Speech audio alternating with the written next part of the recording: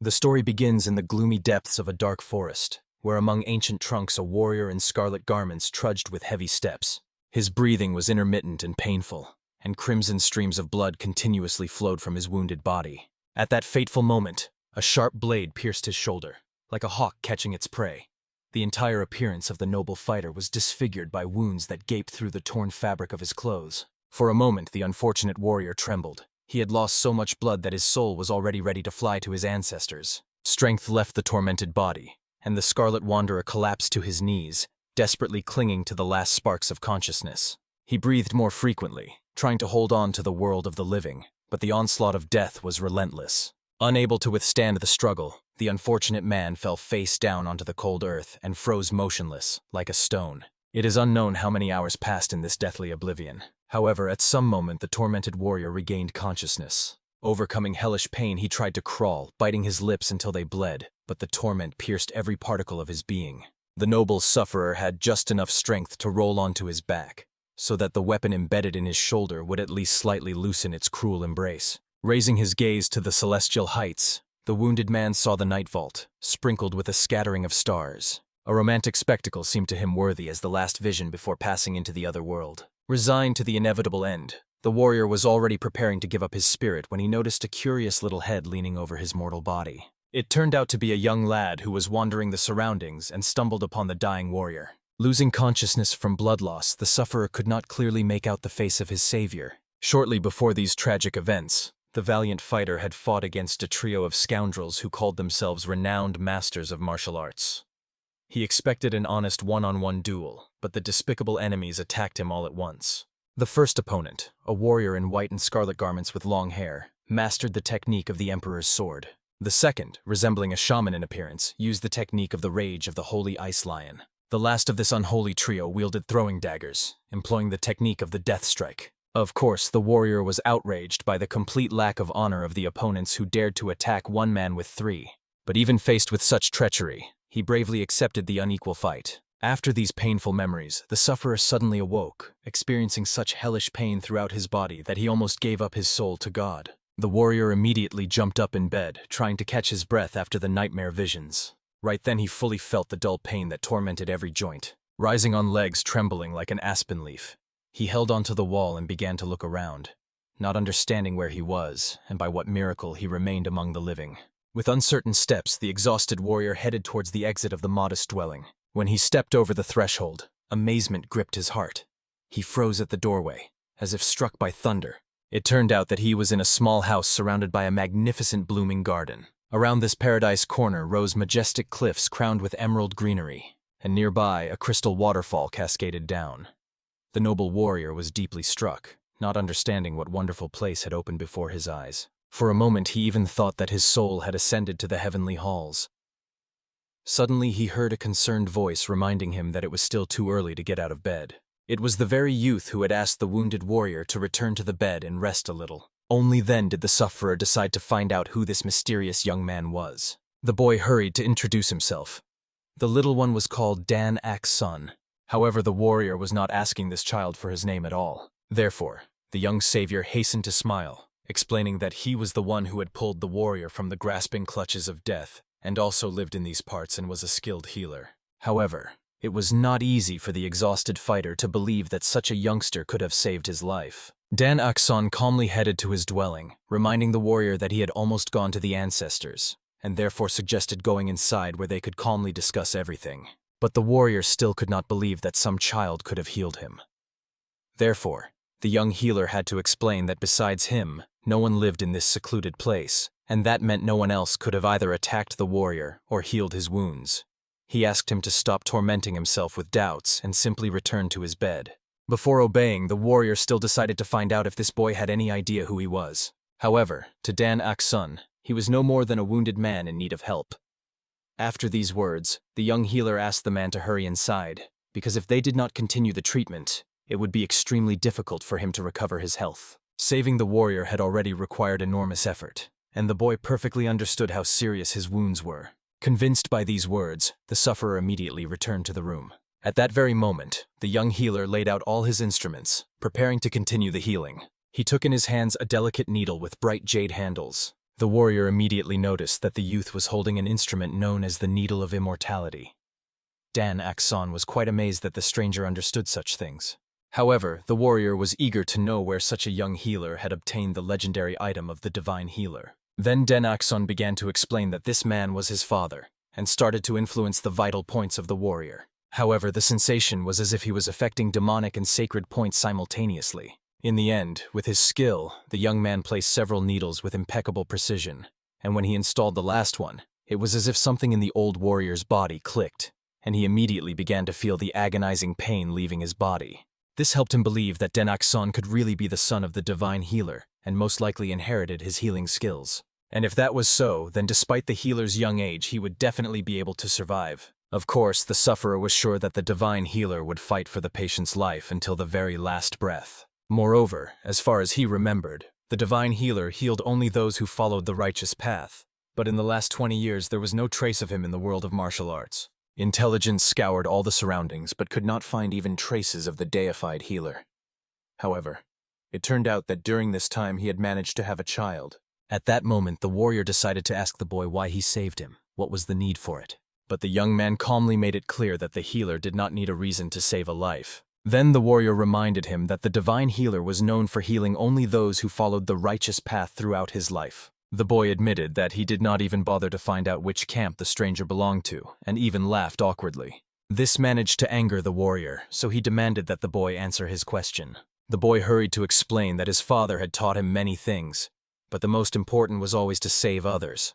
After all, a person has only one life, and he cherishes it. Moreover, surely even a person of the dark path has people who would find it very hard to cope with his loss.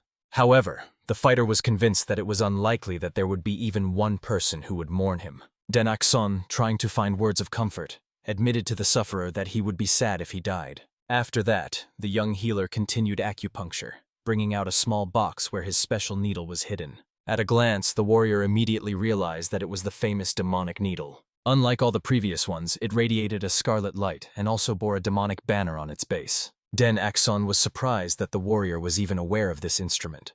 However, it seemed that everyone knew about the legendary item of the demonic healer, who commanded life and death on par with the holy healer. It stood at the pinnacle of unconventional medicine and disappeared on the same day as the divine healer. The demonic needle was known for its temperament, as unusual as its abilities, and healed those who followed the dark path. Of course, the warrior immediately suspected something was wrong, but learned that this woman was the boy's mother, and he could not believe that the demonic and divine healers were truly married. However, Dan Akson calmly noted that he himself was living proof that they were indeed together. After that, he asked the stranger to concentrate because, unlike previous needles, this procedure would be painful. And indeed, although the warrior was prepared, he did not expect to experience such crushing pain. The sufferer only trembled and could not even move. Therefore, Dan Akson had to apologize for causing him suffering, but the acupuncture had to be completed. At this pace, with slight torment, 3 whole days passed. The warrior already felt significantly better, and most importantly, he was alive. Also, during these 3 days, he fully realized that Dan Akson, the offspring of divine and demonic healers, was a true miracle. Moreover, although it was still early morning outside, the young healer had already gone somewhere. Around this time, green plants bearing scarlet fruits grew on the rocky cliffs. Just behind them, the youth was climbing the steep slopes to gather them for future remedies. Finally, he saw glimpses of these flowers ahead and immediately quickened his pace. After that, he stretched his hands, trembling from fatigue, toward the plants. Unfortunately, he did not have a stable grip, so he had to jump to pluck the healing herbs. However, alas, along with the plant, the stone beneath his feet crumbled, causing the boy to tumble down. But even after such a dizzying descent from the mountain, the youth calmly made his way home. He brought precious herbs and came to visit his patient. The warrior clearly found it hard to believe that the boy was ready to give even his life to obtain these plants. Therefore, Dan Akson had to explain that this was not some ordinary herb, but a spiritual root. Without it, it is impossible to heal the master's internal injuries. Then the sufferer was even more surprised that the boy was so diligently trying to help him, while being completely uninterested in the identity of the one he was saving. However, the young healer honestly admitted that for the most part he was fascinated by the stranger rather than interested, since he survived despite very serious injuries. Moreover, the young healer was curious to learn about the secret weapon stuck in the warrior's shoulder. After all, from a medical point of view, when you know the cause of the injuries, healing is much easier. The boy honestly admitted that the blade caused him many difficulties. It was extremely hard to extract it from the shoulder. Not only did the weapon itself look intimidating, but it also contained poison inside, complicating the task. In the end, the sufferer explained that this weapon was a kind of secret blade that only the head and elders of a noble family could wield. With this explanation, the youth understood why it was so skillfully forged. Only then did the noble warrior realize that this young boy had managed to neutralize even the secret poison of the noble Tang family. It was hard to believe, even though he had witnessed this miracle. Moreover, the exhausted fighter perfectly understood.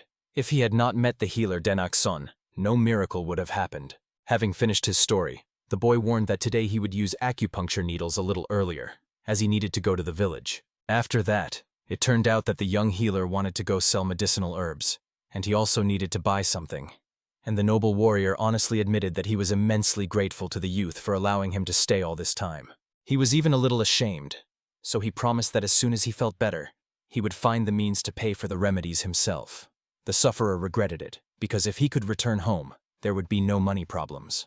Denak-son asked the warrior to bring as many coins as he could, because quality healing herbs would speed up his recovery. But for now, he was strictly forbidden to move. These words sounded like the command of a truly experienced healer, which made the warrior laugh good-naturedly. However, Denak-son did not like this, so the sufferer had to justify himself, saying that he only wanted to joke and did not doubt his medical qualifications at all. But immediately after these words, the youth took out a box with needles, causing the man's body to literally freeze with horror. But Denak-son hurried to calm him down, explaining that today he would use his father's acupuncture method. The warrior had to pretend that he was not worried at all and could calmly endure even the methods of a demonic healer. It turned out that the difference was that the youth's father's methods worked slowly, but were more stable and easier to tolerate. Meanwhile, his mother's techniques worked faster but were too painful. But in some cases, it was necessary to use both methods, and the noble warrior was ready to endure any pain to save his own life. Finally, he only asked the boy that when he went to the village, he should not tell anyone that he saved him. The boy agreed, and the sufferer was quite surprised that the young healer seemed completely uninterested in the reason for his silence. But even in his youth, the boy knew perfectly well that masters from the world of martial arts had various secrets. After that, Denak-son took out a needle with a jade base to perform the first acupuncture. The warrior carefully observed his meticulous work, and eventually decided to tell him a little about everything. At least about the fact that in the current world of martial arts, many villains were at large. Now 10 of the strongest scoundrels are rampaging. They were called the 10 great villains. Among them is the most powerful and extremely dangerous man, known as the leader of the 10 great villains, Absolute Evil. And it was this Absolute Evil who was his patient. But the boy was not at all disturbed by this and continued his healing. Taking out needles for the abdomen, the young healer asked the man to turn over so that he could heal his back as well. The surprised warrior also decided to continue his story, explaining that there were also 5 strongest martial arts masters. Regardless of which path they followed, light or dark, they were called the 5 strongest masters of the world, and he was the 5th among them. However, even this part of the story did not surprise the youth in the least, so he continued the healing. At that moment, even the divine needles placed in the back were not given to the sufferer easily. Therefore, to distract himself, the warrior decided to ask Denak-son why such revelations did not scare him. However, he calmly reminded who his mother was. His parents always said that all martial arts masters are the same. They taught that in the world of martial arts, the boundaries between good and evil are blurred. Those who harm people are bad, others are good. The main thing was to find out on which side the master himself was. And the noble warrior could swear one thing: he only killed those who wished him harm. If he really was such a martial arts master, then for Denak-son it became obvious that in that case he was a good person, strange as it may sound. Finally, all procedures were completed. Therefore, the sufferer, having dressed, decided to ask the youth where his parents were. However, at this question, the young man froze instantly, as if his whole body stopped moving and even breathing. But quickly recovering from the shock, he hurried to explain that his parents were no longer alive. Of course, the concerned warrior immediately decided to find out how this could have happened at all. But the boy did not answer him, continuing to hastily fold his medical instruments on the table. After that, he turned around and smiled at the patient, indicating that he would leave this question unanswered. Grabbing his orange bag, the young healer immediately rushed with the herbs towards the nearest settlement. Then the noble warrior realized that he was not only shameless, but also extremely tactless for asking that question. Soon the youth reached the nearest apothecary shop, where he was greeted as a young gentleman. The owner decided to ask how the healer was doing, and he smiled and asked him the same question. After that, Dan Akson placed his bag on the table, showing the herbs he had brought. The merchant, of course, was surprised. The young healer always supplied herbs of the highest quality. And as promised, the man decided to pay the boy an extra 10% above the cost for this product. However, bowing, the youth asked to be given healing herbs instead of money this time. And immediately, having received permission, he rushed towards the medicinal plant warehouse. The merchant just laughed. The boy always went to the same place, although they had a wide selection. And so he explained with a smile that the herbs the boy chose reminded him very much of his parents. Heavy footsteps were heard in the shop. The three masters who entered decided to find out where the nearest village infirmary was located. The owner made it clear that they only had an herb shop. It was not surprising, considering the settlement was poor. After that, the merchant looked at the guests and, noticing that they carried weapons on their backs, became wary. At that moment, the newcomers began to ask if anyone had accidentally seen a stranger. Most likely he was seriously wounded. However, the seller could not recall anything like that. After this, the warriors decided to find out if there was a clinic or healer nearby who practiced medicine. The owner pondered, then immediately glanced at the boy who was running between the shelves. Not wanting to give up the lad, he immediately shouted at the youth, reminding him that all these herbs were not free and not toys at all. He would have to pay for them. At the same moment, the newcomers asked the merchant to inform them if any traveler appeared in these parts soon. They would also stay in the yard where they would live. The trio promised to reward him generously for the information. But if he concealed this fact, the worst villain in the world, whom they served, would make them pay dearly. The frightened seller made it clear that he fully understood what the newcomers were hinting at, and promised to tell everything immediately if he learned anything. As soon as this trio left and went away, Dan Akson approached the shop owner, indicating that these people did not look respectable. The worried merchant himself shared that the village had been going through hard times lately, so he asked the youth to be more careful. And then the lad just smiled radiantly, thanking the man for the advice. Soon, already closer to evening, the boy returned home and told everything to his patient. He immediately realized that most likely these were members of the Alliance of Martial Arts Masters, who were looking specifically for him, and they would hardly calm down until they were sure of his death. Recently, they declared that they would catch him and a couple more masters to deal with them. Surely the other villains were also uneasy because of this news. The young healer remembered. His parents always said that martial arts masters do not change. Then the concerned warrior decided to remind the youth that in any case, the boy could have problems for staying here. He wanted to know for sure if the boy would continue to treat him, despite the risks. However, the boy quickly calmed the patient, making it clear that this place was hard to find. Moreover, there was protection at the entrance, and the sufferer had not yet recovered. He could not be released. Dan Akson must help him until he can move independently. And he did this because there was no one else to help except himself. The warrior pondered a little over the boy's words. In the end, he dared to ask him a question. Could he bring another person here? This was also a patient, and his condition was even much worse. And immediately the youth with burning eyes decided to find out what symptoms this person had. However, the sufferer considered him a truly unique case. The unfortunate man was seized by madness every time he saw blood. He was literally going crazy. He could even defeat a bear with his bare hands when he was in this strange state. Shortly after this story, the warrior set out on a journey to find his friend. Using crutches, he walked through the mountains, trying to find him. Initially, he told Dan Akson that he would return in 10 days.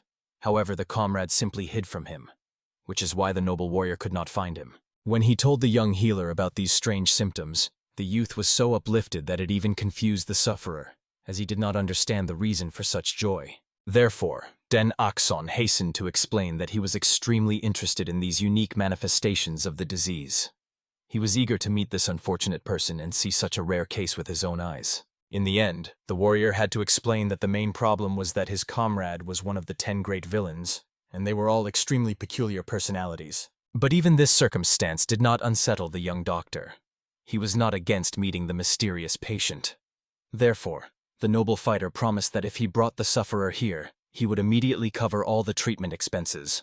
After all, many valuable treasures could be found in his hideouts. Thus, they could kill 2 birds with 1 stone, and the warrior was about to set off immediately to bring his comrade.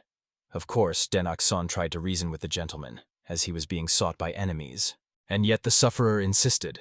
Only he could convince his friend to come here. Moreover, the noble warrior could not expose the life of such a talented healer to danger. Therefore, he only patted the youth on the head, promising that he would handle the task. But he also warned in advance that besides madness, this person was an extremely peculiar nature. But Denoxon noted that no matter how hard anyone tried, they still would not surpass his parents in eccentricity. And in some ways the young man was absolutely right. So the warrior decided not to worry and set off on his journey. Thus he found himself with a crutch in the midst of majestic mountains, wandering into the unknown. Gazing at the ruins and charred trees, the sufferer knew for sure that this was the work of his hot-tempered friend, who had destroyed absolutely everything around like a raging demon. After that, the noble warrior sat down on the nearest boulder to rest a little. From the folds of his garment, he took out a white bottle with an unknown substance. It might have seemed like wine, which he intended to drink to regain strength. But instead, the sufferer threw the vessel to the ground, causing it to shatter into tiny shards.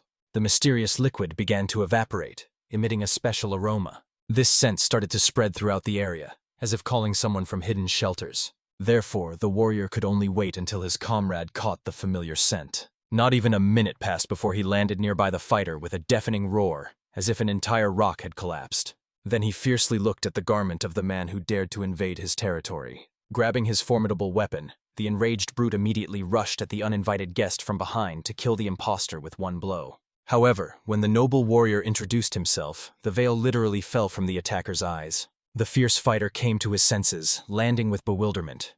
He could not believe that his brother decided to visit him in such remote places. However, looking at his somewhat sly smile, the bruiser clearly understood that something was wrong. He could not believe that the great bloody fist surrendered his position so easily, having seen that he had wounds all over his battered body. But the warrior asked not to speak about it, and to get ready to leave as soon as possible. And the savage only carefully analyzed the guest. Judging by the voice and appearance, it really was his comrade, so he decided to trust him, and at least ask where they intended to go. For this reason, the sufferer told that soon the Alliance of Martial Arts Masters would visit them.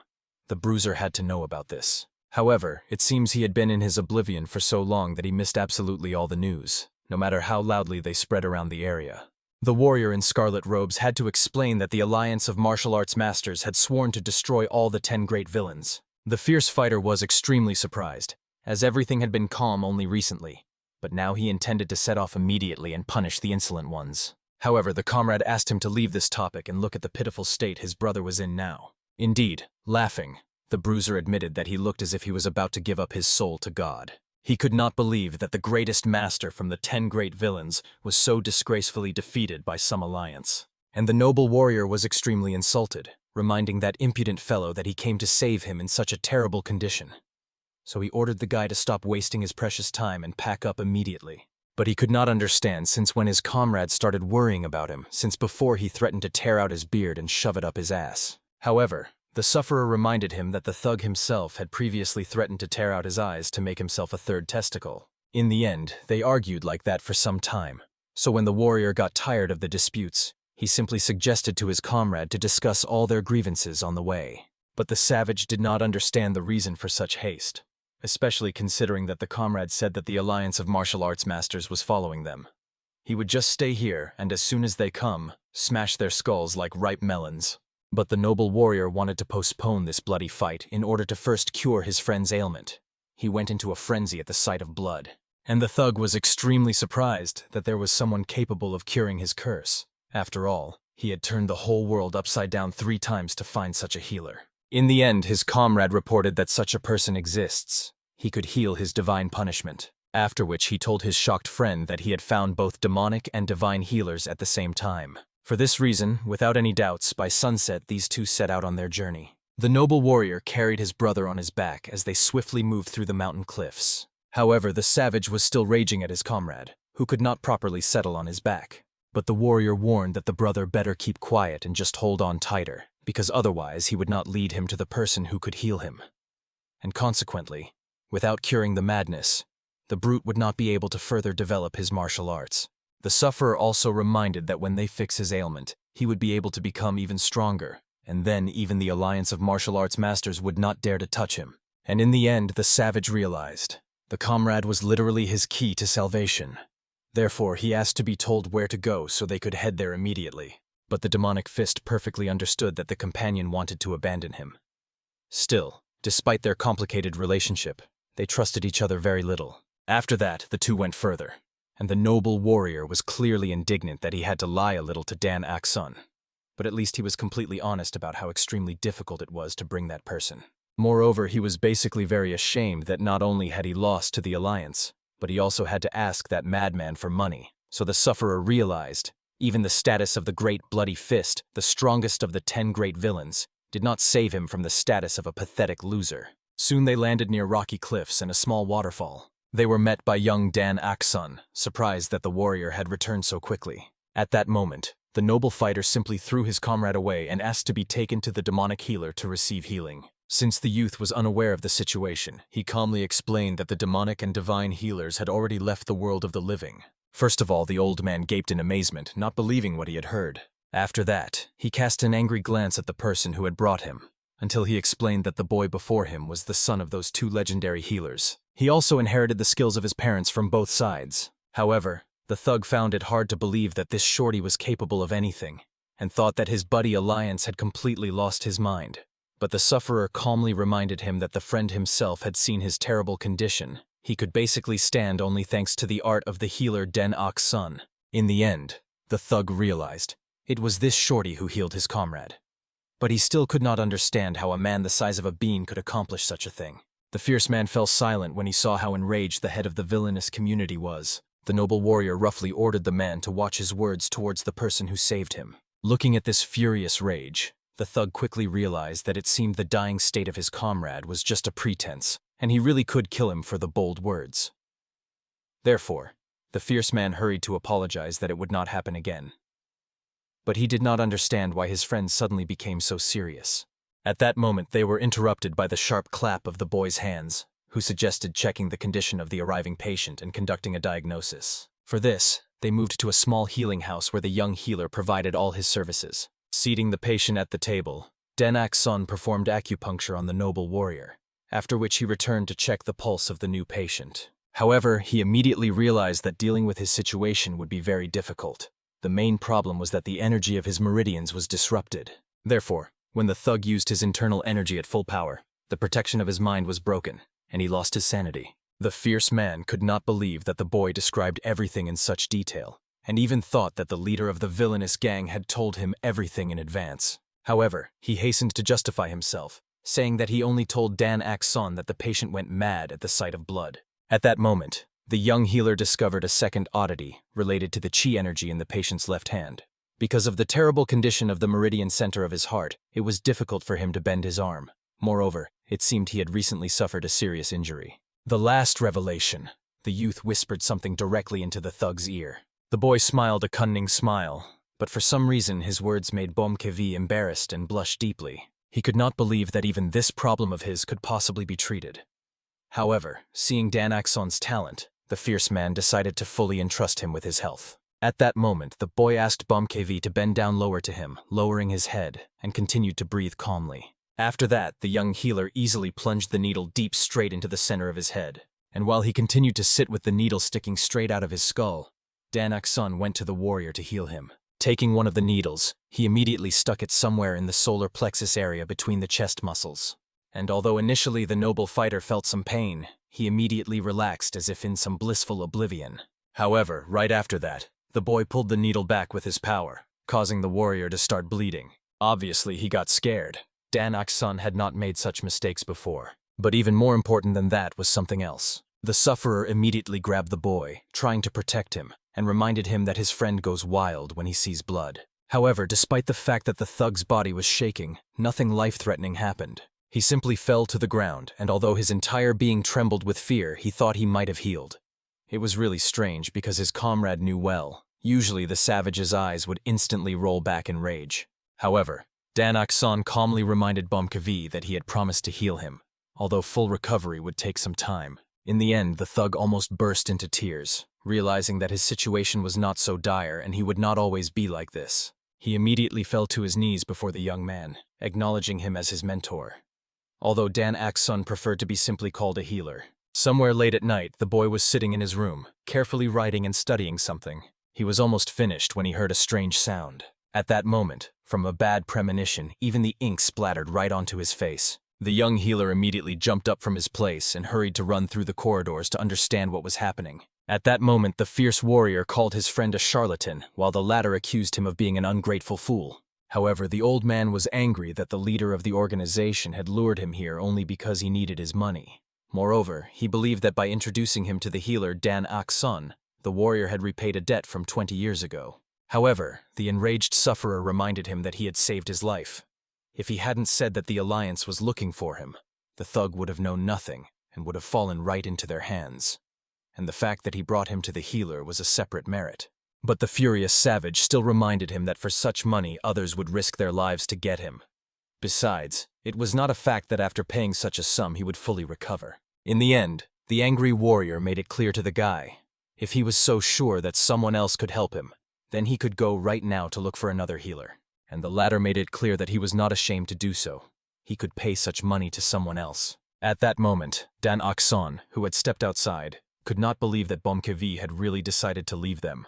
However, he promised that he would return here as soon as the person he was also treating went to the ancestors. At that moment, the boy returned the money to the warrior. After all, if he wanted to be treated by another healer, he needed funds. And only then did the noble fighter remember that he had already paid for all the services in advance, but decided to leave the money to the boy. At least this way he could cover the expenses for the destroyed house, since for him this money was mere trifles. After that, the sufferer went somewhere into the distance, completely forgetting that the needle was still stuck in his skull. However, Dan Akson was only slightly concerned about this. He was more worried that the alliance of martial arts masters continued to search for the warrior. He himself knew perfectly well. It was these little people who should be afraid of him, not the other way around. After all, he would beat up anyone who crossed his path. The noble warrior tried to make it clear that it was not too late to stop. The thug could stay here and undergo treatment. However, when he made it clear that he did not need it, Dan Akson pulled his needle back to himself, releasing the man without it. And in the end, the savage dashed away somewhere into the distance in an unknown direction with wide leaps. Dan Akson had no idea why these two had quarreled. He thought they should be close friends, not bad-mouthing each other. The warrior was very embarrassed to tell this, but still reminded that together with Bomkevi, he was part of the 10 great villains. However, the boy still saw no reason for enmity in this. The reason was that the sufferer was the leader, while Bomkevi was only in 3rd place. But he constantly said that he should be in 2nd. This was the cause of their enmity. To the young healer, such a reason seemed extremely incomprehensible, and the whole point was that he saw no reason to fight over such trifles. For this reason he was sure the warrior was hiding something from him. Surely the matter was something else, and the noble fighter had nothing more to explain to the boy. It just so happened that every time they were near this guy, something like this always happened. At that moment, the thug stopped at night in some wilderness of the forest. He felt a headache, but did not understand at all what was happening to it. After acupuncture, his mind cleared and he completely forgot what pain he had felt. Therefore, he even began to regret having started this treatment at all. And at that moment, the savage sensed some kind of smell. It was the scent of blood coming from the bushes where the predator was. It turned out to be a huge tiger, and the smell of blood came from its prey, a deer. Obviously, the beast immediately fixed its gaze on the man who so unexpectedly found himself with it in the forest. And Bomkevi went mad. His eyes rolled back and he could not control himself. In the end, the thug lunged at the tiger, despite the huge difference in their sizes. However, frightened, the wild beast immediately abandoned its prey and fled, disappearing into the thicket. At that fateful moment, the savage came to his senses for a second. But unfortunately, the deer had already breathed its last, fallen to the ground. Scarlet blood splashed right before his eyes, causing the thug's mind to cloud again, as if a veil of madness had descended upon his reason. Bomkevi tried to restrain himself. However, very soon he let out such a heart-wrenching scream that it filled the entire forest and was full of genuine frenzy. In the end, as usual, the obsessed one began to destroy absolutely everything within reach of his mighty palms. Even from afar, one could see how devastated the forest became where the mad warrior passed. He stopped only by morning, when the ground already looked like real ruins. It was hard to imagine that pristine beauty once reigned here, and soon from the place where acupuncture was done on the head, blood began to ooze, after which the tormented one lost consciousness, falling face down right onto the broken stones that he himself had piled on the ground. And behind him stood his comrade and the boy, who had been trying to find him all this time. Very soon all three received severe punishment. They were injected with needles and forced to chew bitter herbs. Of course, such a fate did not spare even the enraged Bomkevi, but still no one dared to say anything against such just retribution. Therefore, they continued to sit, only occasionally looking back at the grass they were forced to chew with sorrow, but at the same time understanding how incredibly everything had turned out. Yesterday evening, the young healer made it clear that with such fierce outbreaks of the ailment, ManhwaCapped would not get far, which meant he needed to be brought back. The noble warrior tried to argue that it was better to simply forget about it. There was no point in bringing back someone who left on their own. But Den Akson cared little about this, considering the savage was his patient. So only now could the sufferer say with certainty. Den Akson was a healer, not only because he skillfully treated, but also because he thought like a true healer, for whom the life of the patient was above all. At that moment, the warrior looked at the dejected ManhwaCapped. There was literally no face on him as he forced himself to chew the bitterest herb. Of course, the sufferer tried to explain to him that there was no point in just being stubborn. He should take the remedy and that was it. However, the potion was too disgusting, and the brute could not overcome himself. Therefore, at that moment, the young healer approached, pulling out a needle, and asked the man to promise him something. From now on, he would not go anywhere alone. However, he was not used to giving such oaths to anyone. So Den Akson had to look ManhwaCapped straight in the eyes, making it clear that he sincerely cared about his condition. Moreover, it was very heartfelt, which was evident from his gaze. For a moment, looking into the eyes of this little lad, ManhwaCapped even pondered. He saw something familiar. His mentor looked at him with exactly the same gaze. In the end, unable to hold back, the savage grabbed the boy by the hands and solemnly swore that he would no longer make him worry. Also, he will not leave this place without his permission. And Den Akson only laughed joyfully, rejoicing that everything ended so well. After that, they withdrew to the room so that the young man could continue acupuncture. As soon as the needle was in ManhwaCapped's head, he felt unprecedented relief. The thug realized Den Akson was a true genius, because at his young age he already knew so much. He honestly admitted to the youth that his talent was simply amazing and incredible. And although he himself was not very knowledgeable in medicine, even he, being a dilettante, understood. All this was astonishing. If the boy was already performing such miracles now, he could not even imagine how much more magic he would perform in the future. Therefore, he decided to find out how many people the young healer had already saved. But, as it turned out, he had not saved a single person, which made the thug doubt. And Den Akson only smiled slyly, implying that these two were his first patients. When this stunning news reached Choak Ryan, he loudly shouted in confusion throughout the yard. He could not believe that they were really the first patients. However, ManhwaCapped swore that the young man himself told him about it. He did not make anything up. At that moment, the healer himself came out to the two, indicating that it was indeed true. They were his first patients. Here ManhwaCapped panicked, worrying that perhaps this boy decided to practice on them, like test rabbits. Therefore, Den Akson had to hastily explain that they misunderstood him. The first time he treated a person, he was 4 years old. Those were his parents' patients. Back then, he only used needles and prescribed healing herbs, as his parents taught him. And this was the first time he independently applied healing and found methods of cure. No one had been in this house for a long time after his parents passed away. He watched over this vast valley of divine and demonic healers all alone. Of course, all this time he was learning to apply the skills his parents had passed on to him. And now, with patience here, he could show the fruits of his efforts. The warrior understood. This was a very touching story. He almost cried himself and did not even know what to say. However, the young man saw no reason for tears. He was at least glad that there were people he could chat with. After that, the two immediately boasted that they would take care of the household chores. They wanted Den Akson to fully concentrate only on medicine, leaving all other concerns to them. Choak Ryang decided to shake the cloth, which had finally dried, in order to fold it. But as soon as he pulled it, it immediately scattered into the tiniest pieces. Looking at Dan Akson, frozen in shock, he hurried to justify that he did not suspect the fabric was so thin. At that moment, ManhwaCapped sat down nearby and began to help, pulling out the weeds growing on the ground.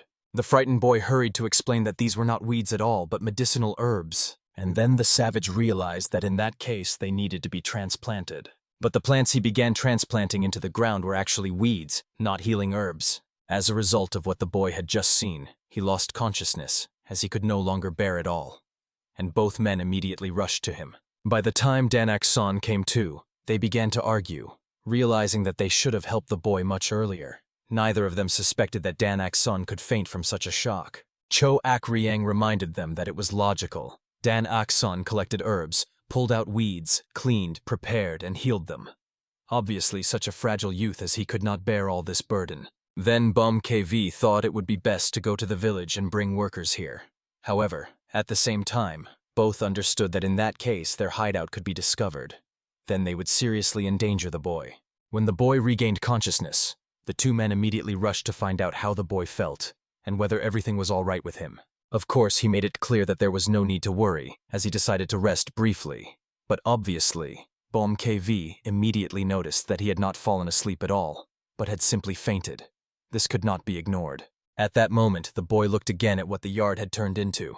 Scraps of torn fabric lay everywhere, including precious medicinal herbs that he had cultivated with great difficulty. Both men felt immense guilt. However, Dan Akson explained that he was going to the shop for herbs today anyway. At the same time, he would buy a new sheet. Obviously, Cho Ak-ryang understood that the boy should not go alone in such a condition. However, the young lad solemnly promised that everything would definitely be fine. He would return by evening twilight and begged these two loyal companions to stay safe at home. But the stern warrior anxiously reminded them that countless dangers lurked at night. And in general, the dense forest was home to many fierce wild beasts. To which the brave boy hurried to reassure his protector. He had powerful repellent potions that he always took with him on such journeys. Then the fierce savage decided to go with the young hero. However, Dan Akson was deeply worried because the powerful man was being sought by the alliance of martial arts masters themselves. But he explained that he was able to skillfully conceal his true identity, and at that very moment his palms shone with flames from the incredible power possessed by this remarkable man. When he touched his thick beard with his blazing hand, all the hair immediately began to disappear as if by magic. Dan Akson sincerely admired such an astonishing trick, and the wise Cho Ak-ryang understood. KV decided to use the sacred fire of Samadhi to incinerate his luxurious beard. The mighty warrior himself was clearly proud of the achieved result, believing that now in this new guise no one would be able to recognize him for sure. And indeed, Dan Akson noticed that now the formidable man looked strikingly like a charming young monk. However, the youth was worried.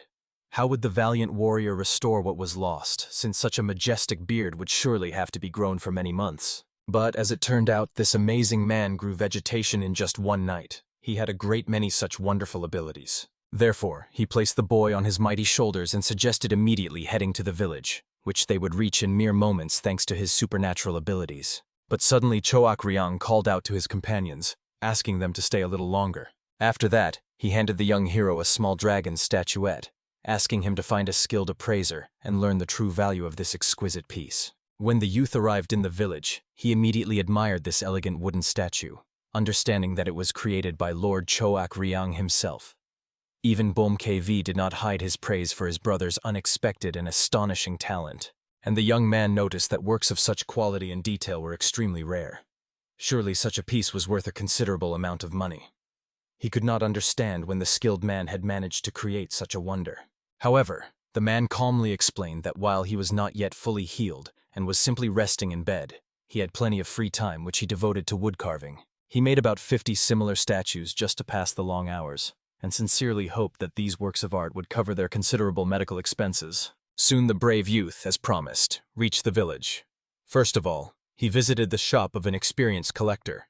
However, when the merchant saw this astonishing wooden statue, which looked as if it were alive, he immediately decided to find out from Dan Akson how many such masterpieces he had in stock. The youth calmly told him that he had as many as 50 such statues, and he was very eager to know the price they could offer for one piece. The greedy merchant planned to buy them all for a paltry 50 silver coins, 1 silver coin for each statue, believing that the boy was extremely lucky, as hardly anyone would offer more. However, Dan Akson himself perfectly understood that such a payment was completely unworthy of such high art, so he immediately took the statue back and decided to take it home. He believed that the price offered by the greedy merchant was ridiculously low. It would have been a real insult to the person who created such masterpieces. After that, he left in indignation, while the merchant desperately shouted after him, begging him to reconsider. Meanwhile, the youth passed by KV, heading to another place where he could offer this precious item. He found himself near a man with long mustaches, who was carefully examining the statue, thoughtfully stroking his mustaches. The experienced merchant clearly understood that he could acquire this work, but warned that he also needed to get a decent profit from selling such goods. However, he thought that in another place the young man would surely get a more generous offer. Then Dan Akson revealed that he had a great many such statues. Perhaps wise merchants would arrange a large-scale supply of carved wooden figurines. And, obviously, looking at the product with great reverence, the man could only hope that the bad weather would not spoil so that the wood would not lose its noble form. He agreed to purchase absolutely all the statues, and also promised to take them to other villages for profitable sales. The youth was truly glad that this worthy man offered them such a profitable deal. However, at that very moment, the first merchant hurried to him, burning with righteous anger at the behavior of the audacious boy. He reminded that he himself wanted to buy all these precious statuettes and wanted to deal with this little trickster. But suddenly a giant blocked his way, into whom the enraged merchant crashed at full speed. Obviously, he immediately collapsed onto the cold ground and began to protest, not understanding who had appeared right in the middle of his path. However, as soon as he looked at the huge man who, calmly looking at him, was leisurely chewing an apple, he immediately fell silent, not wanting to provoke a dangerous conflict. And he only smiled, kindly asking the merchant to continue his passionate speech. After all, a moment ago the unfortunate man was shouting and was about to call him some name. After that, the giant, waiting for an answer, tightly squeezed the apple in his mighty hands. It shattered into tiny pieces, and sweet apple juice flowed down his palm. Only then did the ill-fated merchant realize what a truly formidable man he had encountered. Experiencing such terror that his soul nearly left his mortal body, he even lost consciousness right on the spot. But that was not all yet. ManhwaCapped clearly noticed that such an adult man even wet himself, experiencing such a chilling fear. Meanwhile, the merchant from the healing shop was making some calculations in his store. At that moment, a young hero ran up to him, whom the man greeted with a kind smile. But at the same moment, he saw a formidable big man who looked in together with the boy standing behind him, which frightened him quite a bit. At that moment, Dan Akson calmly explained to the warrior leaning towards him that this merchant was a worthy man and should be treated with appropriate kindness. And he, as etiquette dictates, smiled in order to politely greet the merchant. However, the unfortunate man felt nothing but chilling fear. The giant's kind smile looked so unnatural and frightening. Seeing this, the clever boy decided to lighten the tense atmosphere a bit, and handed over an envelope with money as payment of his debt, and also decided to ask if the medicinal herbs he had asked to order had arrived. It turned out everything had arrived long ago. The man was just patiently waiting for the young man to return and visit his shop. After rummaging briefly on his shelves, he placed a small scarlet box with unknown contents on the table. When he opened it, those present immediately experienced an incredible stench, and ManhwaCapped could hardly believe that some people were willing to pay a lot of money for such a thing. Therefore, Dan Akson hastened to explain that it was a healing herb that frees the meridians and restores healthy blood circulation. When the young man decided to find out how much this precious herb cost, the merchant offered to give him these remedies instead of change. Of course, Dan Akson was amazed, considering that the man said these herbs were exorbitantly expensive. However, he only casually said that they highly value their regular customers. However, at that moment Dan Akson noticed that the merchant had a rather suspicious expression on his face. At that moment, the old man calmly asked the young man to take the box. Now it belonged to him.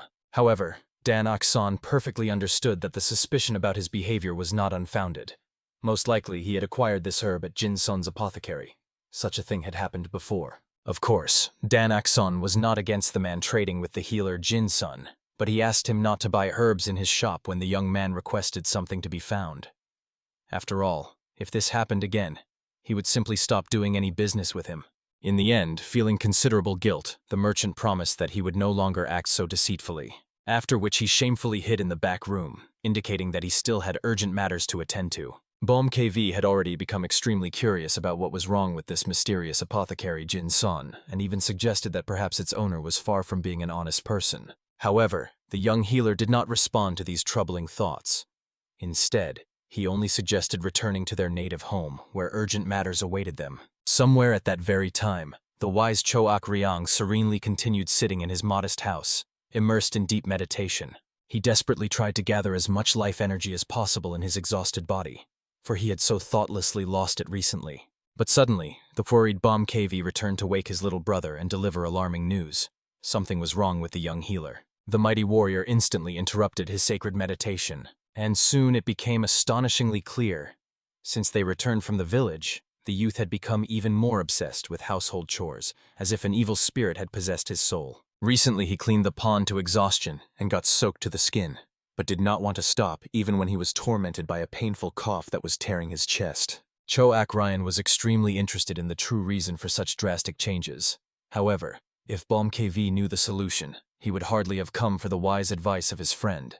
Therefore, they decided it was better to go there together to figure out this mystery. When the brothers went outside, they saw a boy who was wholeheartedly washing clothes in cold water. They had to gently remind him that from now on they themselves would take care of the cleaning. But the tired Den-ak-sun stubbornly objected that he was perfectly capable of handling these tasks, and believed that it would be much better that way. And then the noble warriors felt a sharp guilt. Perhaps the youth simply did not trust them after they caused a lot of trouble in the first attempt to help. Choak Ryan had no choice but to respectfully ask the healer at least not to overdo it and not to exhaust himself completely. After that, he friendly patted his comrade on the mighty shoulder, calling him to step aside for a private conversation. BOMKV still could not understand why he allowed Den-ak-sun to continue tormenting himself in this way. However, the wise Choak Ryan perfectly understood. The youth would soon change his mind, because for now they would simply start to annoy him. Obviously, the boy was completely dissatisfied with how they were doing the household chores. For BOMKV, this remained a complete mystery, considering that he tried his best, putting all his heroic strength into the work. That was exactly the problem. Some people are simply not capable of such tasks, no matter how hard they try to master this art. The mighty warrior immediately began to explain with annoyance that for him washing and cleaning turned out to be even harder than martial arts. But they could not leave the youth alone in this trouble.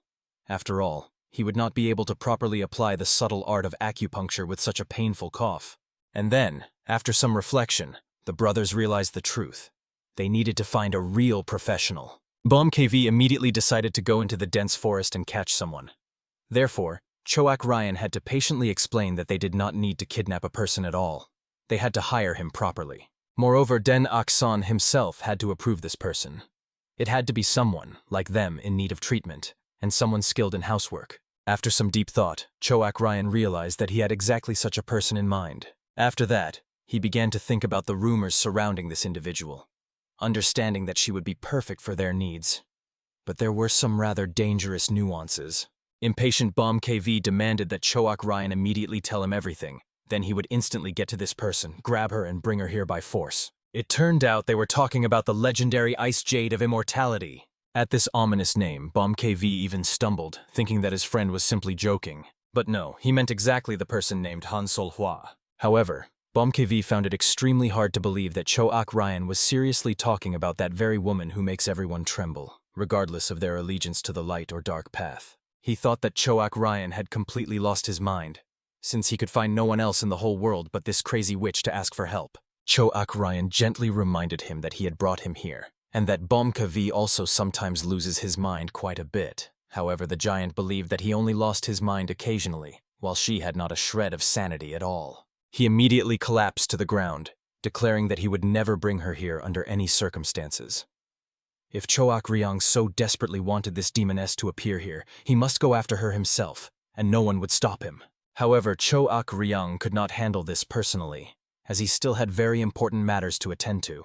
BOMKV was already burning with curiosity to find out what excuse his comrade had concocted for himself, but he only glanced meaningfully towards Den-ak-sun, who was still selflessly working near the wet clothes. Late at night, when everyone should have long been resting in the arms of sleep, the young healer continued sitting in his room, coughing painfully from time to time. He did not even suspect that all this time Choak Ryan was standing outside his chambers, anxiously listening to the boy's suffering. Without entering, he only gently knocked, asking the youth to come to him briefly. Of course, the boy immediately flung open the door and politely invited the visitor inside. However, he calmly explained that they both would soon have to embark on a dangerous journey. The surprised boy immediately decided to ask about the reasons for such a sudden departure. And then Choak Ryan revealed that BOMKV would go to the distant province of the Black Dragon River to bring another patient. The main symptom of this unfortunate person was something like madness, similar to what torments BOMKV. The young man must be sure that he can cope with this terrible disease, for now he definitely knows how to cure it. Choak Ryan himself intended to personally check what the sinister alliance of martial arts masters was currently up to. The worried doctor begged the man to stay here. After all, these people could find him and harm him cruelly. However, the mighty warrior asked the boy not to worry about anything. He knew perfectly well what he was doing. According to his rough calculations, it would take only 5 days. After his return, BOMKV might stay for a couple more days, so during this precious time, Den-ak-sun must properly prepare for the treatment of the new patient. Last time, he and BOMKV brought excellent medicinal herbs, so they must definitely help quickly. Smiling sincerely, Choak Ryan gently patted the boy on the head, warmly thanking him for everything he selflessly does for them. After that, he said a warm goodbye and left, and Den-ak-sun only asked them to be extremely careful on their dangerous journey. Soon the events moved to the luxurious walls of the banquet pavilion, where noble people were partying and having fun until dawn. At the table, set with many exquisite dishes, sat a certain man. However, he did not touch the food. Instead, he held his head, experiencing unbearable pain and mental torment. The confused waiters could not understand what had happened to their master. Some ragged child, looking like a beggar, asked to deliver a letter to him, and now the nobleman was completely beside himself. The whole matter was that the message was written in handwriting that this man could never forget for anything in the world. He was absolutely sure that his master had long been dead. However, the legendary Great Bloody Fist was still among the living and decided to remind him of this in the most sinister way. Soon, this very man was already in a remote mansion in the midst of gloomy mountains. He was kneeling there, and his whole body was trembling with primal terror. Above him, in his scarlet clothes resembling blood, stood his formidable master. He literally scorched the unfortunate man with his gaze and remained silent, which only intensified the already suffocating atmosphere. First of all, Choak Rayang realized that the man had received his letter, since he had come so hastily. At that moment, the trembling subordinate began feverishly explaining that his desire to help the master had never changed, as always. But at the same time, he pleaded fearfully that Choak Rayang consider that he also bore a sacred responsibility for his own sect. Moreover, since the matter was connected with the powerful alliance of martial arts masters, it became an extremely risky undertaking for all involved. However, Choak Rayang sharply interrupted his pitiful excuses and asked the simplest and most direct question: how many of their people had already been captured? The frightened man immediately rose from the cold floor, naming the fateful number, 6 masters. In the end, Choak Rayang bitterly realized, besides him and Bomkavi, only 2 from the legendary 10 villains remained free. Possibly the sinister head of the Green Forest Hogun and the autocratic Lord of Demons Dan Yang. First of all, he decided to find out what was happening with the mighty Lord of the autocratic demons. As it turned out, this unyielding ruler had surrendered to the powerful alliance of martial arts masters. Moreover, the trembling man heard ominous rumors that the legendary lord personally led a squad to destroy evil. However, Choak Rayang could not believe such incredible news, that the resolute autocratic demon had joined the righteous path, betraying everything he once believed in. Therefore, he sternly ordered the unfortunate man to immediately rise from his knees. After that, staring intently at his figure trembling like an aspen leaf, the mighty warrior slowly approached closer. Passing by, he only coldly let him understand that he never forgets old debts and services rendered. And immediately the servant, scared to death, solemnly promised that this secret meeting would remain only between them, and that he would do everything possible to make it as if this meeting had never happened. Choak Rayang was truly pleased with the terror he still inspired in those around him. His reputation remained untarnished. He calmly said goodbye to his faithful servant, kindly wishing him a safe return home.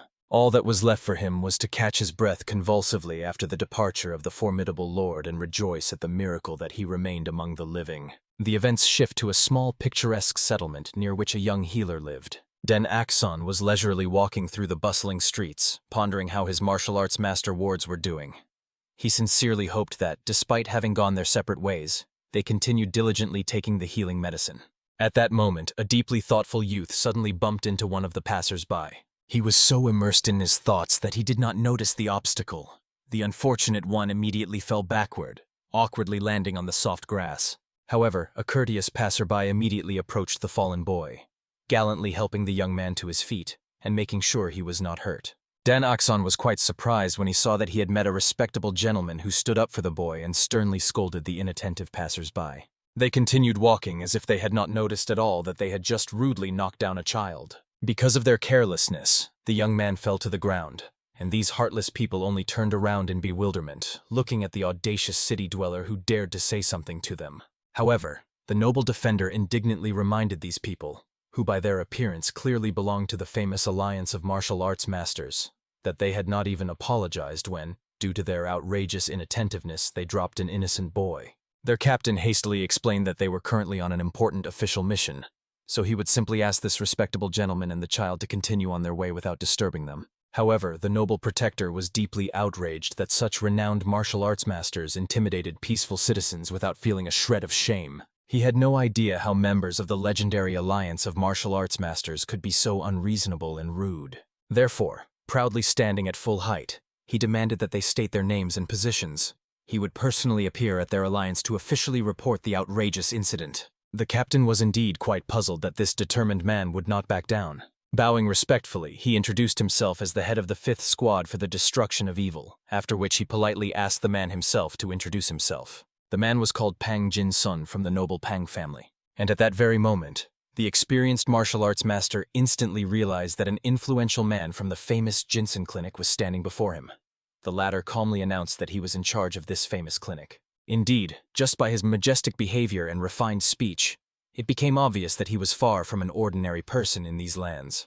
However, the warrior did not suspect that before him stood the very head of the legendary Jinsen clinic. Therefore, he decided to cautiously find out what had brought such an important person here, to Selanju, where their base used to be located. However, proud Pang Jin-sun saw no reason whatsoever to report his movements to ordinary members of the alliance. The captain was genuinely enraged by how this audacious mortal dared to behave. But still, he had to humbly apologize for his unacceptable rudeness towards the peaceful townspeople and respectfully ask the esteemed man not to give way to righteous anger. But the latter majestically made it clear that there was no need to apologize to him at all, and meaningfully pointed to the boy who was silently standing next to him. Then the embarrassed man sincerely apologized to the young lord, begging him not to hold a grudge against him, and the boy only politely bowed, dignifiedly accepting the belated apologies. Immediately after that, the entire trio turned around and left, following the planned route. Pang Jin-sun, however, thought with annoyance. He already had truly many troubles from this intrusive trio. Meanwhile, Dan Ok-sun gratefully thanked the honorable gentleman for the unexpected help, but with slight displeasure reminded his uncle that he had asked him not to follow him anymore. And he only laughed good-naturedly, letting the boy understand that they had met completely by chance. After that, Pang Jin-sun warmly greeted the young lord of the valley, as befits noble persons. Since fate brought them together, he warmly invited the youth to go and have lunch together at the best tavern in the city. But the perceptive Dan Ok-sun did not believe in such a coincidence at all. He kept appearing all the time, even though Dan Ok-sun had clearly told the wise man several times not to interfere in his personal affairs. Good-natured Pang Jin-sun only smiled gently, suggesting to the curious boy to discuss all questions over a delicious meal in a cozy tavern. After all, they were not strangers. He could not believe that Dan Ok-sun would refuse such a kind invitation. And indeed, despite his childish resentment, the well-mannered young man still did not dare to refuse the elder's offer. A little later, they were already seated at a luxurious table, generously laden with the most diverse, exquisite dishes. The boy immediately realized that such a lavish banquet was surely prepared in advance, which meant the cunning Pang Jin-sun knew in advance that he would come here. When Dan Ok-sun directly pointed out to Pang Jin-sun that this hardly looked like a simple coincidence, he just cleverly joked, explaining that he had ordered this feast in advance for himself. After that, he warmly invited Dan Ok-sun to join the lavish feast, as the food looked simply delightful. Dan Ok-sun firmly reminded the wise man that although he would eat with him, it would definitely be their last meeting.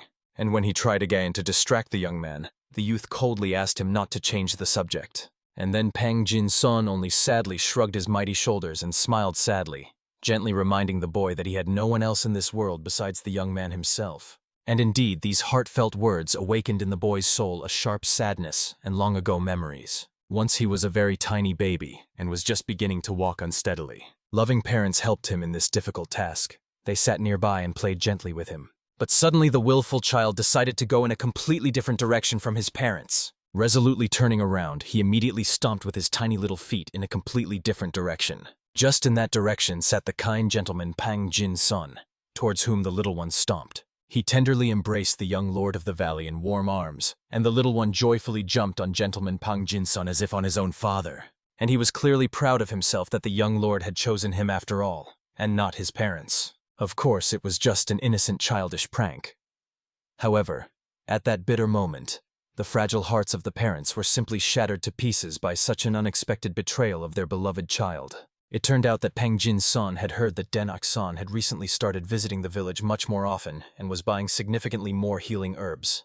And although the stubborn boy tried to explain to the gentleman that it was none of his business, it was thanks to this valuable information that he managed to meet the young man. So he was sincerely grateful to fate for learning about this. After which he warmly invited Dan Ok-sun to taste exquisite dishes with him, since cold food would no longer be so appetizing. And as soon as the boy began to dine, he expressed his deep concerns that in these troubled times one cannot be too careless. Now there is a deceptive calm in the world of martial arts. He told about a formidable villain, the legendary Great Bloody Fist. The powerful alliance of martial arts masters recently decided to eliminate him once and for all. But it seems, in reality, everything was quite different, judging by how desperately they are still trying to find out about him. Dan Akson was genuinely surprised that all these people so greatly frightened ordinary peaceful townsfolk, and even the Alliance trembled before them. He was extremely curious. What would be the reaction of kind Pangjin Sun if he admitted that he was treating exactly these sinister masters? The young man thought that Pangjin Sun would gladly help him, even putting aside all his urgent matters. After all, he was such a kind-hearted person. At that moment the man, having finished his long instructive monologue, seriously asked the young man to be extremely careful when visiting the dangerous village. However, at that moment he noticed that the young lord was somehow too pensive and detached. When he called him by name, he awkwardly surfaced from the depths of his anxious thoughts, politely thanking for the delightful food. He himself, in his troubled soul, firmly decided that for now he categorically could not mention his mysterious masters and patients. Although he felt some guilt before the kind man, he tried to justify himself by the fact that he did not actually tell a direct lie. By this time, the fierce Bomkv had already reached the harsh snowy mountains to meet the legendary Han Sol-Hvoy, and it seems that somewhere in the middle of this lifeless snowy desert, a fierce duel has begun between them. The mighty warrior desperately tried to warn this mad woman that he came with peaceful intentions, to offer her treatment. He could not understand why she decided to fiercely attack him instead of showing gratitude. However, she did not even think of attacking. For her it would have been the greatest humiliation to fight a man like him. After that, the formidable warrior summoned her icy powers, and immediately several deadly sharp ice shards gathered above her proud head. She immediately threw them at the uninvited guest Bomkv. The mighty man needed all his animalistic agility and cunning to dodge all these furious attacks. But despite all his skill, one of the treacherous shards still hit him right in the face, leaving a small bloody cut on his noble forehead. The giant was quite enraged. After all, the mad Han Sol-Hwa was clearly overdoing it, continuing to mercilessly attack him just like that. He dignifiedly suggested to the furious woman to simply talk first, like mature civilized people. And only at that moment did the cautious girl notice something astonishing. It seemed Bomkv was no longer driven mad by the cursed blood flowing through his veins. Then he calmly explained that he had found the legendary divine and demonic healer, and if the arrogant Han Sol-Hwa had money, she could just as well be healed from her severe ailment. Soon the now calm warrior led her unexpected guest to her secluded residence, the Ice Palace, since her modest little house was located in the middle of these lifeless snowy lands. She was just leading her guest there to discuss everything thoroughly. But right before the entrance to the dwelling, she decided to finally find out. Did Bomkv really tell the truth and truly find the famous divine and demonic healer? The prudent man himself understood that, to be precise, he had found their worthy son, who inherited their wonderful healing techniques, but he did not say so. Therefore, he calmly implied that they were currently undergoing life-saving treatment from this skillful young man with Choak Ryan. Recalling the legendary Great Bloody Fist, the insightful woman decided to find out what had happened to her sworn brother and learned that he was cruelly wounded by the powerful alliance of martial arts masters. Moreover, Bomkv was extremely surprised that the arrogant woman, despite being older than the formidable Choak Ryan, still respectfully called him brother. It turned out that she called all handsome and worthy men brothers. But Bomkv simply considered him a stupid bald brute, so he was not honored with such respect. And while the insulted man himself was raging at such impudence, she authoritatively demanded that he clearly explain everything that had happened from the very beginning. After all, she was extremely curious to find out all the details. Bomkv was finally convinced. This treacherous witch was truly completely insane. However, he decided to endure a little for the sake of a noble cause, because he had to bring this mad woman to help the poor boy with household chores. In the end, he hurried to thoroughly explain everything that had happened to him from the very beginning. How the dying Choak Ryan got to Denak's son, and how he himself later set out to cure his cursed ailment. Soon these two strange companions found themselves in Harbin, the noisy capital of the Black Dragon River province. They headed specifically to the famous Black Dragon trading house, and at first nothing foretold the coming troubles. However, soon the entire roof of the majestic building began to rapidly freeze right in the middle of the scorching summer, after which all the visitors panicked and ran out, not understanding why the suddenly luxurious building began to be covered with ominous ice. At that moment, an enraged lady was raging inside, while the mighty Bomkv watched her with calm curiosity. In the corner of the spacious room, the trading company administrator, terrified to death, tried with a trembling voice to explain to the formidable lady that, to his greatest regret, he could not accept the document she handed him. Moreover, they were not personally responsible for her money, so she needed to go to the former owner of the trading house. He, chattering his teeth from the cold, made it clear that when they took office legally, they personally paid off all the old debts. He even showed her the official contract for the transfer of the trading house. They had fully paid the impressive sum that the woman had once invested in this thriving enterprise. Having accepted this important document, BOMKV decided to find out where the mysterious former owner was hiding. It turned out the trickster had moved closer to the far border, although the current owner did not really know the details. Unfolding the yellowed letter, BOMKV immediately tried to find out what year this ancient paper was from.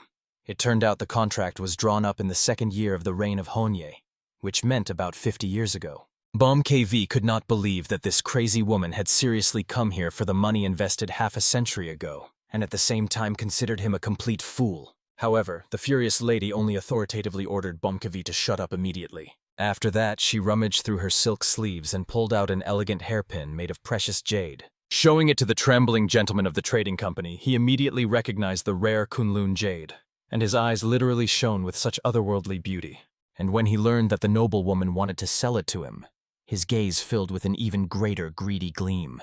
Carefully examining the priceless relic, he indicated that he could buy it for an impressive 10,000 silver coins.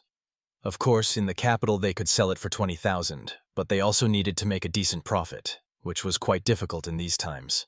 BOMKV could not believe that for some hairpin one could get a whole fortune of 10,000 silver. And the haughty lady was extremely furious that such a hopeless fool would never understand the true value of this treasure. In the end, taking the jingling money, they set off on a long journey.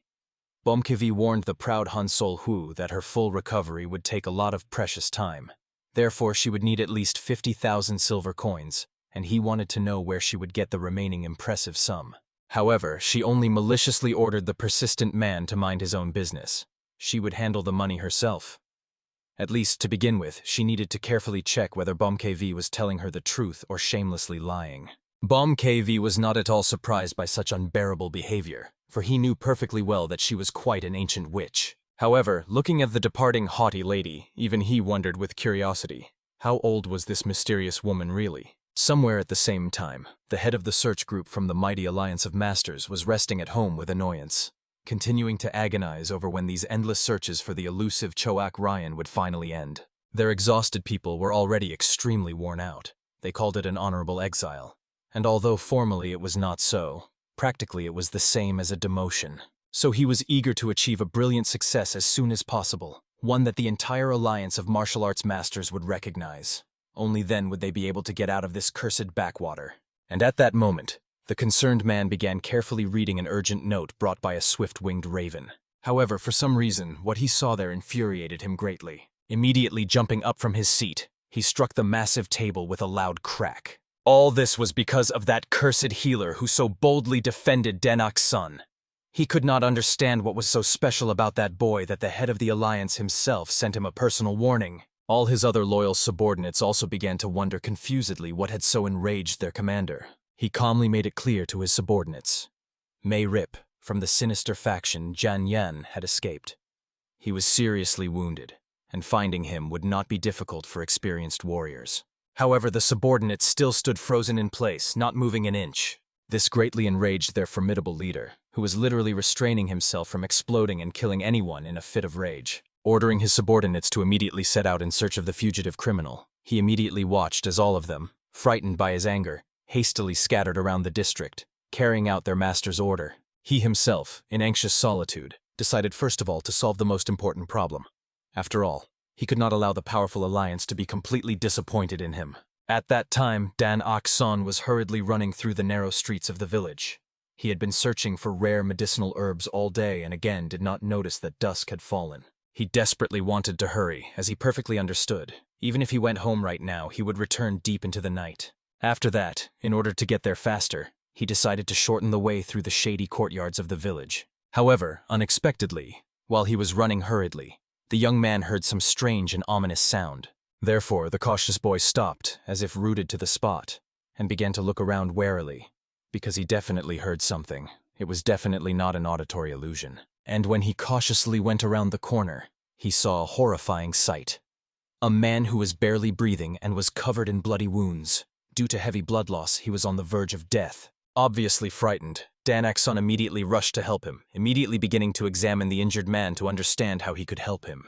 He saw that the bleeding of the unfortunate man was truly threatening, and the dying man himself weakly asked the boy simply to leave and leave him alone in this trouble. The boy immediately took out his precious needles, understanding that he had to help this poor man right now, otherwise he might breathe his last. However, at this fateful moment, someone grabbed Dan Axon by the hand with an iron grip.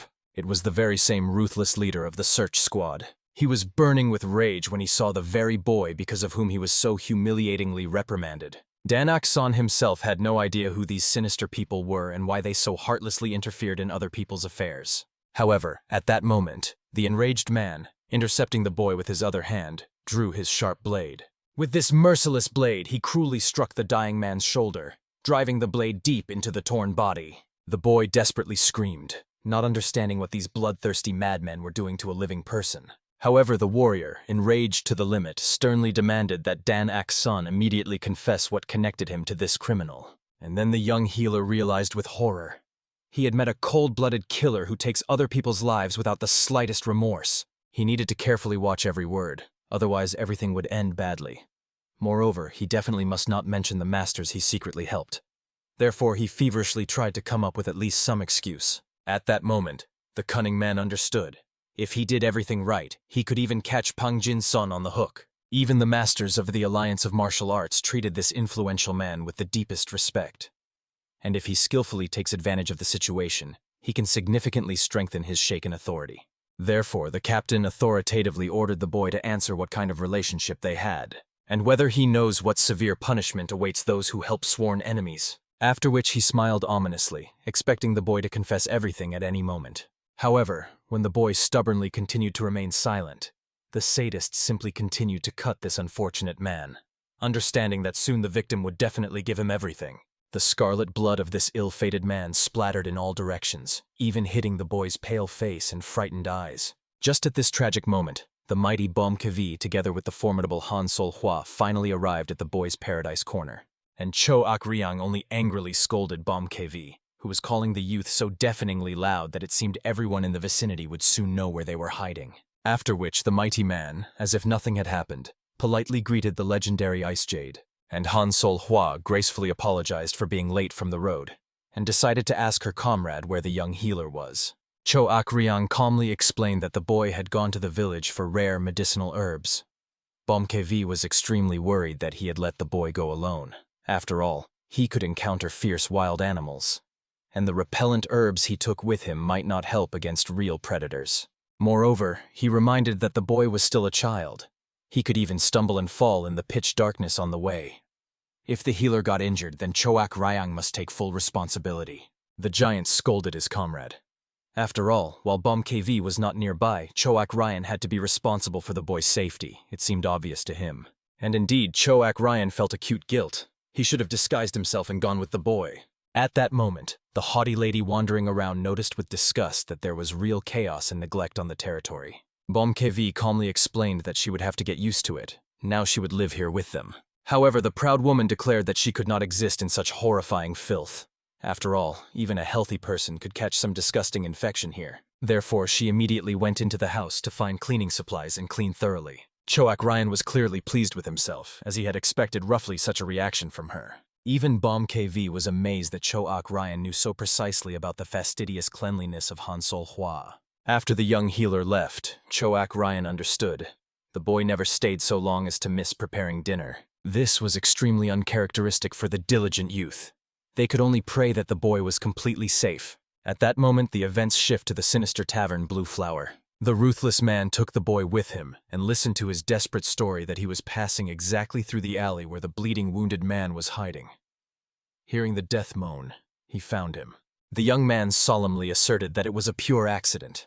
However, the experienced master from the formidable alliance could not believe it, and the boy was extremely angry, not understanding how many more times he would have to answer the same damned questions. But at that moment, the ruthless man grabbed him by the hair with an iron grip, roughly lifting his head. He explained to the boy in an icy tone that when adults ask questions, he simply must obediently answer them. And that's it. To which the brave Dan Axon had the audacity to sarcastically remark that the Alliance of Martial Arts Masters was truly just and honest. These caustic words greatly enraged the cruel warrior. He immediately drew his deadly knife, pressing it to the youth's throat, and gave him one last stern warning. He better just obediently answer all the questions, after which he inflicted a warning bloody cut on the boy's neck. However, the boy stated with astonishing calm that he had already said everything he knew, and if the man asked him the same thing again, the answer would be exactly the same. The enraged captain immediately decided to slit the throat of this insolent brat, knowing that no one could help him in this cursed place. However, at that tense moment, the deputy captain cautiously knocked on the door. He reported that messengers from the famous Jinsen healing house had arrived. Moreover, he claimed that the influential Pang Jin's son himself had visited them personally. The captain was well aware. Since Pang Jin's son had come to them personally, he was surely extremely worried about this boy. At that moment, Den Ok-san desperately ordered them not to dare involve the nobleman in their bloody disputes. After all, he was completely uninvolved here. Looking at the boy's sincere concern for the protector, the captain only grinned predatory. Den Ok-san immediately felt something sinister lurking in that creepy smile, and at that moment he realized with horror. From the very beginning, they had planned to lure the honorable Mr. Pang Jin's son here! But at that moment, the treacherous man struck the boy hard on the neck, causing his mind to cloud. Finally, he only coldly warned that children should not interfere in such dangerous matters. Adults would handle it without his help. At that moment, somewhere in the dense forest, a desperate man was running, gasping for breath. He understood. He had only about 15 precious minutes left, and he desperately hoped to make it. Not long ago, he was peacefully drinking with his loyal men, realizing that they would hardly ever be able to relax so carelessly again. Therefore, he decided to treat them generously. This man was a respected faction leader, and everyone was amazed by the generosity of their elder brother. After that, they began to praise the man, for he was not only generous, but also masterfully skilled in martial arts, deserving sincere respect. They also, in their drunken state, began dreamily discussing whether to leave these dangerous affairs and go to the great summit. He really liked this tempting idea. But suddenly the formidable ManhwaCapped burst into these carefree drinkers. He immediately noticed how this bunch of notorious scoundrels was having fun. Of course, no one understood who this threatening man was, and they couldn't figure out how he dared to come here. However, in literally a moment, he moved behind the stunned leader.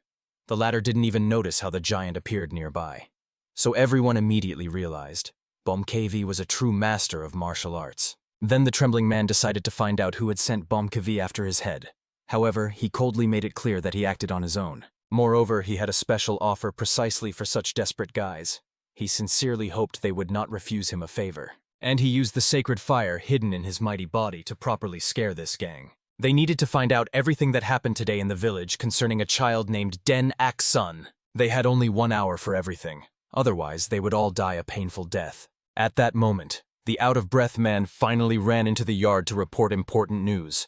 They found the boy, and he is in the tavern Blue Flower. At that time, the captain was already calmly seated behind the massive table, thoughtfully pondering something. The captain's deputy respectfully reported that the influential Pang Jin's son had come to them here on horseback, and that meant he would arrive at the sinister tavern very soon. Therefore, the captain could only guess what was so special about this young lad, that even Pang Jin's son himself deigned to intervene for him. Soon muffled footsteps were heard, and the guards assumed that the long-awaited master had come to them.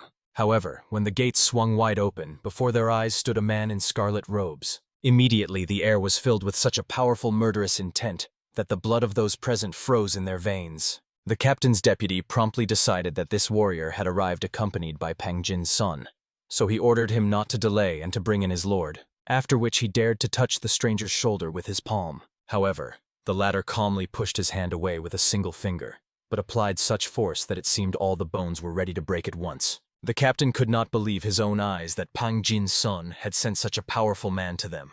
This warrior was too strong even for an ordinary mercenary. Suddenly, sinister suspicions pierced the commander's mind sharper than a dagger. Only then did he realize with horror that before him might stand the great bloody fist himself. The stranger only sneered predatory.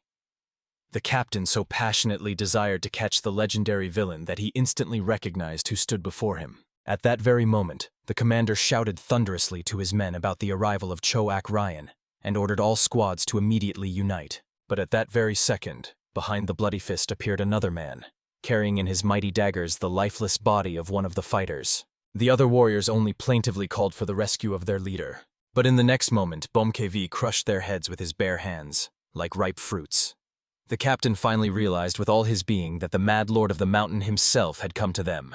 The formidable warrior immediately cast a stern gaze over the situation and saw Den-Ak-sun resting on the bed. The enraged giant instantly understood that this was the work of the cursed captain. He dared to touch their healer. The commander trembled with horror like a leaf in the autumn wind, unable to comprehend why these two were so powerful. They were true monsters, and he did not know how to fight such creatures. But despite the heart-wrenching fear, the brave young man still rushed into battle, hoping to kill at least one enemy before his own demise. However, the bloody fist did not even bother to dirty his hands on him. He only raised a palm blazing with fire. And as a result, windows throughout the entire inn flew out from the monstrous power of the explosion created by the formidable master. Soon everyone was already crowding near the Blue Lagoon, watching as the inn was devoured by scarlet tongues of flame. Nearby, the very mercenary who had been intimidated by the Mad Lord was watching this spectacle. He clearly saw that only ordinary people were running out of the burning building, not a single warrior from the extermination squad. It was logical that they all perished in the flames of hell. Considering such a terrible tragedy, the poor fellow had no idea how the Alliance of Martial Arts Masters would act. He even intended from the very beginning to visit them and tell everything. Otherwise, he was simply doomed to death. However, that demon ordered him to wait. And when the frightened man turned around, he saw that Bom KV was already looming behind him like the shadow of death. The formidable giant clearly saw that the cowardly mercenary wanted to escape, but did not dare to prevent him. He fell prostrate, explaining in a trembling voice that he had fulfilled the promise given to him. Then the bloody fist himself appeared, amazed that the mercenary turned out to be such a brave fellow. But the poor guy instantly lost consciousness from unbearable horror. Quickly bringing the poor man to his senses, Cho Ak-ryang strictly ordered him to forget everything that happened today. And the Mad Lord explained that those scoundrels died because they dared to harm their healer, Den-Ak-sun. And if the young healer gets even one more scratch, this very trembling coward will be responsible. The formidable man also warned that from now on, the mercenary would become a loyal dog. If he desires, he will be fed. If he gets bored, he will be entertained. And if he gets tired, he will be given all kinds of help. If Den-Ak-sun wishes to spend time with a woman and there is no one nearby, then he will even become a woman. After which, by Cho Ak-ryang's command, the Mad Lord calmly departed, reminding the unfortunate mercenary that now his life depended solely on his mercy. And the poor fellow simply wept from unbearable horror, still not understanding whether he should forget everything that had happened or still protect this boy. Soon, by dawn itself, they reached the house and laid the boy down to rest. When the youth awoke, he completely failed to comprehend how he had ended up back in his chambers. First of all, he saw the worried Bom KV near him, and Cho Ak-ryan had just entered the room. They decided to find out how the boy was feeling and whether he was in any pain. However, he could not understand how these two had managed to bring him home. The Alliance of Martial Arts Masters was searching for them. They would not have let villains go just like that. However, the bloody fist hastened to explain that they, as adults, had simply come to talk. Nothing terrible had happened. But Den-Ak-sun, though a child, was neither naive nor foolish. Therefore, he did not heed their stories. But the lady Han Sol-hwa, who unexpectedly entered the chambers, made it clear that she was the one who had spoken with those warriors who threatened him. Unlike the formidable masters, she was not a cruel warrior. The youth immediately realized that this woman was surely the very new patient about whom Bom KV and Cho Ak-ryan had told him. After that, he politely greeted the lady. However, the woman only asked that the boy henceforth call her aunt. The boy realized that the voices echoing in his head were a sound transmission technique. His parents had once told him about this art, which martial arts masters use for secret negotiations. Therefore, he quickly understood that the aunt possessed great wisdom. Bom KV saw nothing special in the sound transmission technique, and Cho Ak-ryang thought that if he restored his inner energy, he could also use this art. Meanwhile, the youth apologized to his aunt for yesterday's troubles and asked permission to wash and prepare for the examination of her condition. As soon as he received permission, he immediately hurried out of the room to put himself in proper order. Everyone was amazed. The young man was strong in spirit. All the trials that befell him were an unbearable burden for a child's nature. Han Sol-hui found it hard to believe that the boy truly inherited the healing techniques of the divine and demonic healers. But obviously, since Cho Ak-ryang and Bom KV showed such submission, it meant that everything was by no means simple. After that, she addressed the two idle warriors, ordering them to build her new chambers. The Mad Lord did not understand why he suddenly had to obey her orders. He thought the old woman had already lost her mind in her advanced age. However, she threatened that if they did not listen to her, she would tell everyone about their deeds last night, and that the whole village was soaked with the smell of blood after their visit. In the end, both immediately left to carry out her command. and the lady was amazed that they did not even thank her for covering for them. After that, she used the frosty wind to cleanse the room of the accumulated dust. Then, when Den Ok-son was ready, she secluded herself with him in the infirmary. The youth began to check her energy and meridians. When he laid his palms on her wrists, everything around shone with a golden light. However, the young man immediately made it clear that he could not even believe what he felt. It was not that the woman simply did not want to speak, she simply could not do so. He also warned that the treatment, if it could be called that, would take more than 1 day. However, he immediately made it clear that he could guarantee nothing.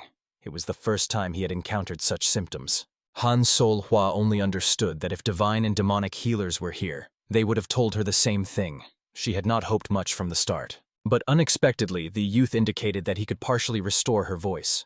Although it was not a complete healing, it was something he could accomplish right now. However, Han Sol-hwa obviously could not believe such bold claims from the young man that she would still regain the gift of speech. The youth explained with a gentle smile that he could not heal her instantly, but would gradually restore her health. Of course, this could not be called a full recovery. He needed to stop the sinister flow of cold energy that streamed from her meridians like an icy current, and then stimulate the throat and muscles to awaken them from their centuries-old sleep. After that, he took out his set of the finest acupuncture needles, which shone like silver threads of fate. The healer slowly inserted the needles into the main points on the lady's arms. With that, the acupuncture was completed. He asked the woman to try to pronounce at least 1 letter, imagining how she slowly inhales the life-giving air, and then exhales the stagnant darkness. When the woman parted her lips, the sound resembled more the scraping of metal on stone than a human voice. But Dan Ok-son still encouragingly praised her, asking her to continue in the same spirit, as if nurturing a tender sprout.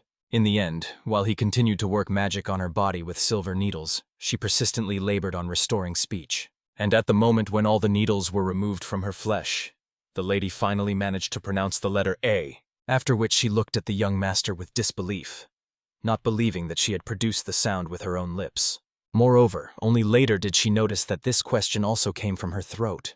Truly a strange sensation for one who had not heard her own voice for an immeasurably long time. At that moment, Dan Ok-son asked the lady to lie down on the bed for a more detailed examination. He continued to palpate her throat with skillful fingers, ordering her not to open her mouth or move. And even if she felt something strange, she should not worry.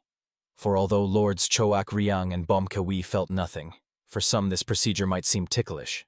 And indeed, when the youth began the examination, Han Sol-hwa felt light touches on her skin. However, soon from this examination, she felt as if she had ascended to the paradisiacal groves of bliss. At that moment, while the boy continued his examination, the lady suddenly spoke. She recognized the technique, path to non-existence, used by Den Ok-son, but had no idea how he learned it, considering he was not skilled in martial arts. The young healer had to explain to the wise lady, if you trace the winding history of the development of medical skills, you can notice their close connection with martial arts. For example, how the great Huatuo created the needles of the 5 sacred beasts. There are many methods of refining internal energy and countless training techniques, but the basic principles in the world of martial arts and healing are similar, like close brothers. In Taoism there were many branches, but the main philosophy that permeates them all is one: the pursuit of immortality and ascension. Most of the currently existing Taoist sects belong to the path of spiritual refinement. Their followers created miraculous elixirs through alchemy. Moreover, Den Ok-son felt that Han Sol-hwa had begun training the path to non-existence a very long time ago. The only problem was that her spirit remained unstable. It seemed she hastily moved on to the next stage without completing the previous one, and therefore lost the ability to express emotions and taste. Her muscles and nerves were as if frozen in time, like ancient statues. Immediately jumping up, the excited woman decided to find out if the young master could fix the sad situation. The boy thought that after deeper study, healing was still possible, although it would require considerable time. Besides, something else troubled him. Han Sol-hwa asked the boy to speak everything as it was, not hiding the bitter truth. It turned out that after treatment, aging would resume, for the flow of time would again touch her body with its relentless hand. However, she herself desired this. She wanted to grow old like all mortals around. Den Ok-son was amazed by such a confession, as he believed that women strive to preserve their beauty as long as possible. Even his mother aspired to this. Han Sol-hwi had to explain that her life was by no means easy, and if he could free her from this endless vicious circle, she would be grateful to him until the end of her days. However, Den Ok-son, wise beyond his years, understood. He was simply doing what a true healer must do. Moreover, since Han Sol-hwa agreed to help him with the household, he himself should be grateful. After this, the two of them with the lady went to the village to buy a few things. The youth was grateful that the wise woman agreed to accompany him, and she had no urgent matters. She was only glad to have the opportunity to help. Moreover, Denok-san noticed with surprise that recently Masters Bomke-wi and Choak Ryang had become unusually diligent in serving him. He even thought that they were slightly afraid of him, but the young man considered that perhaps the problem lay only in his overactive imagination. At that moment, simple peasants, looking at the stranger, could not believe that a woman could be so beautiful, like a heavenly flower that had blossomed in their humble village. They immediately respectfully stepped aside, giving way to the beauty. Denok-san was struck. Despite the whole crowd of people, only thanks to the otherworldly beauty of the lady could they pass freely, just as sea waves part before a ship. However, suddenly a young man in green clothes ran up to them at full speed. He immediately fell to his knees, and those around were amazed at the young merchant's courage. Without saying a word, he presented the boy with a bundle of delicacies. He bowed and hurried to explain that he had begun his duties. After that, he asked the young master to accept this food and to visit them more often for treats. And without explaining anything, he simply ran away like the wind. Denok-san shook his head in confusion. It was the first time he had seen someone just approach and give food. Han Sol-hwa pretended not to understand what was going on. But in fact, she noticed out of the corner of her eye around the corner of the house the very mercenary whom Bomke-vi had strictly ordered to protect the boy. Soon the boy was already walking with a full bag of all kinds of treats, meat, juicy fruits, fragrant kebabs. Therefore, he just laughed cheerfully, suggesting that perhaps many new establishments had opened in the village today. At that moment, another merchant approached him, offering the young master a treat.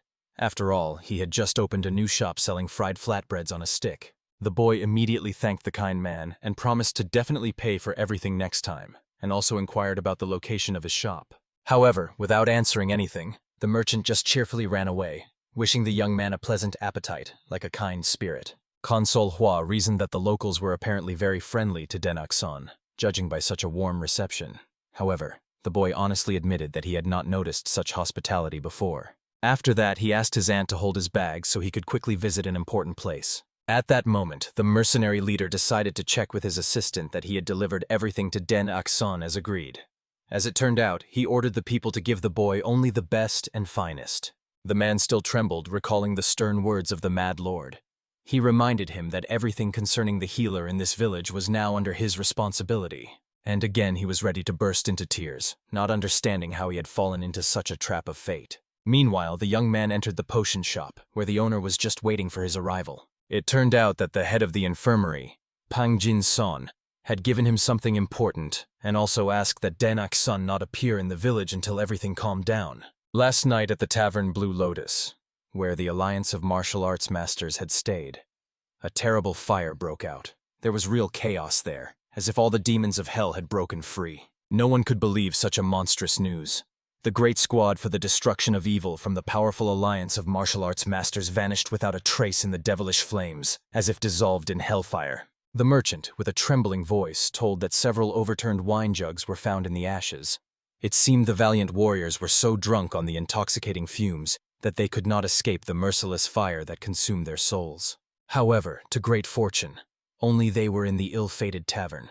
Otherwise, the tragedy would have turned into a much larger disaster capable of shaking the foundations of the entire martial arts world. For this reason, even the venerable head of the infirmary, Pang Jin-seong, would not have been able to avoid mortal danger if he had not been late for the fateful meeting by the will of the heavens. As it became known, after the wise master Pang Jin-seong settled all matters, he conveyed the news that they would soon visit the valley personally. Currently, the situation in the village was by no means calm after yesterday's bloody events that shook the area like an earthquake. Therefore, it was better for the young healer to wait out this troubled time in the safe valley, away from curious eyes and malicious tongues. And Denok-seong bowed gratefully, sincerely thanking the good man for the valuable information. After all, he only remembered the events up to that fateful moment when consciousness left his mortal body. Now he began to understand the mystery. How he ended up in the sacred valley of divine and demonic healers. Only thanks to the revelations of this honest merchant did all the vague circumstances become clear in his mind. For when he asked about this from the formidable lords Bomke-wi and Choak Ryan, they only carelessly said that they found him by chance, and immediately hastily changed the subject, as if hiding some secret. The boy's pensiveness at that moment was noticed by the head of the medical shop himself. He decided to delight the young master with the wonderful news that the merchants had delivered that very 200-year-old ginseng. The youth immediately decided to take the precious remedy, finding out the condition of the root and how many silver coins it cost. Soon the boy was already returning home, carefully holding in his trembling hands the priceless treasury of nature, which he could not tire of admiring. Noticing his genuine happiness and eyes shining with delight, Han Solhua inquired about the reason for such enthusiasm. The young man eagerly began to explain to the wise ant that these miraculous herbs would incredibly help him in healing the patient. The woman herself thought that the youth was overly confident and reckless. She could not even imagine that he would spend all 10,000 silver coins on this one herb. Immediately the young man was terrified to the core, for although he had spent all his accumulated wealth, he completely forgot how much more he still had to buy for the household. Now he scratched his head in bewilderment, not knowing what to do next. After all, he was so delighted with the precious acquisition that he completely forgot about everything else in the world, like a child before sweets. Han Solhua barely contained laughter ready to burst out, for she recalled a wise phrase. He who has known true wisdom sometimes seems the greatest fool. This saying perfectly described the simple-hearted boy. She at least tried to comfort the upset child by saying that considering the incredible amount of dishes presented to them today by kind people, they would be able to eat their fill. Truly, this was the real luck sent from the heavens. At this moment, the events moved to the sacred valley of the divine and demonic healer. There, under the roaring waterfall whose streams fell like heavenly tears, Choak Ryang tried to comprehend the fateful circumstances, how the healer got into a deadly predicament. The bloody fist felt a heavy guilt for dragging the innocent lad into a dangerous scrape with the formidable alliance of martial arts masters. In this cruel and merciless world, those left completely alone must be able to defend themselves from all misfortunes. Therefore, he decided at all costs to teach the boy the art of combat techniques so that he could stand up for himself. Soon the healer himself found himself within his native walls and set the kettle to boil on a cheerful fire. He also patiently fanned the flame so that the temperature was even, like a true master of his craft. But suddenly he was called by the worried Han Solhua. Therefore the boy immediately hurried to find out what had happened. After all, a wise ant would not trouble him for no reason. At this moment, in the courtyard, two men fiercely argued about who should better teach Denakson the martial wisdom. Choak Ryang categorically believed that if this important task was entrusted to Bom Kwi, he would surely turn their precious healer eunuch into a crude brute with his rough methods. Han Solhua hastened to explain to the puzzled lad that these two could not decide who would instruct the boy in the art of combat. Even she felt sickened by their hopeless stubbornness, like watching two rams butting heads. At that very moment, the warriors decided to find out from the boy himself which martial art he longed to learn. Choak Ryan confidently believed that the youth would definitely choose him, for it was no coincidence that he was among the top 5 strongest martial arts masters in the entire world. Bom Kwi was firmly convinced that the boy would choose his mentorship.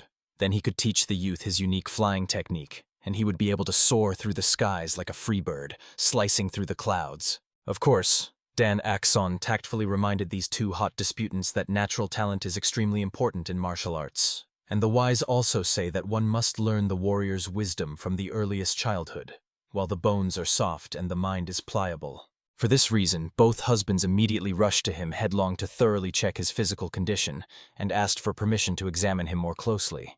Like traders appraising a thoroughbred stallion, Choak Ryan began to feel the boy all over with skillful hands, after which he decided to direct his own true energy at him, which he had accumulated in his mighty body for many years. Dan Akson only watched, mesmerized, as the master's palms shone with golden light, and then decided to ask Choak Ryan what such a state of his nature meant. However, the formidable man only frowned somewhat sadly and warily, for it was indeed rather late for the boy to begin learning the martial arts. Even Bom Kwi did not understand what exactly went wrong in this inspection. Therefore, Choak Ryanu had to explain with a heavy heart that the boy would find it difficult to learn the highest level martial arts. It turned out that the young healer completely lacked an innate talent for martial wisdom, for the bloody fist simply did not perceive him when checking the boy's internal energy. However, he tried to console the saddened youth, for there was an ancient saying, "Even small ants can dig mountains with their persistence." Let Dan Akson was not a born martial arts master, but this could be achieved through his own tireless efforts, of course, provided that he studies diligently and devotedly day and night. Even Bloody Fist himself showed no special promise of a great future in his youth, so Dan Akson could confidently trust his experienced mentorship. Of course, Dan Akson was extremely astonished to learn that the formidable man also had no natural gift. That is precisely why Choak Ryang believed that the boy should be trained exclusively under his wise guidance. After all, being born without talent, he still became the greatest master under the heavens. Therefore, he knew how to reach such heights like no one else in this world. Han Sol-hai felt that his passionate tales sounded overly doubtful and unconvincing. It seemed the man talked too much and sounded desperate, like a merchant praising rotten goods. Therefore, she herself placed her experienced palms on the boy's body to personally check the state of his internal energy. However, at that moment, she felt something that could not be ignored. Therefore, she immediately and authoritatively declared to the astonished men that from now on, this child belonged exclusively to her and no one else. Choak Ryang was seriously enraged, as the woman had previously categorically refused to participate in such nonsense, as she put it. However, now she simply could not give them such a rare talent in martial arts. Her conscience as a master of martial wisdom would not allow it. Bom Kivi was even more outraged than before, because just now the Bloody Fist claimed that the boy completely lacked talent, which meant he blatantly lied to cunningly get the youth as his disciple. In the end, Choak Ryang only coughed apologetically, feeling awkward about his mistake. Therefore, he decided to go back to the very beginning and allow Denak-san to personally decide which of the three he would choose as his mentor. Although the Mad Lord very much wanted to exclude Choak Ryang from this list for his blatant lie. He believed that the Bloody Fist should be kicked out of this teacher race because he had brazenly deceived them all. He also longed to disgracefully expel the witch. And when the woman coldly and curiously asked the reason for such a harsh judgment, he immediately reminded her that she initially did not want to teach the boy martial wisdom at all. However, the wise lady calmly made it clear that giving them a child with such phenomenal talent would be simply irresponsible on her part. The conscience of a true martial arts master would not tolerate such sacrilege. But Bom KV only became even more enraged. However, the woman only glanced contemptuously towards the Mad Lord, making it clear. If he so passionately desires to take Denak-san as a disciple, he must take him by force from her tenacious hands. No one could believe that the wise lady herself proposed to arrange a real fight. This way they could quickly find out who truly rules, and the winner would rightfully become the sole teacher of Denak-san by the power of the strong. The Bloody Fist delicately suggested to these hot-tempered comrades to simply compare their techniques peacefully without bloodshed. However, both masters only grumbled, reminding him that he was already out of the race, and in general, liars were not given the floor in principle. Denak-san could not believe that he actually had a talent for martial arts. Therefore Choak Ryang had to reveal the truth. Such a rare physique as the youth's was incredibly rare in the underheaven. Han Sol-hwa hastened to explain to the astonished men. His front median and rear median meridians, and even the mysterious path of life and death were already fully opened. The 8 extraordinary and 12 main meridians were also excellently developed, like those of an ancient master. The lady herself was extremely curious about how Denak-san could have reached such an incredible level completely on his own, without mentors. It turned out the young healer somewhat suspected the secret solution. His meridians were opened even before birth. His wise mother took various miraculous elixirs during pregnancy. Immediately after birth, he underwent a special purification ritual, and in childhood drank even more magical potions. His parents often applied skillful acupuncture to maintain his health in perfect condition. And in the end, everyone realized the astonishing truth. Divine and demonic healers literally nurtured the greatest talent of a martial arts master unknowingly. However, Denak-san was incredibly sad that he had to choose only one master out of 3 worthy ones as his mentor. Therefore, Choak Ryang had to patiently explain. All their techniques were unique and incompatible. The youth could not learn everything at once without harm to his development. In the end, embarrassed by such close attention, the youth briefly pondered deeply, weighing all the circumstances. And then he made an unexpected decision that shocked everyone to the core. He did not choose any of the 3 renowned masters. Of course, everyone was extremely surprised that such a phenomenal talent immediately refused 3 powerful mentors. But the youth calmly and wisely explained. If he became a disciple of only one of them, the other 2 would be hurt to tears. He did not want to cause pain to the kind people who cared for him.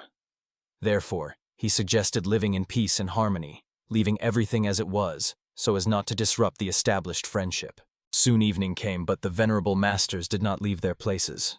The events that had occurred tormented their souls with unceasing anxiety. They fully realized that at such a pace the young man would simply waste his precious talent. Choak Ryang painfully pondered whether they could persuade the young healer, while Han Sol-hwa felt burning curiosity. Was it really necessary for a gifted youth to become someone's specific disciple? After all, she was eager to teach him herself. Her question so amazed Choak Ryang that the noble warrior thought, The woman had completely lost her mind by deciding to pass on her sacred martial arts to the youth. Even if the boy was not her direct disciple, the noble lady saw nothing reprehensible in this, since it was up to her to decide to whom to entrust her secret techniques. KV completely agreed with her. He believed that the healer did not have to choose a single mentor from all three. Ryan was deeply shocked that even his comrade took such an outrageous side. Apparently, the man should have felt ashamed before his own master.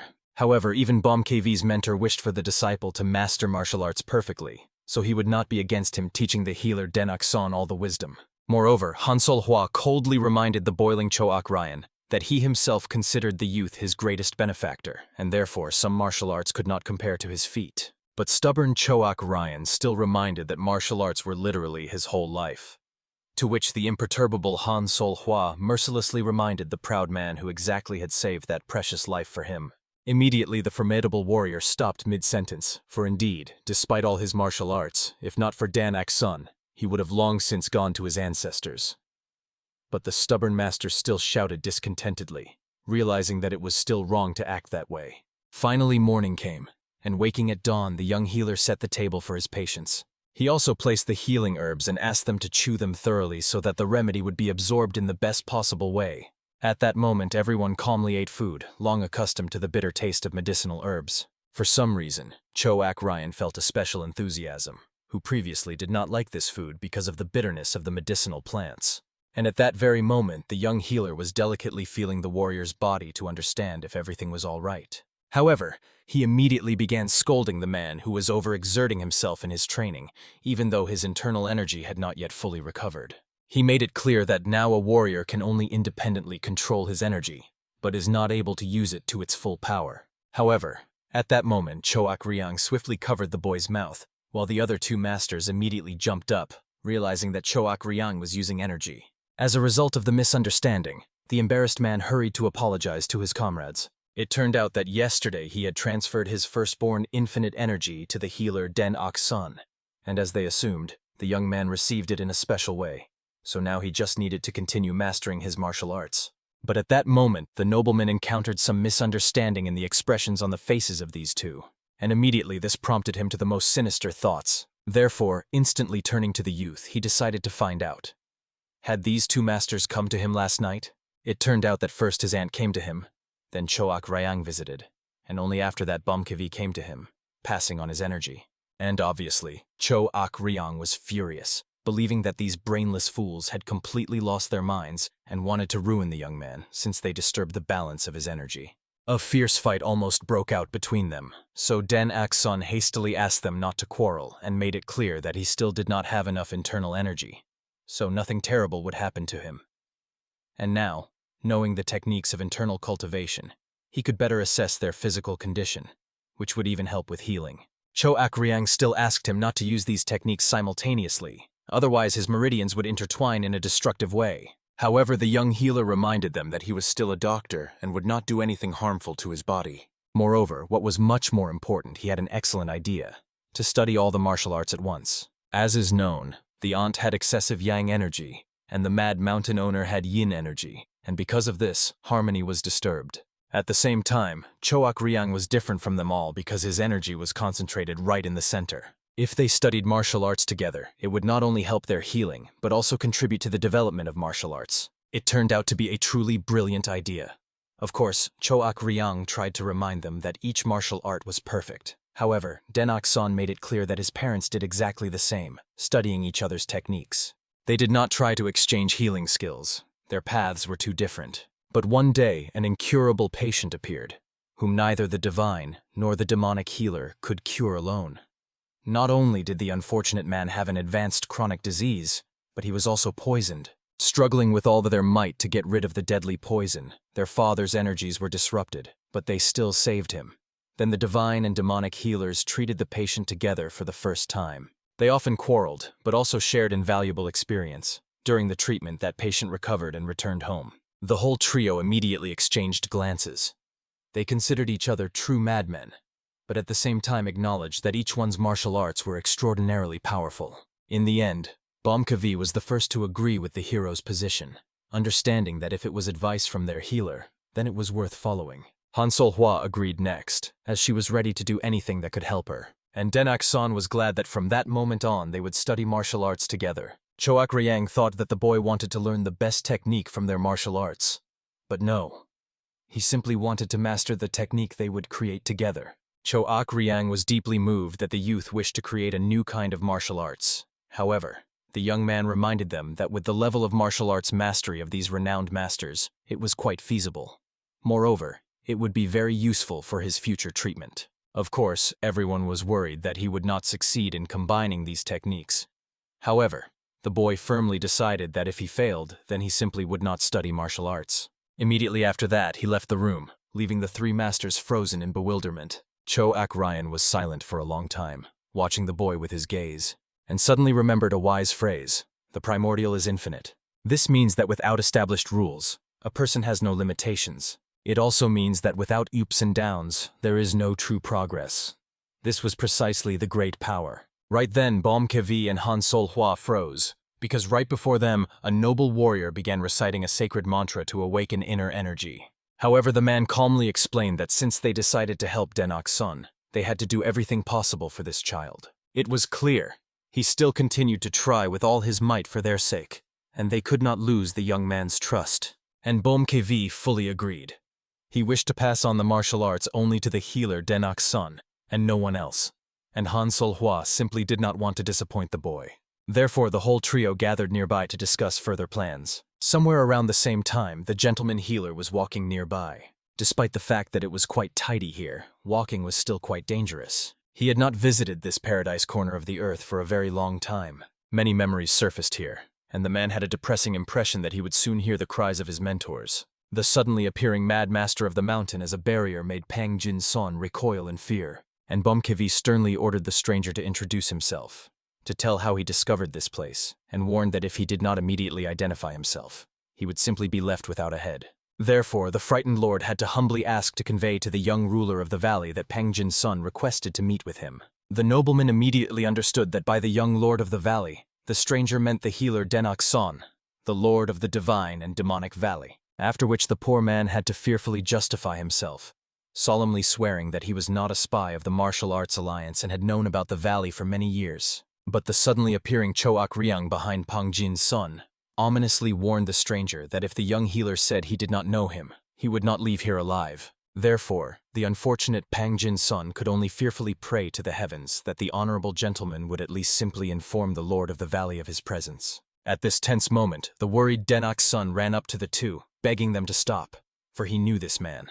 At that moment, the venerable elder decided to find out how the young lord was doing, although he understood that now he could rightfully call him simply lord, since he had long ceased to be a child. Hansolhwa, meanwhile, looked intently at this man, wanting to ask the boy whether he really knew this person. Denak-san hastened to explain that this venerable man was a student of his parents and a good person, so he asked them to stop piercing him with such frightening looks. After that, the young man somewhat awkwardly decided to ask Pang Jin-son what had brought him here out of the blue. His soul had not expected a guest without warning. After all, he now knew that all the masters were hiding here. At that moment, the frightened man admitted that although he knew that Denak-san had comrades, he certainly did not expect them to be so hostile. Soon they were already secluded in the cozy house of the Lord of the Valley. The young man perfectly understood that Pang Jin-son was surely surprised to meet his patients, and explained that during the treatment they lived with him, although he understood how unusual they were. Now finally Pang Jin-son understood why the young man had been so diligently avoiding him. He knew it was not without reason. Although the boy wished to become independent, it seemed he had gone too far in his endeavors. Denak-san hastened to apologize to Pang Jin-son. It was not that he was unpleasant to him. The situation was different. However, at that moment the venerable man perfectly guessed that Denak-san was treating the great bloody fist himself, as well as the mad lord of the mountain. This meant that all this time they had been hiding here. Denak-san tried to find out how Pang Jin-son had figured it out. It turned out that sinister rumors about the great bloody fist had spread throughout the district. Moreover, the young man had begun to purchase special medicinal herbs. Such rare remedies were used only for seriously ill patients. When he put all the facts together, the name Choak Ryan came to his mind, and the mad lord of the mountain surprised him no less. The young healer hurried to explain that both warriors were seriously wounded. They needed help, otherwise they would have died. However, Pang Jin-sun did not say that saving people was bad. On the contrary, he was deeply impressed by the abilities of the Lord of the Valley. After that, he calmly explained to the young man that he would like to help him in this difficult task. Now he already knew the secret of Denok's son, and hoped that the boy would not drive him away. However, the latter tried to explain that he simply did not want to expose Pang Jin-sun's precious life to danger because of himself. And the man perfectly understood what the boy was afraid of, so he took some precautions before coming in here. Surely the boy expected Pang Jin-sun to meet with the Alliance because of that unfortunate incident with the evil extermination squad. However, at the meeting he vouched for Denok's son, and they had to believe him. However, it remained a mystery to the boy how Mr. Pang managed to get in touch with the Alliance of Martial Arts Masters. As it turned out, the members of the Alliance were the most important clients of their clinic. For example, right now the youngest daughter of the head of the Alliance was being treated there. When he uttered these significant words, everyone waiting outside the doors became alert. Han Sol-hwa was convinced that these two really knew each other, while Bom Ka-vi was worried that this man was closely connected with the Alliance of Martial Arts Masters. Cho Ak-ryang himself understood that this gentleman's clinic had recently become extraordinarily famous. Apparently, Han Sol-hwa and Bom Ka-vi were not even aware of this. At that moment, Mr. Pang Jin-sun was telling the boy that if he did not support the Alliance, his uncle might go against them, since they were not strangers and were in the same boat.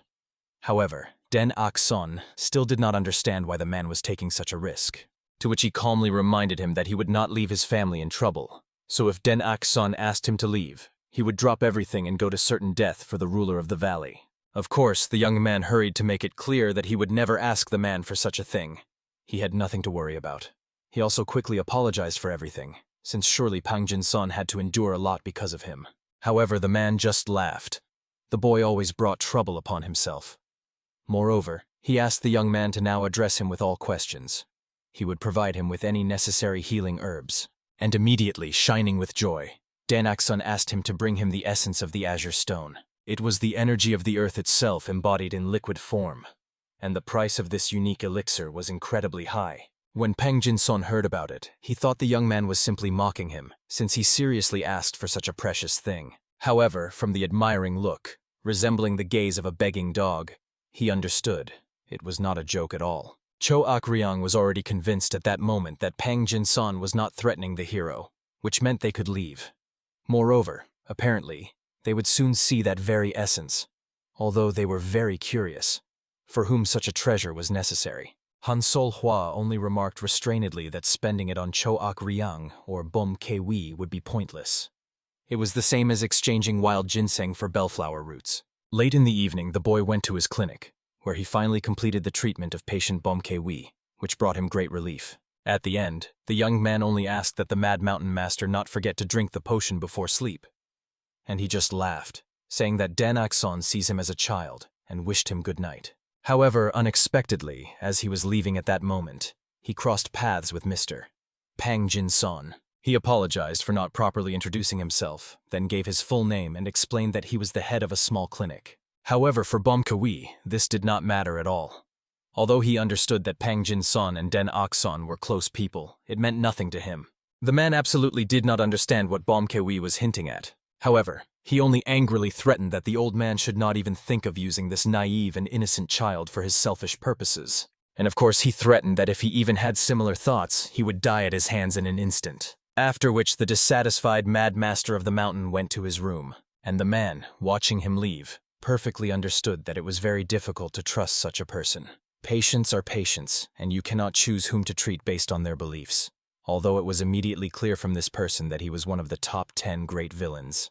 At that moment, the man entered the young man's healing room, confessing that he could not fall asleep because he wanted to ask the boy a couple of important questions. As far as he understood, the boy used to restore the damaged meridians of martial arts masters, and he wanted to know, did he have any records regarding this? After that, he delicately asked him to let him read those precious records. However, the boy anxiously made it clear that this would not be easy at all, since there were no records on paper, because at that critical moment he was focused exclusively on healing, thinking of nothing else. But he perfectly understood that the gentleman needed to heal someone he could not handle. Because of this assumption, it became clear that it was about the youngest daughter of the head of the Martial Arts Alliance. After that, Pang Jin-sun hurried to tell all the painful details of the illness of this unfortunate girl. At 15 years old, her meridians began to mercilessly collapse, as if an invisible disease was devouring her from within. If a child has 9 damaged energy meridians, many such infants die still in the mother's womb. Even if the birth goes well, children do not survive to 1 year. Their fragile bodies cannot withstand such a trial.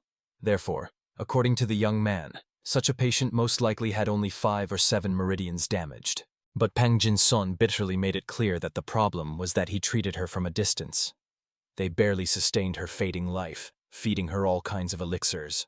However, Dan Akson insightfully made it clear that this treatment was clearly insufficient, since damaged meridians are not the cause of her illness, but only a consequence. Therefore, they were merely symptoms of another, deeper disease. He wisely made it clear that it was precisely for this reason that other healers could not restore the damaged meridians. The treatment had been fundamentally wrong from the very beginning. Pang Jin-sonu should have focused on the true source of the disease to find the right treatment. But those doctors only paid attention to the external symptoms, so nothing helped. The honorable gentleman honestly admitted that he encountered such a mysterious situation for the first time, so he blindly trusted ancient medical books. As a result, he relaxed and lost the necessary vigilance. However, Dan Akson gently asked the man not to torment himself with such trifles, since even his famous parents did not immediately come to such a revolutionary conclusion, after which he warmly reminded Pang Jin-son of the patient whom the parents could not heal and were already ready to give up in despair. And Pang Jin-son clearly remembered that unfortunate monk. Not only did he suffer from a chronic illness, but he was also poisoned, and then his internal energy was disrupted. The young doctor recalled that the old man's symptoms were strikingly similar to those of the patient Pang Jin-son. When the parents first joined forces to save the dying man, they understood how to restore the damaged meridians, and this discovery became a real impetus for their unprecedented improvement in healing skills. Pang Jin-son had many burning questions. For example, why hadn't the doctors taught him this secret technique? But it turned out that they hadn't specifically taught Dan Akson either. He simply observed this mysterious process and managed to remember it that way. And Pang Jin-sonu was very sorry that he was not nearby at that fateful moment, as he could have learned much from their wisdom. But the boy insightfully noted that nothing would have changed. Damaged meridians are extremely rare cases, and it would still have been very difficult for the man to understand what was what in such a complex matter. In the end, Pang Jin-son realized with awe that the technique for healing such mysterious cases was known only to the ruler of the valley. There was hardly another healer like him in the entire world. He was sincerely glad that he had decided to visit the young man after all. For all this time, he had clearly not noticed the obvious problems in treating his patient. Thus, immersed in deep reflections, the boy and the venerable gentleman spoke until the very early morning, when the first golden rays of the sun began to timidly peek out from behind the majestic mountain peaks. And the boy, with loud, enthusiastic cries, immediately ran down the corridor, waking the gentleman and the aunt. He finally realized that he had fallen into a cunning trap of causes and symptoms. Immediately, the frightened ones gathered, not understanding what kind of trap was being talked about, and thought that perhaps Pang Jin-son had threatened the boy. However, the one with burning eyes made it clear that he had fallen into the trap of the mantra itself. Everyone had their own unique physiology, as well as their own special meridian energy. The main meridians are similar for all, but the location of additional meridians slightly differs. Naturally, the style of controlling internal energy of each master would be radically different from the style of the very creator of this energy. But if true energy was directed according to the mantra, natural harmony was disturbed, which caused theoretical knowledge to differ drastically from the real situation. And the stronger the true energy was, the greater the disagreements. Ultimately, this could lead to serious side effects. Obviously, KV became very interested in why the side effects manifested specifically in him, while everything was perfectly fine with his master. However, the young man explained that the reason lay in the fact that the master simply had not reached the current level of the student. And immediately KV deeply pondered this, and realized that indeed, at the moment he was significantly stronger than his mentor. Meanwhile, Den Akson explained that the aunt's additional meridians were concentrated in the hands, and Mr. KV's in the back. As a result, the true energy, which was supposed to return unhindered to the Dantian through the main meridians, went off the right path, scattered, and ended up where it shouldn't. Hence all the painful side effects originated. At that moment, Pang Jin-son hurried out at the noise, and Den Akson hastily explained to the man that he had made the same fatal mistake they had discussed with the gentleman. The healer was supposed to find the true source of the illness before prescribing the correct treatment. Instead, he only paid attention to superficial symptoms. So he was absolutely sure the real cause lay in the mantra of spiritual perfection, which does not combine with additional meridians, and everyone realized that in this case, the explanation truly perfectly matched the harsh reality. The sources of these techniques for awakening internal energy are so ancient that one cannot even remember when they originated deep in the ages. Even if a father and son have the same blood type, their energy can differ radically, not to mention completely unrelated people. Those who were taught martial arts continue to change, but the mantra itself remains unchanged for centuries. Therefore, so many unforeseen problems arise.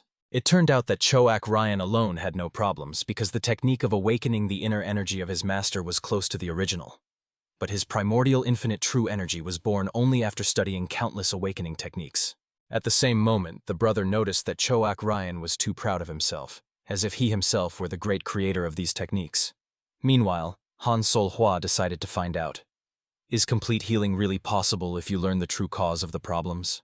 By that time, Denak-san had discovered the source of the disease, and now understood how to treat the patients. But there was one more significant hitch.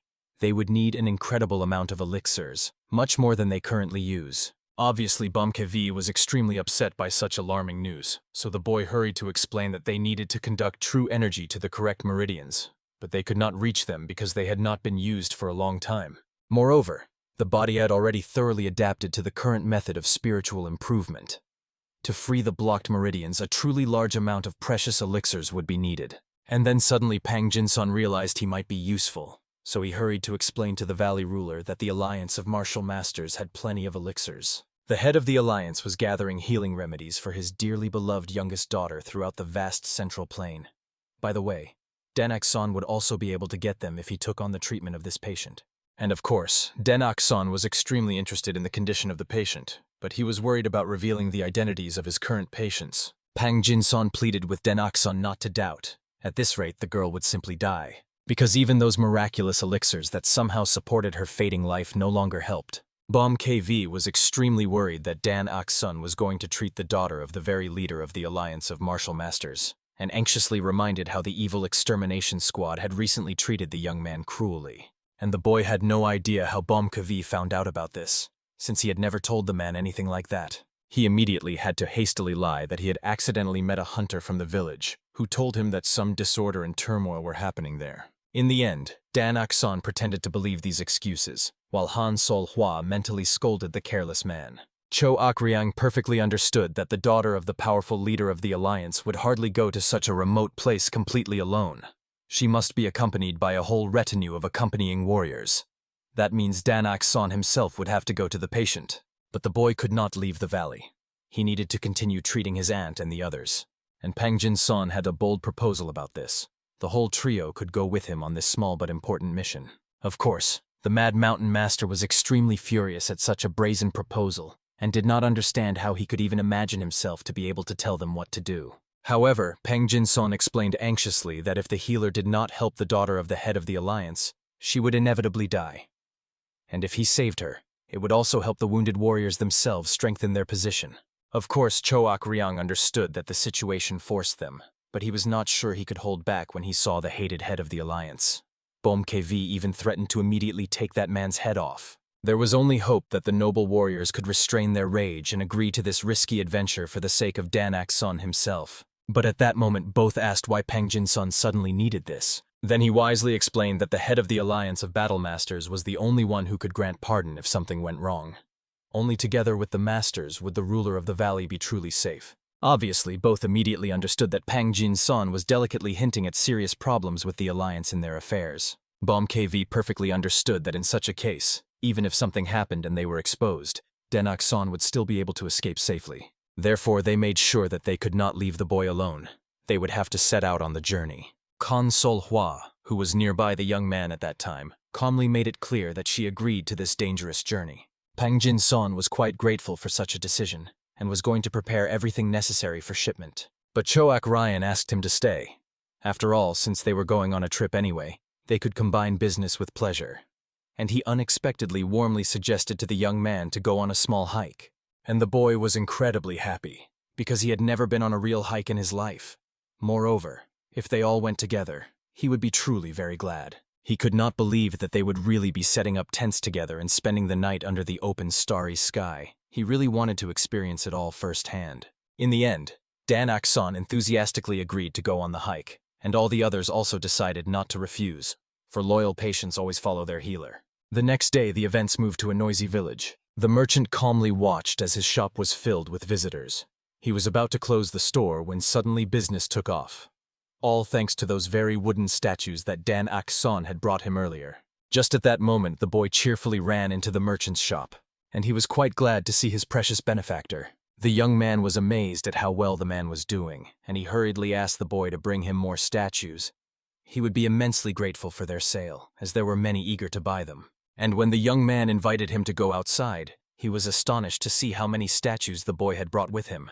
These items would last for some time, as the young man would not be able to visit him so often. He was setting off on a long journey. Of course, the old man became very curious to know where the boy was heading and when he would return, and he enthusiastically told that he was going to Hubei province. It was his very first expedition, so he did not even know how long it would take.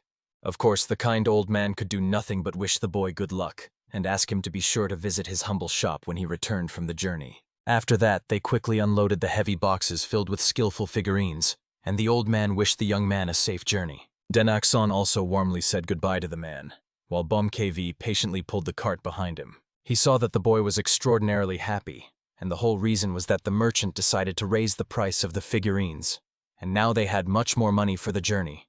From now on, they were true rich men.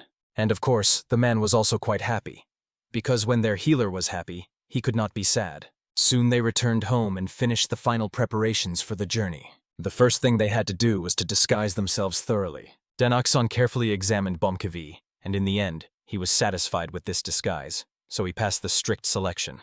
And the Mad Master of the Mountain was quite happy, because the wig at least made him look 10 years younger. However, at that moment, BOMKV noticed a woman who remained in her unchanged appearance. Obviously, he was surprised that she did not disguise herself at all. However, she calmly made it clear that she did not need a disguise.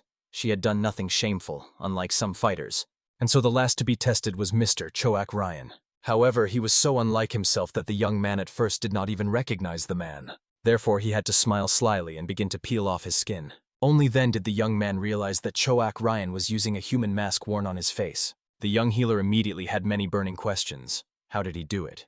And how did he learn such an incredible transformation? And even BOMKV quickly recognized the mask made of human skin, and wanted to know when Choak Ryang managed to find a person and make this creepy mask. It turned out that this mask was by no means his handiwork. He took it from the Phantom Demon, the very villain known as the Genius of Disguise. No one had heard about him for a long time, because he died about 5 years ago.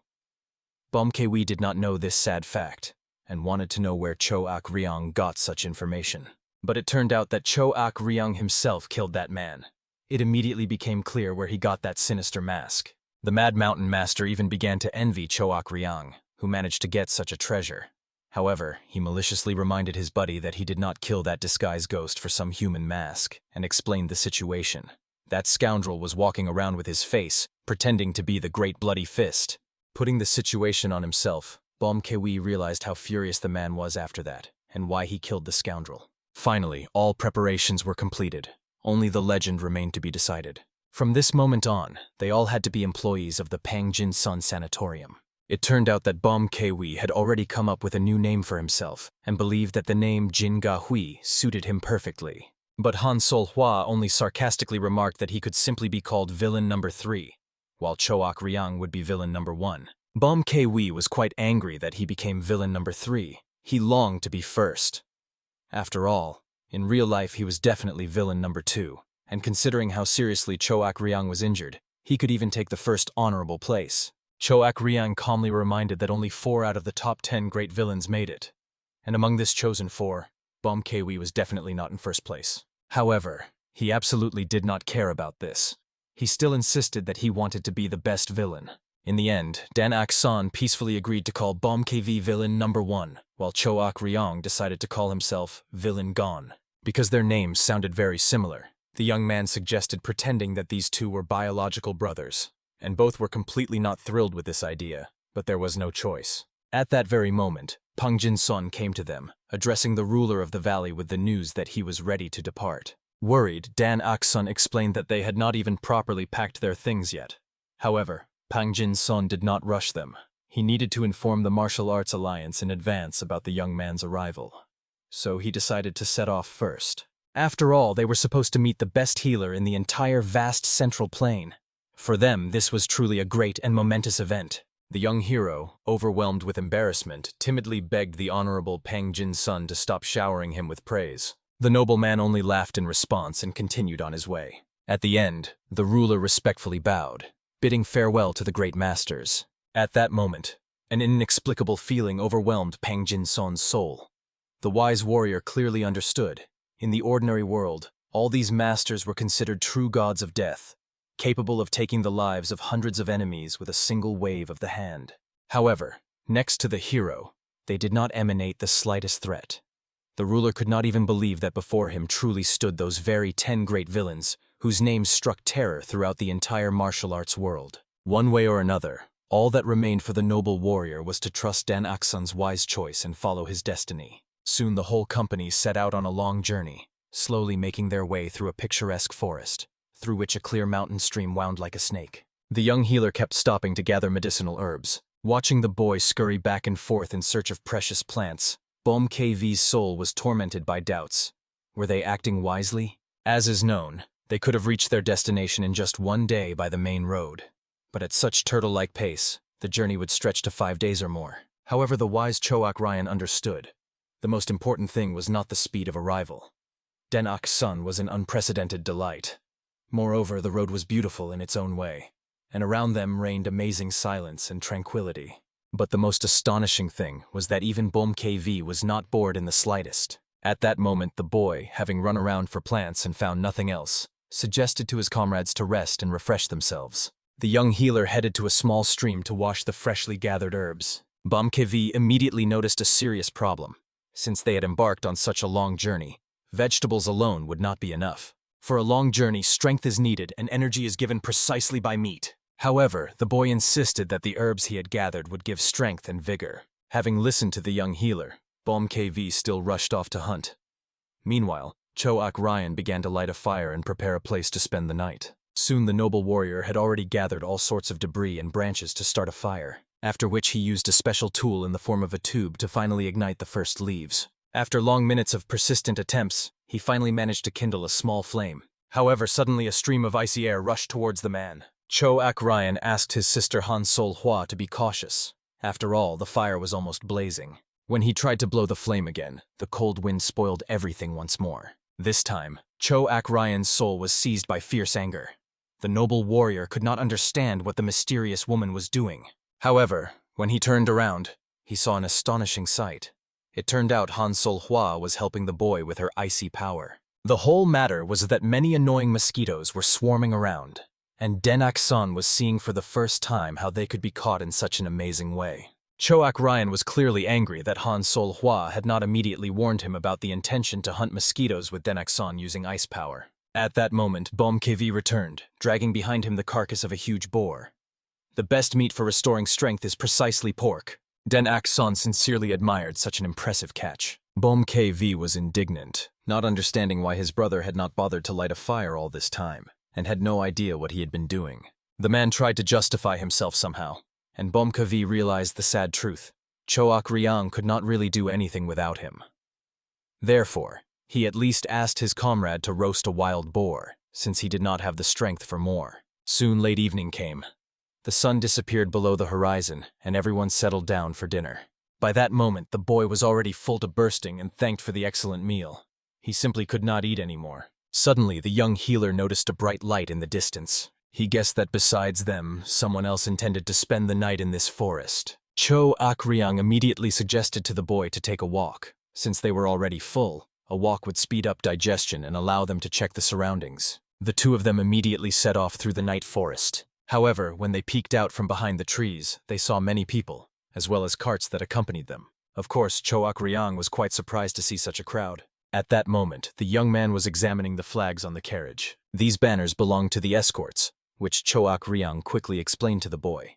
They were hired by special agencies for transporting valuables. Denak-san was delighted, as he had never met the escorts before. The noise from the conversation of these two was heard by the other guards. When they saw the silhouettes in the distance, they immediately became alert, not knowing what kind of people had appeared nearby. Choak Ryan immediately understood that the strangers were not very happy to see them, which was not surprising. During important missions, everyone was treated with special suspicion. After all, secrecy is directly related to the safety of both valuables and the guards themselves. Therefore, they usually regard those who discover them with caution. Moreover, it was nighttime. It was surprising that the guards did not show even greater suspicion. In the end, the worried boy immediately grabbed Choak Ryan by the hand, suggesting to return to their group. However, at that moment he caught a certain familiar scent. After that, the young healer immediately began sniffing, as if moving toward that smell. And then he realized it was the scent of the rarest elixir. The legendary healing herb of the 9 branches of immortality smelled approximately like that. Of course, Choak Ryan was amazed that the youth could distinguish scents at such an impressive distance. At that very moment, Den Akson dreamed of asking all the people to sell him the herb for good money. But he was worried. Maybe it wouldn't work. After all, the escorts would surely set an exorbitant price. Besides, they were forbidden to sell anything without the client's permission. Choak Ryan's soul was saddened to see how this young man became downcast. This happened every time he encountered an elixir he could not obtain.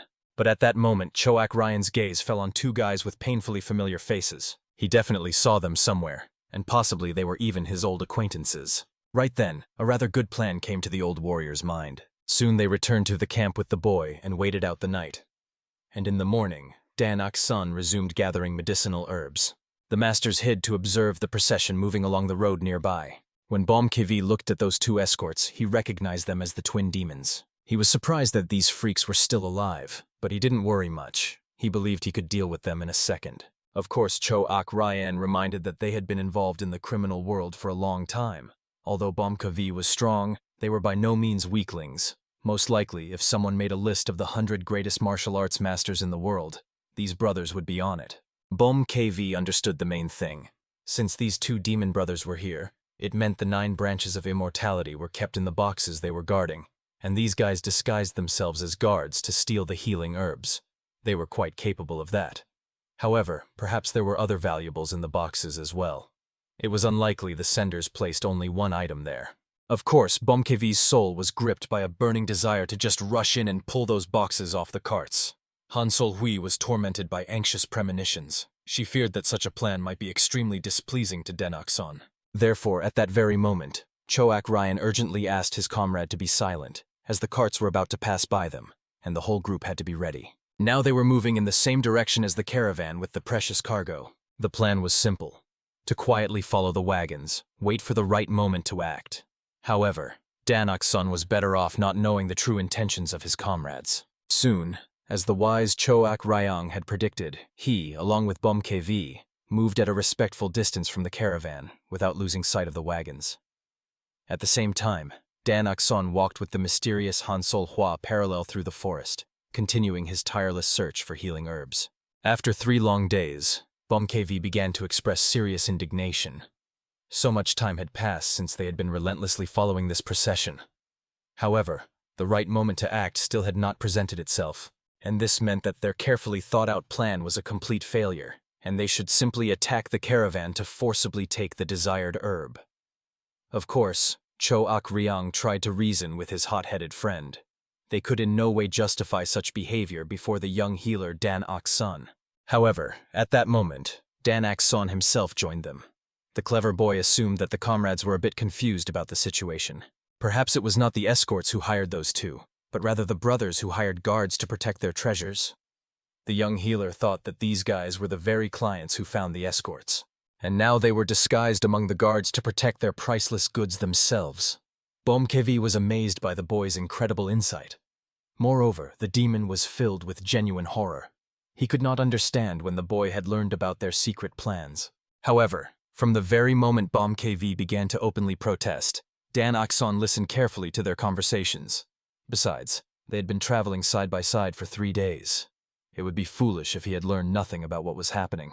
Therefore, the boy could only suggest a reasonable plan. If these demon brothers still stole the precious goods, they could return them to the true owner, and then, perhaps, they would have a chance to ask to buy some of the priceless herb.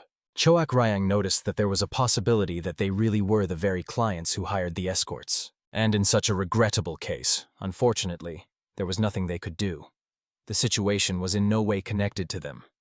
so they would just have to accept defeat. However, looking at the sad gaze of the young man at that moment, the hearts of BOMKV and Choak Ryan could not bear it. They realized that they could not just leave this matter as it was. The masters made it clear to Denak's son that, unfortunately, they were indeed connected with these people. BOMKV was especially close with those guys. He considered himself their savior, so the demon could negotiate everything with them. In fact, the situation was such that the Mad Mountain Lord simply did not manage to kill them last time, and therefore considered that in this way he saved them from certain death. Very quickly the day came to an end, and deep night fell. The caravan guards immediately set up camp to rest. The two demon brothers also fell asleep under the cover of the starry sky. However, in the middle of the night, they suddenly woke up, feeling a blood-chilling murderous intent. The brothers immediately looked around in panic, thinking that someone dared to attack them, but noticed no one nearby. Therefore, they began feverishly searching with their eyes for the mysterious attacker. Suddenly, they heard someone mockingly call them a scrawny and shorty. A person using sound transmission authoritatively ordered them to forget about the murderous intent and immediately come to him. And at once both understood. Only one person in the whole world addressed them exactly like that. Surely it was the Mad Mountain Lord himself calling them. Therefore, the brothers immediately jumped up from their seats and rushed to where they were being called from. They could not believe that out of all the people in the world, they had somehow incredibly stumbled upon the very Mad Master of the mountain. And they were burning with the desire to find out what this crazy freak had forgotten here in the first place. The demon brothers decided to at least listen to what he had to say first, and then deal with everything else. At that moment, a man, completely unlike his former self, decided to ask the guys whether the legendary healing herb of the 9 branches of immortality was their merchandise. Of course the brothers perked up, not even understanding how this man knew everything. However, he sternly ordered them to give him this herb as a gift. Then he would leave peacefully, leaving them unharmed. And despite the fact that the Mad Master of the Mountain's appearance had changed drastically, both men immediately caught his signature mad look. It was that very madman. If they made even the slightest mistake in dealing with him, they would immediately die a torturous death. Counting to 5, BOMKV reasoned that perhaps the guys did not want to make a deal amicably, and decided to talk to them in a completely different way. However, the thin brother immediately shouted that they would gladly give the herb to him voluntarily. The fat man was amazed by the brother's unexpected decision. Even BOMKV himself did not expect everything to be so easy, but he decided to immediately go for the coveted herb. In the end, the fat man had to sit down and offer his own head as collateral to guarantee that his brother would indeed return. And the Mad Lord of the Mountain had no idea why these two surrendered so quickly. It was far too suspicious. He felt that something was clearly wrong. The situation was far too extraordinary. At that moment, he heard a mental transmission from Han Sol Hua. She believed that these guys surely had something far more valuable than the healing herb of the 9 branches of immortality. For this reason, the man demanded that these two give him something else. Something they were carrying besides the medicinal herb. They should fully understand what the formidable ruler was hinting at. The brothers, of course, tried to argue and began stammering out of fear. But immediately the man unleashed the scorching fire hidden in his mighty body. The demons instantly became frightened and trembled with indescribable horror. For during the time they had not seen the Mad Lord of the Mountain, he seemed to have become even stronger. They immediately swore to give absolutely everything. In the end, the brothers brought a box with the precious herb, as well as a shining jade orb. This amazing orb was called the Night Pearl. It was an incredibly valuable stone that emitted a soft light even in pitch darkness. At that moment, the two brothers decided to bow and quickly leave, but BOMKV asked them to stay, explaining, "Where are you heading with all these treasures?" Exchanging glances among themselves, they explained that, like everyone else, they needed to survive somehow. Not long ago, the powerful alliance of martial masters solemnly declared that it intended to completely destroy 100 great villains.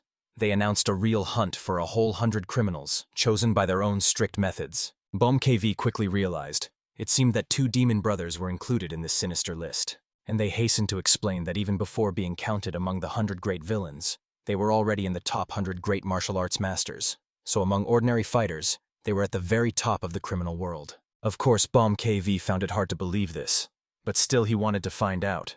Where did these great masters plan to hide from the formidable alliance? And they only fearfully explained that they could not reveal this secret. BOMKV already had absolutely all the trump cards in his hands. The man again unleashed his evil fire and looked displeasedly toward the trembling brothers. At that moment, not only did their bodies tremble with terror, but their knees buckled, causing them to almost fall to the ground. But what BOMKV was truly surprised by they continued to resist his overwhelming power, although they barely stood on their trembling legs. In the end, the man even smiled with satisfaction, convinced that these two had indeed changed drastically since recently. After that, the mad lord of the mountain handed the shining pearl to the thin brother directly into his trembling hands. Of course, the demons were deeply shocked. Why was the lord giving them back the night pearl?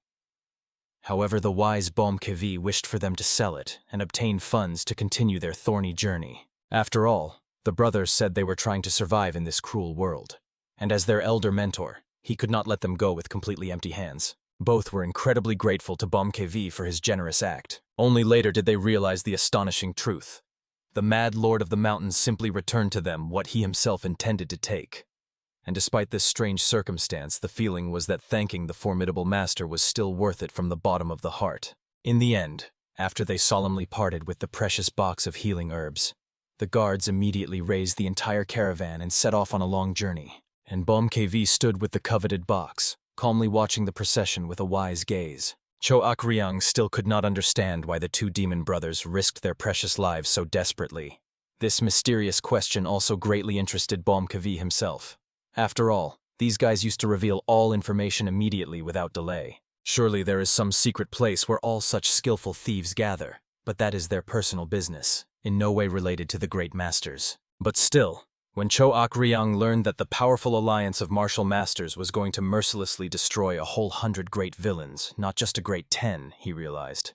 They were clearly crossing all reasonable boundaries. ManhwaCapped was already barely restraining himself from going right now and overturning their cursed administration to hell. However, the wise Choak perfectly understood.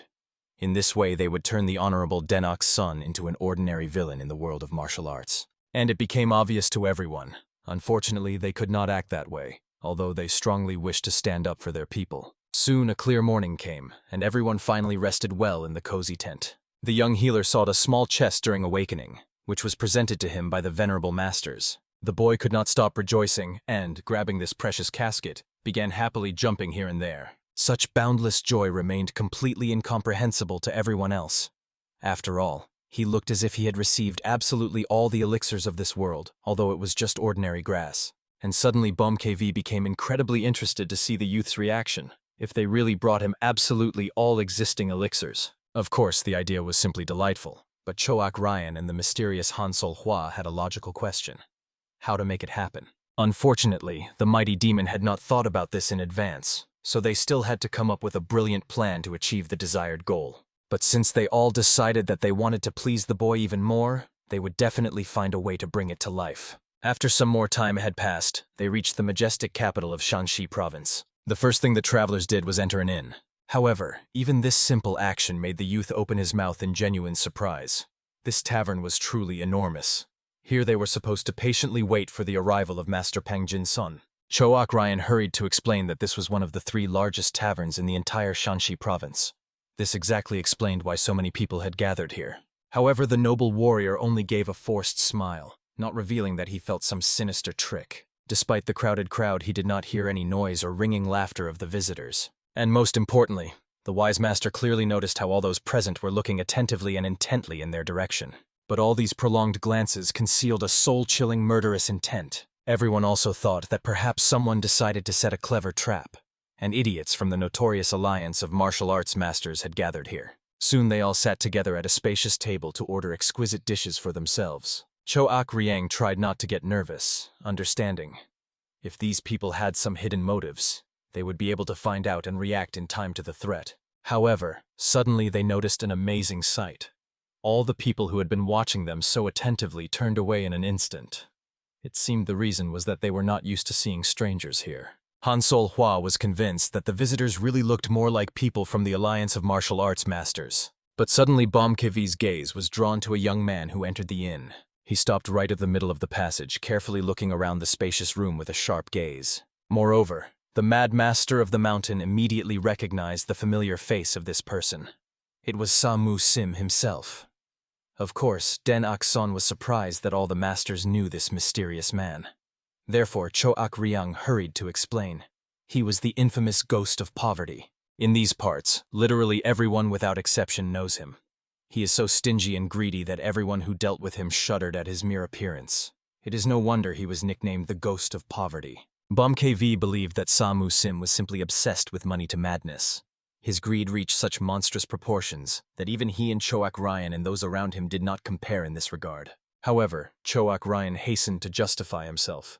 After all, he was simply thrifty and economical, but not nearly as pathologically stingy as Samu Sim was reputed to be. At that moment, the man who had just entered immediately turned sharply and hurriedly left. And at the same moment, many fighters sitting at the tables rose following him. After a brief order from the commander, they immediately rushed to chase the fugitive like hounds. Finally, Bom KV realized whom the mighty alliance of martial masters was waiting for here. To Choak Ryan, this seemed quite strange. Although Samu Sim follows the dark path, the alliance had no good reason to hunt him with such fury. At that moment, people at the neighboring table began quietly whispering about the Ghost of Poverty, trying to understand why the region had been so restless lately. They had heard that the evil eradication squad had concentrated in these parts to capture him. After all, not long ago the Alliance solemnly declared that it was launching a large-scale campaign to hunt down 100 great villains. Bom KV was quite surprised by these rumors. Of course, Samu Sim could be harsh at times, and the techniques he used were quite powerful. But he still seemed like a pretty decent guy. Moreover, as the demon had heard, he saved about 1,000 helpless orphans. The bloody fist barely restrained himself upon hearing those damned talks about the 100 great villains again. Bom KV was eager to find out what would be the best course of action, and whether they could leave everything as it was. But of course, Choak Ryan hastened to remind, if they simply interfered thoughtlessly, they would bring serious trouble upon themselves. But immediately after these wise words, the Mad Master of the Mountain trembled, and the boy saw that the man felt very ill. It turned out he had a severe headache. There was some nasty, disgusting smell in the air, making his head simply crack. At that moment, the long-awaited Pang Jin-seong appeared, who immediately apologized to the arrivals for the unfortunate delay. The young man jumped up from the table to joyfully greet the respected uncle. Only then did the boy notice the people standing behind his back. At the same moment, the ruler introduced the Lord of the Valley, a member of the Huashan sect, who would accompany them to the residence of the formidable alliance of martial arts masters. Only then did Bom KV realize why he suddenly felt so unwell. A single nasty smell of a millennium-old legend was quite enough, and when the entire Huashan sect was here, everything became even worse and unbearable. Choak Ryan was simply outraged, not understanding how these people could so arrogantly claim they would accompany them. These guys seemed to think they were definitely not strong enough for such a responsible task. When everyone heard these sharp words, the Lord immediately tried to somehow justify himself before his future companions. However, the wise old man only chuckled good-naturedly. He understood that with such eloquent comrades, they would definitely not get bored on this long journey. After that, the elder asked his disciples to show due respect to the healers from the renowned infirmary. Immediately, one of the young men respectfully bowed, introduced himself as the third follower of the Huashan sect, and warmly greeted the luminaries of the infirmary. However, the name of this boy seemed painfully familiar to Choak Ryan. Only later did he remember the pride of the Huashan sect, the 24 masters of the blossoming plum sword. This very boy was their recognized leader and chief swordmaster. But Choak Ryan was amazed that he was so young for such a high title. At that moment, the young man solemnly declared that from now on, they would relentlessly accompany the travelers to the residence of the mighty alliance of martial arts masters. But Pang Jin-son was amazed. The renowned master of the plum blossom sword himself had come after them. In the end, the old man hurried to explain. Even if the region seemed outwardly calm, things had not been going very well lately. And if, God forbid, something happened to their dear guests during the journey, it could greatly worsen the situation for their sect. So he asked Pang Jin-son to understand. Such strict security measures were simply vital. After that, everyone joined together at the spacious table to have a heartfelt talk and also to refresh themselves after the long journey. The venerable elder decided to find out from the young guest what he had been doing in the renowned Pang Jin-son sanatorium. The wise Pang Jin-son hastened to solemnly introduce Dung Ok-son as the beloved son of his mentors, and the boy himself was sincerely glad to be able to assist Pang Jin-son in his noble medical work. Only then did the elder realize with amazement that before him stood the very son of the legendary divine healer, and the man himself hastened to modestly justify that although the hero was still very young, his amazing healing techniques were simply astonishing. Even he, an experienced master, could not compare to such skill. Of course, everyone present froze after these weighty words, realizing the stunning truth. If even the techniques of Pang Jin-son himself were better than those of the emperor's masters, And he says such a thing. Then Den Akson was truly the most remarkable talent of his generation. After that, Pang Jin-son hurried to introduce his loyal staff from the clinic, who were responsible for reliable security, and the man laughed good-naturedly as he introduced those very eloquent gentlemen, thanks to whom they definitely would not get bored on the way. Pang Jin-son hurriedly tried to excuse himself in an apologetic tone. His assistants very rarely leave the secluded village due to constant in-depth study of new techniques, so they catastrophically lack social skills. In the end, the wise elder once again had to patiently explain that he was not at all angry at such manners, for the hermits living in the inaccessible valleys of the main mountains were not only extremely powerful, but also quite eccentric by nature. He had long been accustomed to this. Finally, it was time to introduce the last mysterious lady who silently sat at the edge of the table. But suddenly Pang Jin-son's speech was interrupted by loud cries outside. Moreover, a great crowd of curious passers-by had gathered there, surrounding the unfolding spectacle with a tight ring. Of course, Cho Ak Ryan was greatly alarmed by these disturbing sounds. He feared that it might somehow be connected to the fugitive who had fled from the tavern. However, Bom KV also had no definite guesses about this matter.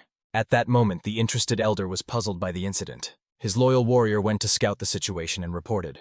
Fighters of the powerful alliance of martial arts masters were pursuing Samu Sim, known as the sinister ghost of poverty, who had been spotted by the alliance's vigilant reconnaissance. Naturally, the man clearly got angry. All this unnecessary fuss was raised because of some ghost of poverty. Therefore, at that very moment, the young fighter also rose from the table with a determined look. However, the wise elder strongly asked him not to interfere in other people's affairs. After all, this was not their territory. He also reminded the hot-headed youth that this was currently the Alliance's job, and he represented their sect, accompanying important guests. Immediately, the young man obediently returned to the table, apologizing for jumping to conclusions. And the wise elder reminded the main rule. The most important thing was that no obvious enemies were near them. He asked the youth not to forget that at the moment they shared common interests with the formidable alliance. However, the young healer noticed that the venerable grandfather sounded as if he did not approve of the activities of the alliance of martial arts masters at all. He, of course, was surprised that the boy called him grandfather. However, looking at his young age and curious eyes, he forgave him such familiarity. Therefore, after a brief, meaningful silence, the elder calmly explained to the youth, "Not all righteous people pursue the same noble goals." Den Akson became incredibly interested in how they fundamentally differed. But before the venerable uncle could answer the inquisitive questions of the young man, his disciple hastened to explain.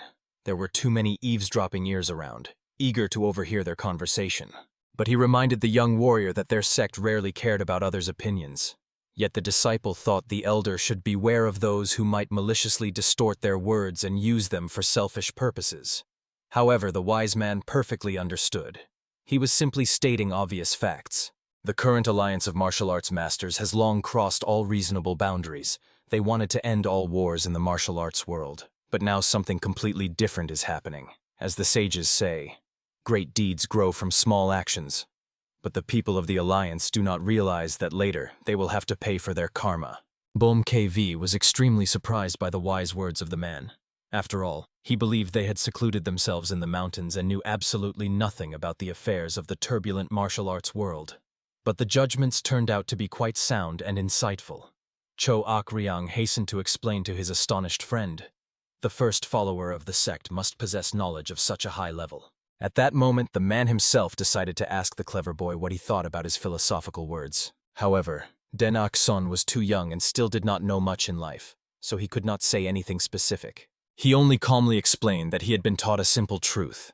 The differences between political factions completely disappear at that sacred moment when a patient needs urgent treatment. Of course, the follower did not understand the deep meaning of these wise words, and the young warrior was surprised that the venerable fourth uncle kept asking the boy tricky questions. The elder himself felt his own intrusiveness and immediately apologized to the boy for asking him something that was difficult to explain at his age. However, Den Akson saw no problem answering this philosophical question, considering that he had initiated the interesting conversation.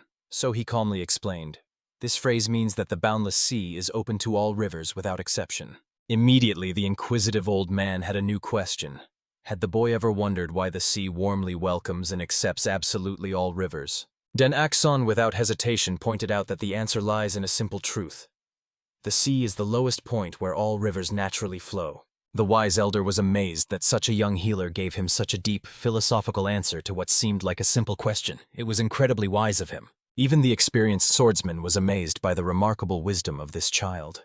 After all, his venerable fourth uncle very rarely acknowledges someone else's outstanding talent. Moreover, the boy gave such a childish, innocent answer that it was far from easy to grasp the true depth of this thought. But the most surprising thing is the calm reaction of his comrades, who seem to take his wisdom for granted. And that means they have long been used to the fact that Danak's-son is wise beyond his years. At that moment, all comrades sincerely rejoiced that the boy managed to demonstrate his knowledge so brilliantly. But when they heard the loud shouts from the street again, both Choak Ryung and Bomkv were furious to the limit. Both decided to step away from the table for a short while. Obviously, Danak's-son was puzzled. Where on earth did the gentleman decide to withdraw at such an inappropriate moment? In the end, Choak Ryan hurried to justify himself with a serious look. Bomkv had a severe constipation, and he decided to go with him to help his comrade. That way he could cleanse his intestines of accumulated problems faster. Somewhere at that very moment, the beaten and bloodied fugitive was barely standing on trembling legs, desperately fighting off powerful pursuers. But at that moment he heard the approach of people possessing unprecedented power. A member of the fearsome alliance, seeing unfamiliar passers-by, immediately ordered them maliciously not to dare interfere in other people's affairs. But by this moment, Bomkv had already killed the last guy who carelessly got in his way, simply breaking his neck with one bare hand like a fragile twig. After that, he was surprisingly amazed that this person in such a critical situation was interested in their identities. The demon was convinced. Before death, people ask truly very strange questions. As for Samu Sim himself, right after their appearance, he sighed with relief when he saw unexpected reinforcements. After all, just a couple of minutes ago, he had already accepted that he would die here. He was surrounded by a whole squad of evil exterminators, and he considered himself doomed to certain death. But suddenly, from nowhere, these monstrous monsters appeared. At the moment of his appearance, Choak Ryung fought the appearing enemies with bare hands. When he touched their heads, they instantly twisted and immediately tore off from their bodies. And Bomkv, just by touching, could crush any part of the human body into a bloody pulp and could even melt steel blades with his bare hands. Samu Sim immediately connected the formidable silhouettes of the elusive swordsman and the terrifying giant, and he realized an amazing truth. These were most likely the Mad Lord of the Mountain himself and the Great Bloody Fist. At that moment, only the last survivor remained, who with a trembling voice demanded that these monstrous people calmly leave and not interfere in the Alliance's affairs. The realization of inevitable death pierced the warrior with chilling horror. These ruthless killers would deal with him just like the others. In a last desperate surge, he turned to the cornered opponent, deciding to take at least one life before saying goodbye to his own. The deadly attack was already rushing toward the exhausted warrior, and he had not a drop of strength left to dodge the inevitable blow. But at the last moment, a shadow materialized before him. A mysterious savior appeared, as if from nowhere, and took upon himself the full power of the rushing energy. With a single movement of his bare palm, the stranger dispersed the deadly stream, thus causing the attacking swordsman to freeze in sacred terror. Is it possible to disperse the energy of a blade with bare hands? Bomkv loudly reprimanded his brother, reminding him of their mentor's strictest prohibition against using internal energy. The Mad Mountain Master behaved so casually standing behind the enemy that the latter saw in this carelessness a chance to sever the bold warrior's head from his shoulders. However, the eyes of the formidable ruler flared with an even fiercer battle delight. An iron grip closed on the opponent's blade, and the steel began to melt from the unbearable heat of his palms. When the blazing hands rushed toward the attacker's body, Samu Sim finally confirmed the correctness of his guesses. He unmistakably recognized these legendary techniques. Approaching his rescuers, the venerable master thanked the sinister martial arts masters. Both brothers were deeply shocked. How did the stranger recognize them so instantly? But Samu Sim simply matched the features of their physiques with the highest level martial arts. Moreover, these two always stuck together and addressed each other as brothers. It was hard not to guess their true nature. Bomkv hastily begged Samu Sim to forget about their presence here and pretend that he alone dealt with all these scoundrels without asking for anyone's help. Choak Ryung insightfully noted that the man was surely aware of the Martial Arts Alliance's hunt for his head, and there must be a significant reason why he continues to roam the area so carelessly. Samu Sim hurried to clarify the true purpose of his stay in these parts. He needed to find something that now belonged to the Alliance. It was about a small wooden box that those scoundrels had stolen from his house. There were no jewels stored in the box, but the items inside were more precious to Samu Sim than any treasures in the world. He was ready to sacrifice his own life to get them back. Cho Ak Ryang tried to reason with the stubborn man, persuading him to forget about this trinket, since nothing is more valuable than life. Bom KV, however, became interested in where the villains could be hiding the cherished box. Samu Sim only sadly bowed his head, unable to answer. The thought that the precious relic was lost forever tormented his soul. Cho Ak Ryang decided to change the subject and inquired about the fate of the orphans the man cared for. The conversation about the children instantly transformed Samu Sim. His face lit up with warmth. With enthusiasm, he assured that the little ones were completely safe. Then, saying goodbye, Cho Ak Ryang asked the man to cherish his own life as tenderly as he cared for his wards. Without him, the orphans would not survive. Thanking him for the wise advice, Samu Sim remained alone amid the pile of corpses, tormented by the question of what to do with all these bodies. On the way to the tavern, Bomkevi furiously scolded his brother for using internal energy, and he justified himself, saying he only used a small amount, concentrating it at his fingertips. The mad mountain master was outraged. Cho Ak Ryang always called him an idiot, but he himself began to forget their teacher's instructions. He swore to report this disobedience to Den Ak Son, and the swordsman tried to defend himself, claiming he could not have dispersed the blade's energy with bare hands without using technique. Moreover, he reminded with a sly grin, if Bom KV complained about him, he would have to tell about what they had just been doing here, and he accused his friend of utter foolishness for such threats. Finally, by nightfall, two reached the inn. Pang Jin-son was pacing the room like a hunted beast, unable to find peace due to anxiety. At that moment, Bomkewi and Cho Ak Ryang entered the room through the window, wondering why the man was sighing so loudly and tormenting himself. But only then did they notice that Pang Jin-son's room was empty. When asked about the whereabouts of the witch, who had been constantly with the boy all this time, the man bitterly admitted he had let her go, as he could do nothing when she declared her departure. All that remained was to pray that the willful lady would not do anything foolish while she was alone. But Bomkewi saw in the witch's absence a golden opportunity. Their hour had struck. Even the perceptive Cho Ak Ryang did not immediately catch his comrade's hint. The mad mountain master planned to immediately set out in search of temptations for the youth. Cho Ak Ryang was shocked. Could such thoughts have been tormenting his brother all this time? And Bomkewi hastened to justify himself, saying he had always thought solely about the boy's well-being and how to make his life better. When Cho Ak Ryang finally connected all his friend's words and realized his cunning plan, he was promptly thrown out the window and rushed into the master's room. Pang Jin-son was in complete bewilderment, not understanding what kind of search for temptations this madman was talking about, and Cho Ak Ryang assured the man not to worry, promising to immediately return Bom Kewi. At that moment, the smiling scoundrel was already sitting on the young man's windowsill, urging him to wake up. He suggested to the young man to go on an exciting journey, but the latter was puzzled. Where could one possibly go in the middle of the night? Without waiting for an answer, Bom Kevi picked up the boy in his arms, carrying him to where he could finally become a real man. Meanwhile, Han Sol-hwa was having a leisurely conversation with a young warrior from the Huashan sect. The icy beauty made it clear that she no longer needed their escort. Starting tomorrow, she asked the guards to return to their primary duties. Their sect had already shown exceptional hospitality. The young man tried to object, saying he was not entitled to make such decisions unilaterally. Even if their presence caused inconvenience, he was merely following the orders of his sect. The Ice Witch was genuinely struck by the stubbornness of this boy, who indignantly declared that he was no longer a child. He thought that Han Sol-hwa had misjudged his age because of his youthful appearance. Only then did the warrior realize that he had not properly introduced himself from the very beginning of the conversation. With dignity, he pronounced his name, Min Jiang, the third disciple of the Huashan sect, who had turned 20 this year. After that, the young man dared to inquire about the mysterious lady's name and age. The woman preferred to remain silent, then slowly removed the blindfold from her face, indicating that noble ladies do not usually answer such questions. When Min Jiang's gaze fell upon the unveiled face of the incomparable beauty, his cheeks were tinged with a barely noticeable blush. The lady calmly noted that their escort had been unnecessary from the very beginning. It looked as if a rabbit was trying to protect a tigress.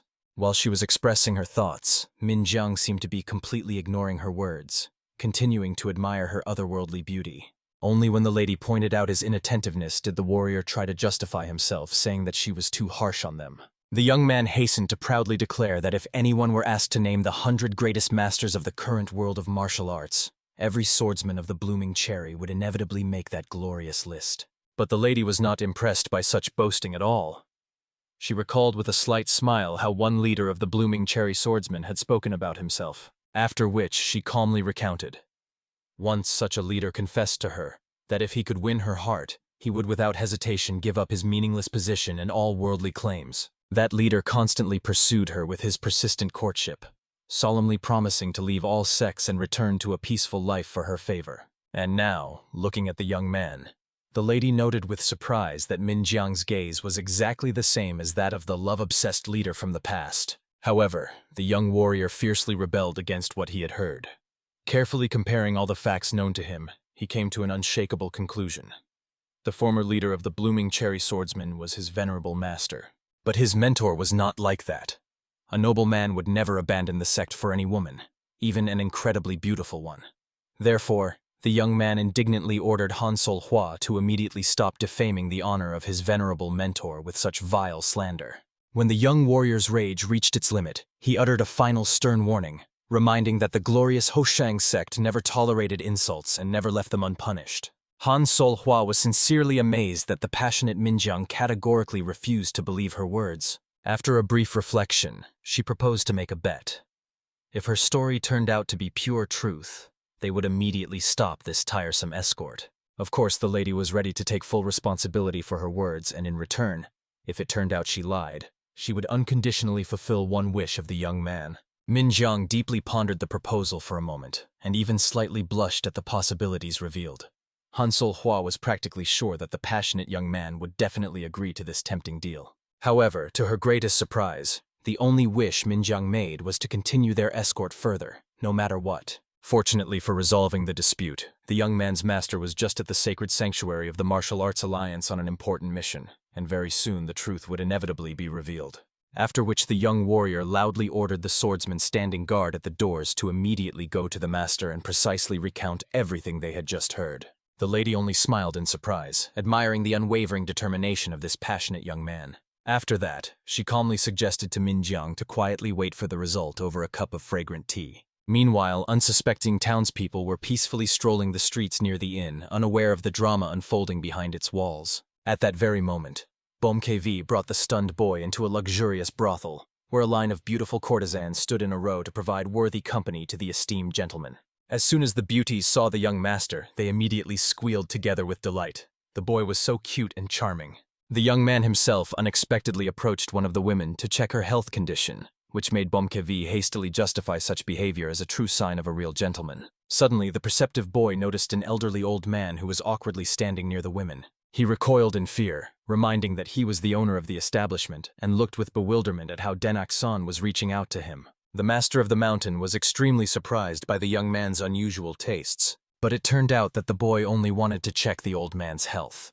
The young healer kindly asked the old man if he was tormented by unbearable headaches before sleep, as if thousands of hot needles were piercing his temples. Moreover, he suggested that in the mornings the old man's hands and feet might slightly go numb. The elderly man was deeply shocked. All of this was pure truth, but he had never told anyone about his ailments, so he could not understand how the boy had found out. The young man himself anxiously realized that if they had come here even a little later, everything would have turned out much worse. He urgently asked to be given a separate room where he could immediately start treatment, and hurried to reassure the old man that at such an early stage he could easily cure him. It was good that they learned about the health problems right now, otherwise it would have been much harder to help later. Only now did everyone present realize that this young guest was a truly skilled healer, and the women immediately excitedly crowded around him. The boy continued carefully checking the pulse and condition of other beauties, while the owner of the establishment busily searched for a suitable free room, and Bomkevi was indignant with frustration, understanding that Denak-san clearly thought he had been brought to some kind of clinic filled with patients. At that very moment, the master of young Minjiang entered the inn with majestic steps. The young man immediately bowed, greeting the master. Importantly, stepping over the threshold, he menacingly swept his gaze around the room, striving to find out who dared to so boldly insult his honor. Then Minjiang, with apparent awkwardness, introduced to his mentor the guest from the clinic Pang Jin-sun, who had arrived together with the young healer himself. Suddenly, the man, looking intently at the woman, realized with amazement that he had seen her somewhere before. She, however, only looked cunningly at the master, mysteriously smiling with her eyes alone, radiating secret knowledge. And then, trembling with sacred horror, the man finally realized whom he was seeing before him. At that moment, the woman greeted the little snot with a slight mockery, after which she authoritatively asked him not to express his thoughts so openly in the future. After these words, he had not the slightest doubt about the identity of the guest. The master immediately bowed respectfully before the lady, introducing himself as a martial arts disciple, the second follower of Huashan, and solemnly greeted the immortal lady. Minjiang was in complete bewilderment, not understanding what was happening to his usually proud master. After all, it had never happened before that his mentor called himself a mere martial arts disciple before someone. The woman, having bestowed the bowing man with an attentive, assessing look, soon only smiled mysteriously, closing her eyes. However, then she noted with slight surprise that the master had changed so suddenly. He was no longer the timid little boy who once loved to rub his cheek against her silk dress. The man immediately blushed deeply with embarrassment, begging the lady at least not to mention these shameful details in front of his disciple. Therefore, Han Solhua had to thoroughly explain the essence of the dispute concluded with the student, which greatly unsettled the master. She had to detail all the terms of the bet. The master was called here precisely to finally determine whether she lied or told the pure truth.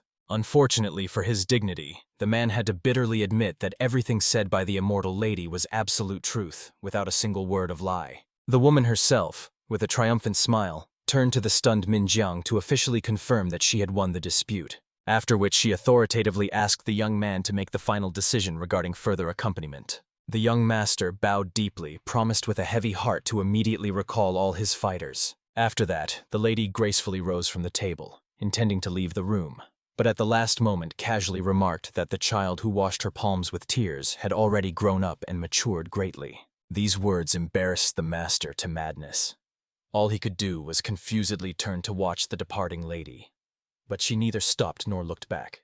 Therefore the man, as if losing all strength, heavily collapsed onto a nearby chair. Minjiang, tormented by curiosity and guilt, decided to ask his master who this mysterious woman actually was. It turned out that she was the legendary Ice Jade of Immortality, a true living legend in the world of martial arts. She did not look her true age at all, because she had achieved eternal youth through secret techniques. Minjiang could hardly believe that the lady had truly not lied, and that meant the man really wanted to leave Hoshang for the woman. However, the master hastened to clarify that it was actually not about him at all. It was not he who wanted to leave the sect for her. At first, Minjiang did not understand at all what his master was insisting on. The young man wondered, if it was not about himself, then who was it about? But suddenly an illumination came to him. Since this woman was immortal, it meant she belonged to the older generation of masters. And if so, then it was about the former leader of the blossoming Cherry sect. It was incredibly hard for the young man to believe this shocking truth. The master could only beg his student to forever forget everything he had heard today. It was necessary to preserve the honor and safety of them all. At that very moment, Choak Riang was leisurely strolling through the quiet night streets of the city. He perfectly understood that, considering Bomkevi's unrestrained nature, he would surely have taken the young man to the most expensive and luxurious brothel in the city. However, quite unexpectedly, Bomkevi materialized right behind him, causing Choak Riang to flinch instantly and furiously scold his friend for daring to scare him so suddenly. His anxiety increased when he saw Denak-son peacefully sitting on Bomkevi's back. At that moment, the Mad Lord of the Mountain bitterly wept, realizing the bitter truth. He did not need to be beautiful or rich at all. Everything in this world was decided exclusively by healing talents. If only he could be reborn, he would without hesitation abandon martial arts and fully immerse himself in the study of medicine. After that, the Mad Lord of the Mountain wept like a small child and, sobbing, pointed with a trembling finger at the majestic doors of the brothel. There, a whole excited crowd had lined up in a living corridor, energetically waving handkerchiefs in farewell. Among those seeing off were the most beautiful flowers of the establishment, charming courtesans in silk garments, and at the head of the procession stood the very moved owner of the luxurious brothel, wiping tears of gratitude. The perceptive Choak Riang instantly realized what was what. Most likely, the young Den-Ak's son had healed all these suffering people with his divine gift. Bomkevi hastened to explain fervently that although they had not received a single copper coin for their efforts, the grateful healed were so thankful that they generously paid for all their services in the establishment. However, when the formidable Han Solhua learned that these brainless fools had dragged the innocent Denak-son to the brothel, her beautiful face twisted with anger. She horrifiedly guessed that these idiots could very well have forced the unfortunate child to drink strong alcohol. Of course, Bomb KV hurried to justify himself, swearing by all the gods that nothing of the sort had happened. He himself had not drunk a single drop of alcohol.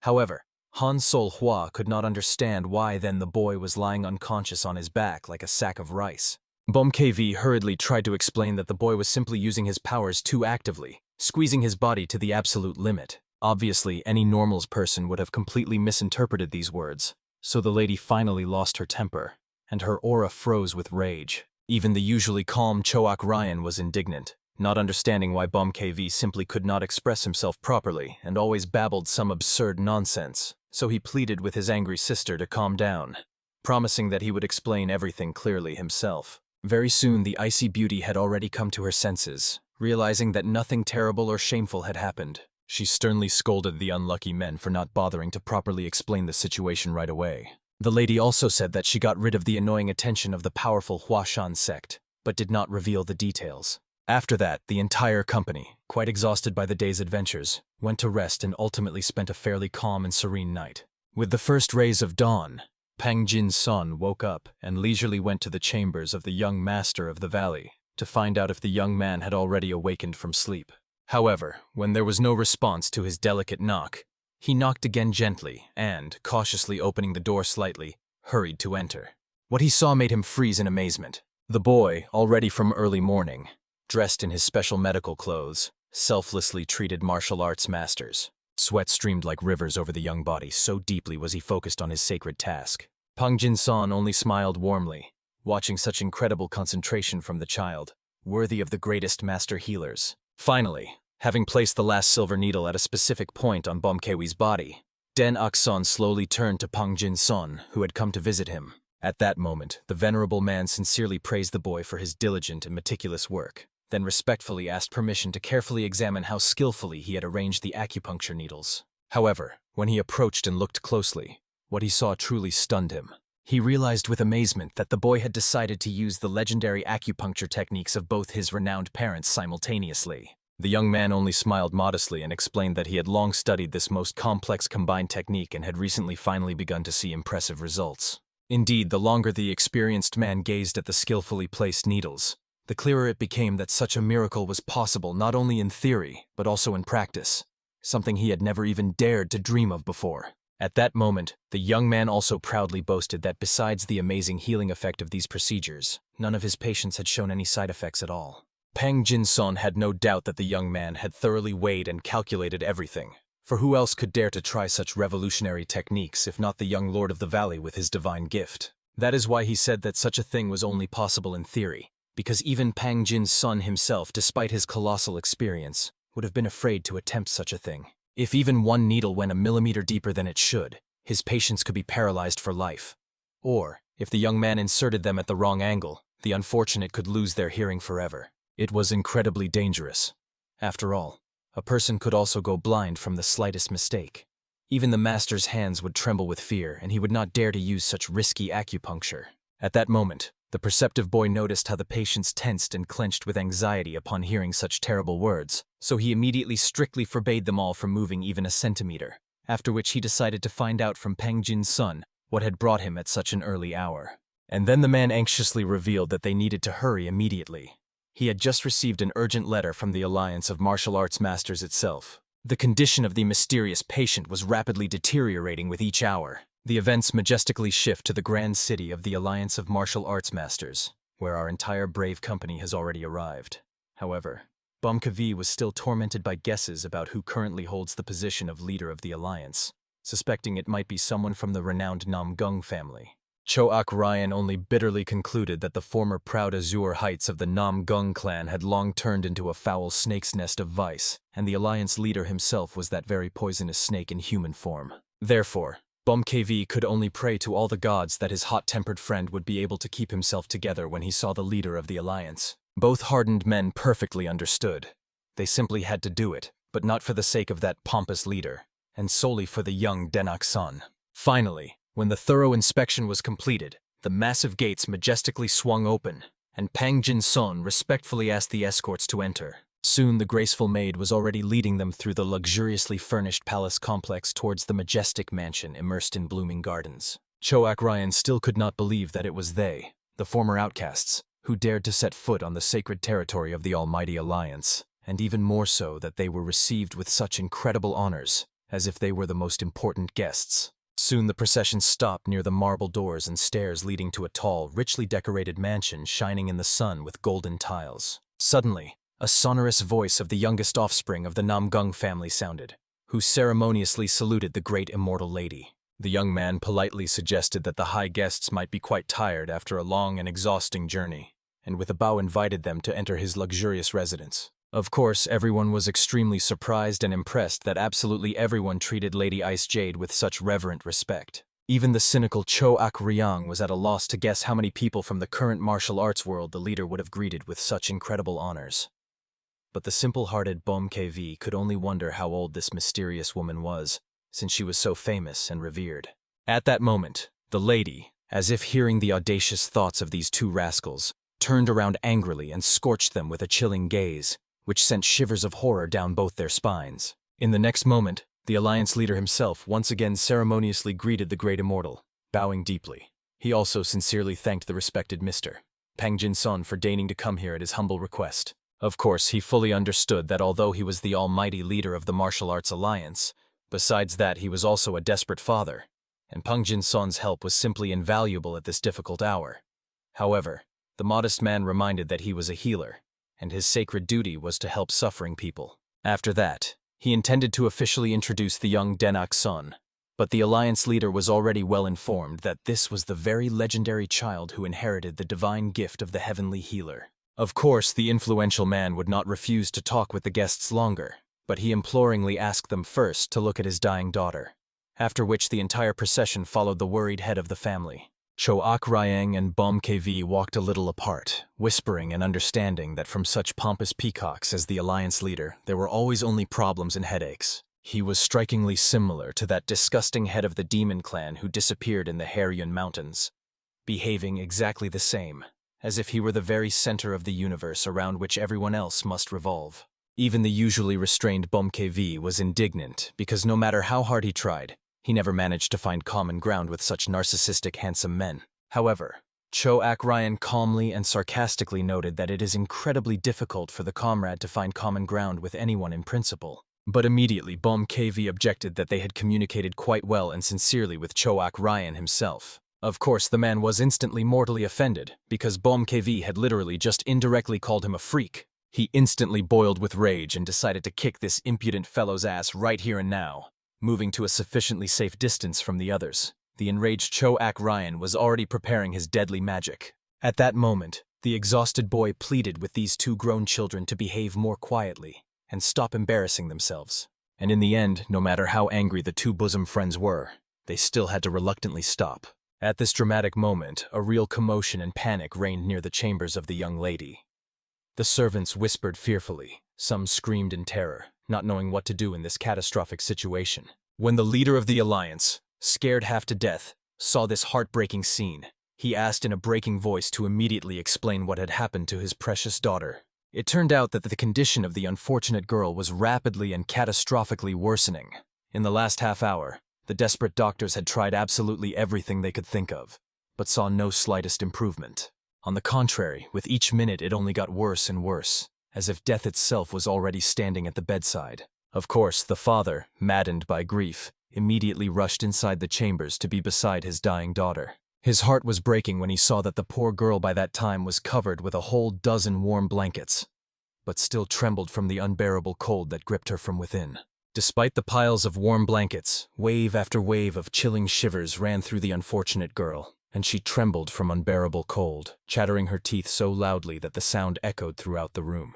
Looking at this heartbreaking scene, the Alliance leader, scared half to death, trembled all over, not knowing how to help his only daughter, slowly fading before his eyes. In an instant, the boy swiftly donned his special medical uniform and authoritatively asked the man, crazed with grief, to step back immediately and not interfere with the sacred healing process. Immediately after that, with a decisive movement, he threw off all the blankets that the dying lady was wrapped in. The Alliance leader instantly went berserk like a wounded tiger, not understanding what this audacious boy was doing to his precious daughter. However, the young healer calmly but authoritatively ordered the worried father not to intervene under any circumstances. After all, if he did not take decisive action now, the patient would inevitably die in terrible agony. The man desperately tried to object and intervene, but Pang Jin-son hurriedly explained with passion that Dan Ak-son understood the finest aspects of medicine much better than even himself. Of course, the influential man perfectly understood that the boy had inherited the legendary gift of the divine healer, but deep down he believed that the child simply could not cope in such a catastrophic situation.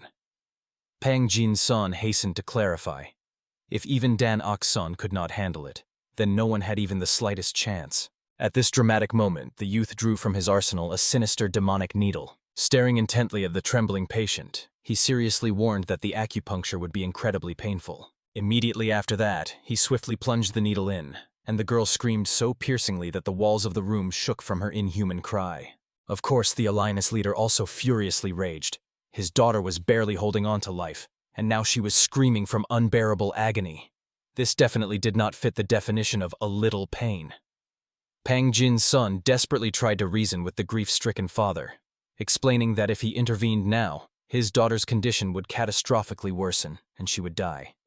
At that moment, Dan Ok-son urgently asked the honorable aunt for help. He physically could not lift the weakened patient himself, but it was vital for her to assume a sitting position. Immediately after that, the young man loudly ordered that from that moment on, no one, no matter what, was to touch either him or the patient. It was also strictly forbidden to let anyone into the room. After that, the formidable Choak Ryang and Bom KV stood like an impenetrable wall, blocking the passage to Dan Ok-son. The unfortunate father was forced to stand and watch as his only daughter writhed and suffered from unbearable pain. At one moment, the tormented man even jerked forward, no longer able to endure her heart-wrenching screams. However, the heavy, mountain-like hand of Bom KV, authoritatively resting on his shoulder, immediately made him come to his senses. The mad master of the mountain himself sternly reminded the man that he was categorically forbidden to go there. The alliance leader was insanely outraged that some impudent fellow dared to order him around, as if he wanted to die. The bloody fist calmly but firmly reminded the alliance leader of a bitter truth. If he did not trust the boy, he would never have let him near his precious daughter in the first place. The young man would never have taken on the task if he had known he could not help. So the father had better just trust and wait patiently, or else accept that otherwise he would kill his daughter with his own hands. And although it sounded unbearably cruel, the man, gritting his teeth, decided to wait nonetheless. Moreover, without realizing it himself in a fit of rage, he released his murderous intent. But these unshakable warriors were able to withstand it without even blinking. At this tense moment, Dan Ok-son stood over the girl, pierced by numerous needles of the divine healer, and joyfully exhaled with relief. They had at least barely survived the critical exacerbation of the illness. He felt immense relief, for if they had arrived 15 minutes later, he would no longer have been able to help the unfortunate girl. Of course, the man immediately lifted his spirits, believing that his daughter would now definitely survive. But Dan Ok-son harshly brought him back to harsh reality. If they do not find the true cause of the illness and eliminate it completely, the girl's condition will worsen again. The man immediately caught a glimmer of hope. If they do find the cause, she will survive. He solemnly swore that he would do absolutely everything required. However, the boy perfectly understood that perhaps everything here depended not so much on his healing powers. Suddenly turning to the head of the alliance, he piercingly asked whether his words were sincere about being ready to do anything to save his daughter. And as soon as the young man was convinced of the sincerity of the oath, a cunning smile blossomed on his face, and he authoritatively asked the man to leave the room immediately. At that moment, the leader indignantly stormed, not believing the young man's bold words. But approaching closer, Bom KV sarcastically reminded him that the man himself had just solemnly declared that he would do everything required. Even the icy beauty Han Sol-hwa insisted that the girl was now alive exclusively thanks to the divine help of the healer Dan Ok-son. The young man himself patiently tried to explain to the agitated man that his emotions could catastrophically worsen the situation. The stable condition of the patient was now an absolute priority, so he begged the leader of the alliance to visit his daughter no more than once a day. They would stay in the next room to immediately continue treatment if necessary. However, he categorically asked that absolutely no one approach them during this critical time. As soon as the grief-stricken man reluctantly left, Dan Ok-son remained in the room with his faithful friends. Pang Jin-son curiously wanted to know why the boy had so decisively driven away the unfortunate father. However, he mysteriously reminded that he was not just treating his daughter, At the same time, he had driven him away for the sake of the aunt and 2 other valiant masters. Moreover, he vitally needed that special power possessed by this mighty trio. It seemed to him that standard techniques simply could not help the patient. Soon deep night fell, and the room was lit only by a solitary flickering candle casting whimsical shadows on the walls. The girl gradually began to come to herself, as if surfacing from deep darkness. She could hardly believe she was still alive. Just yesterday she writhed in unbearable tearing pain, and now she felt a little better, and her clouded mind began to clear. She no longer remembered the last time she felt so well. The girl timidly dreamed of living without this agonizing pain for at least a month, not to mention a year. However, Denak-son, who appeared by the bed with a warm smile, promised that she would live much longer than a month or a year, a whole long and happy life. At this touching moment, the girl noticed Pang Jin's son standing nearby and thanked him from the bottom of her heart for helping her survive. The venerable man was incredibly glad that they had arrived in time, after which he proudly introduced the little boy who had literally snatched her from the clutches of death. Right then, Denak-son asked the lady to try her best together with him to finally defeat the illness. Of course, it was incredibly hard for the girl to believe that this child, just a boy with chubby cheeks, had truly saved her life. But she respectfully asked that healer Denak-son continue to take care of her. After that, the boy earnestly told that he desperately needed the help of the girl herself, for her unyielding desire to live was more important than anything else. Moreover, he had to warn her. That terrible pain she was experiencing would soon return with renewed strength. Immediately, the little girl was gripped by a powerful primal fear. She desperately did not want to believe those terrible words. The young man gently explained that while the pain had not returned, he needed to ask several very important questions. She needed to think carefully and answer them as honestly as possible. Of course, she bravely allowed the healer to ask absolutely anything he wanted. The very first question was, when exactly did these agonizing symptoms begin? It turned out everything started exactly 3 years ago. She solemnly assured that she had not taken any mysterious elixirs nor undergone any purification rituals. Therefore, the young man decided to find out if she had touched any unusual exotic plants or poisonous animals. But she could not recall anything like that no matter how hard she tried. So the young man thoughtfully explained that her symptoms clearly indicated serious damage to the meridians. But he saw not a single logical reason for such a catastrophic condition. If he was right, then some external mysterious factor must have triggered her illness. He could not find this cause, although it definitely had to exist, given such a special and extremely rare case. At that moment, the girl deeply pondered everything the healer had just said. And suddenly, like a lightning bolt of insight, she remembered something, guessing that it might be related to the mysterious gift she received exactly 3 years ago, a snow-white bed. The giver mysteriously said that such a treasure could not be found anywhere else. It was skillfully carved from the purest celestial jade. She had peacefully slept on it for a whole year until she returned to the usual wooden one. Obviously intrigued, the young man urgently wanted to know why she stopped sleeping on it. It turned out that one morning she felt in horror how her whole body was covered with sticky cold sweat. At first glance, it seemed that the magical jade was developing her inner strength, but the sensations were not pleasant, rather frightening and disturbing. Denak-son literally jumped up at these words as if struck by lightning. This was exactly what he needed to find out. Soon the excited head of the alliance was leading the heroes to that very mysterious bed, which was first given to him, and then he lovingly passed it on to his precious daughter. It was no longer used, and it was just gathering dust in the far storeroom, forgotten by everyone. Of course, the man was extremely surprised and skeptical that the boy thought some bed was to blame for everything. But the young healer decided to carefully check his suspicion first. He cautiously lay down on the mysterious bed, then began to carefully feel it from all sides, as if searching for something invisible to the eye. The insightful Choak Ryan was sincerely surprised and disappointed by what he saw. He naively believed that the storeroom of the almighty leader of the Alliance of Martial Arts Masters would be something special, a treasure trove of unprecedented riches. But before him was just a pathetic pile of dusty trash and forgotten things. Moreover, the boxes in the far corner had no dust at all, which led him to think, apparently, they had been brought here quite recently. At this tense moment, the young man was cautiously lying on the mysterious jade bed, keenly listening to the slightest changes in his sensations. And finally, he felt it.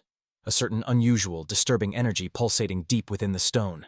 After this revelation, he instantly jumped up from the cursed bed and began to examine it with even greater diligence and thoroughness. Bom KV immediately noticed the strange behavior of the young man, so the boy hurriedly explained with excitement. There was not a single speck of dust on the bed, which was extremely suspicious. Therefore, he categorically requested to immediately cut this ominous bed into pieces. To the surprise of everyone present, despite the fabulous cost of the ancient relic, the Alliance leader himself unhesitatingly drew his legendary blade.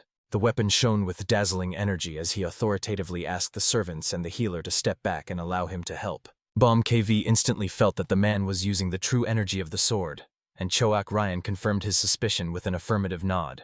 Until that moment, Choak Ryan had contemptuously considered the man nothing more than a pompous fool. Despite seeming like a millennia-old wise serpent, he turned out to be just a pathetic yellow-bellied rat snake. He believed that the insight and determination of the leader were worthy of envy. That is exactly how a true Alliance leader should be. But it turned out that behind his back this cunning man had been hiding another deadly blade all along. At that moment, with a light, almost careless movement of his hand, the man cut the massive bed into two perfectly even halves. They were stunned by what they saw. This legendary technique was called blade swing, and the hill disappears, or as it was also known, the river tears its bank. He had always thought that all the stories about this mythical technique were just tales for naive simpletons, but now, seeing it firsthand, he realized the technique was clearly underestimated. In the next moment, the young man urgently told the head of the Alliance what he had felt while lying on the cursed bed. Inside the jade there was a full measure of sinister death energy. From the very beginning, nothing added up. The symptoms indicated meridian damage, but the energy flows were absolutely fine. Therefore, he was not at all surprised that the other healers did not know what to do with this mystery. The matter was not at all about the meridians. After all, everything was excellent in the energy flows. The real problem was that her bed was thoroughly poisoned by an ancient corruption. Because of this curse, the true energy had catastrophically weakened, and now could not pass through the meridians, for the corruption had poisoned the very soul of the unfortunate daughter. Of course, the man instantly felt overwhelming guilt for not checking that cursed bed beforehand. He hoped to ask the hero whether this terrible disease was curable, and the youth promised to do everything in his power.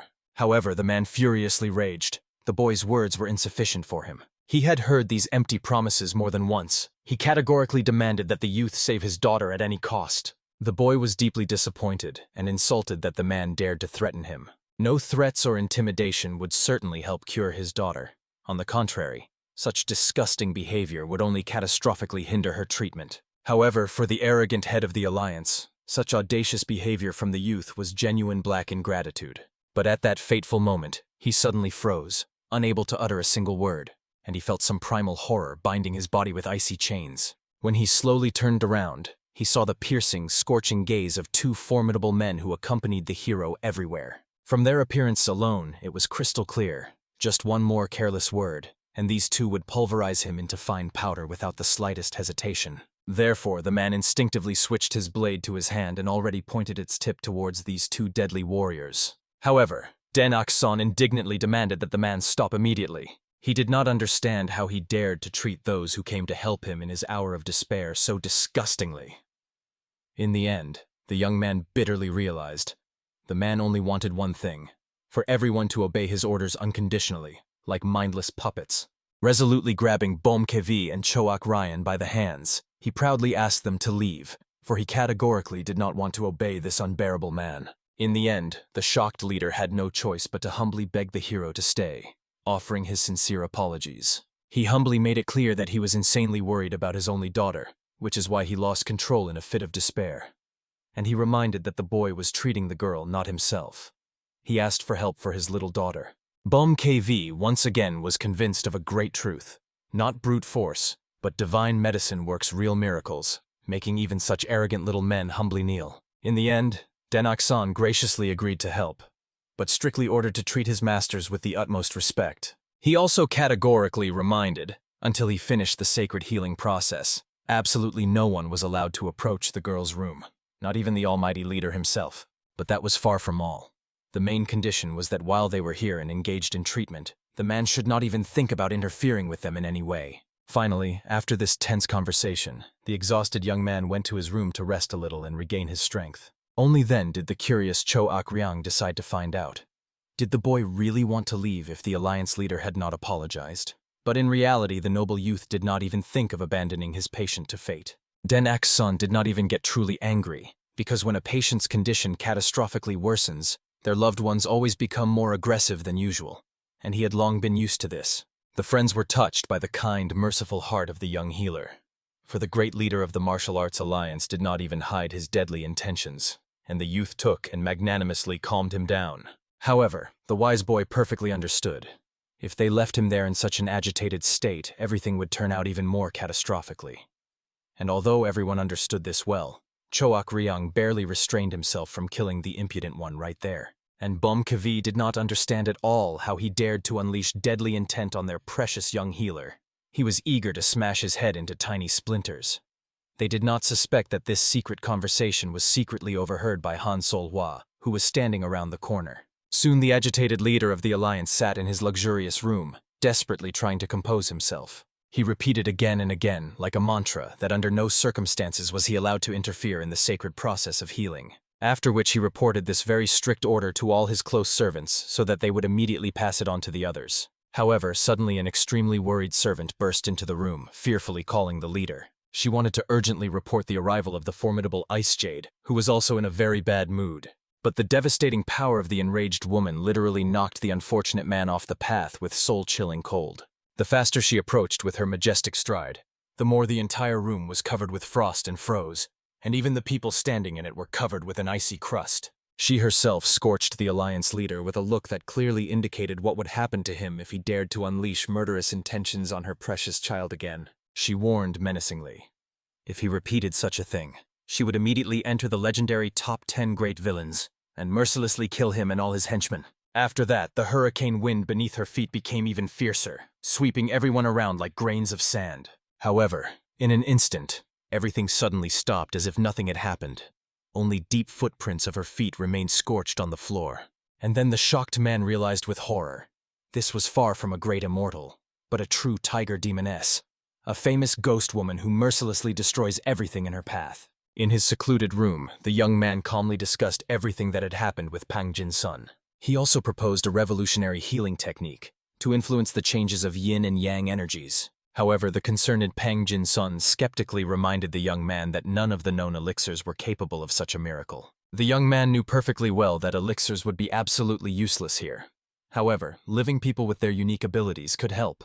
He excitedly explained to Han Solhua and Kavi, if they joined forces and helped him, then they would definitely be able to heal this unfortunate girl. Auntie would carefully protect the internal organs and meridians using cold yin energy, while Kavi would destroy all the filth with blazing yang energy. Of course, it was incredibly hard for both legendary masters to believe that they, complete opposites, should work together as a single whole. It was especially shocking to realize that it was their joint synchronous work that could help save a human life. Shortly after these reflections, Dan Ak-son summoned absolutely all participants to discuss his guesses. Choak Ryan was deeply shocked.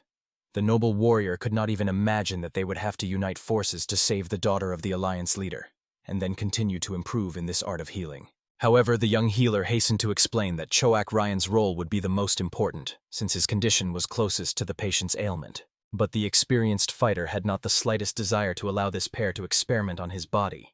He seriously doubted whether such methods could be trusted. Nevertheless, the boy asked the mentor not to worry about anything. If something went wrong, he could always come to help. And indeed, Choak Ryan trusted the skilled doctor 100%. The problem lay only with the two other masters, but unfortunately, they simply had no way out. They would have to rely on each other, and Choak Ryan was well aware.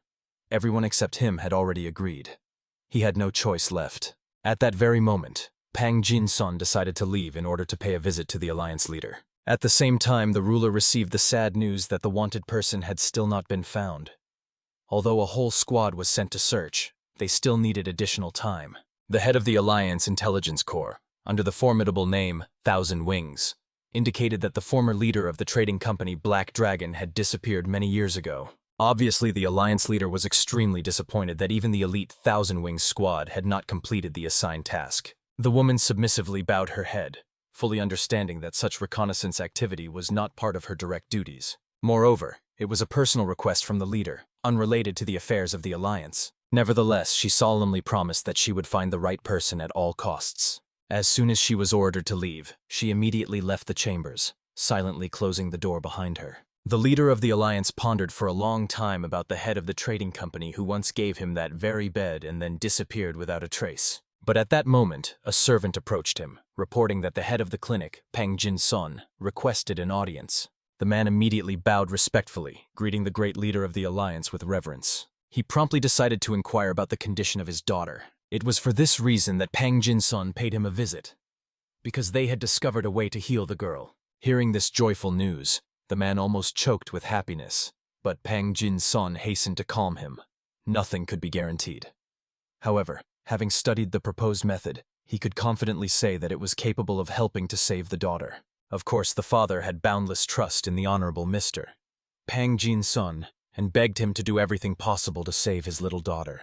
The man promised to convey his words to Den-ak-sun, after which he patiently explained to the gentleman that he was not responsible for the girl's treatment at all. Both he and the doctors of their infirmary only provide assistance. The healing itself is conducted by the Lord of the Valley. Usually he explains everything himself, but now he is completely absorbed in working on the healing method.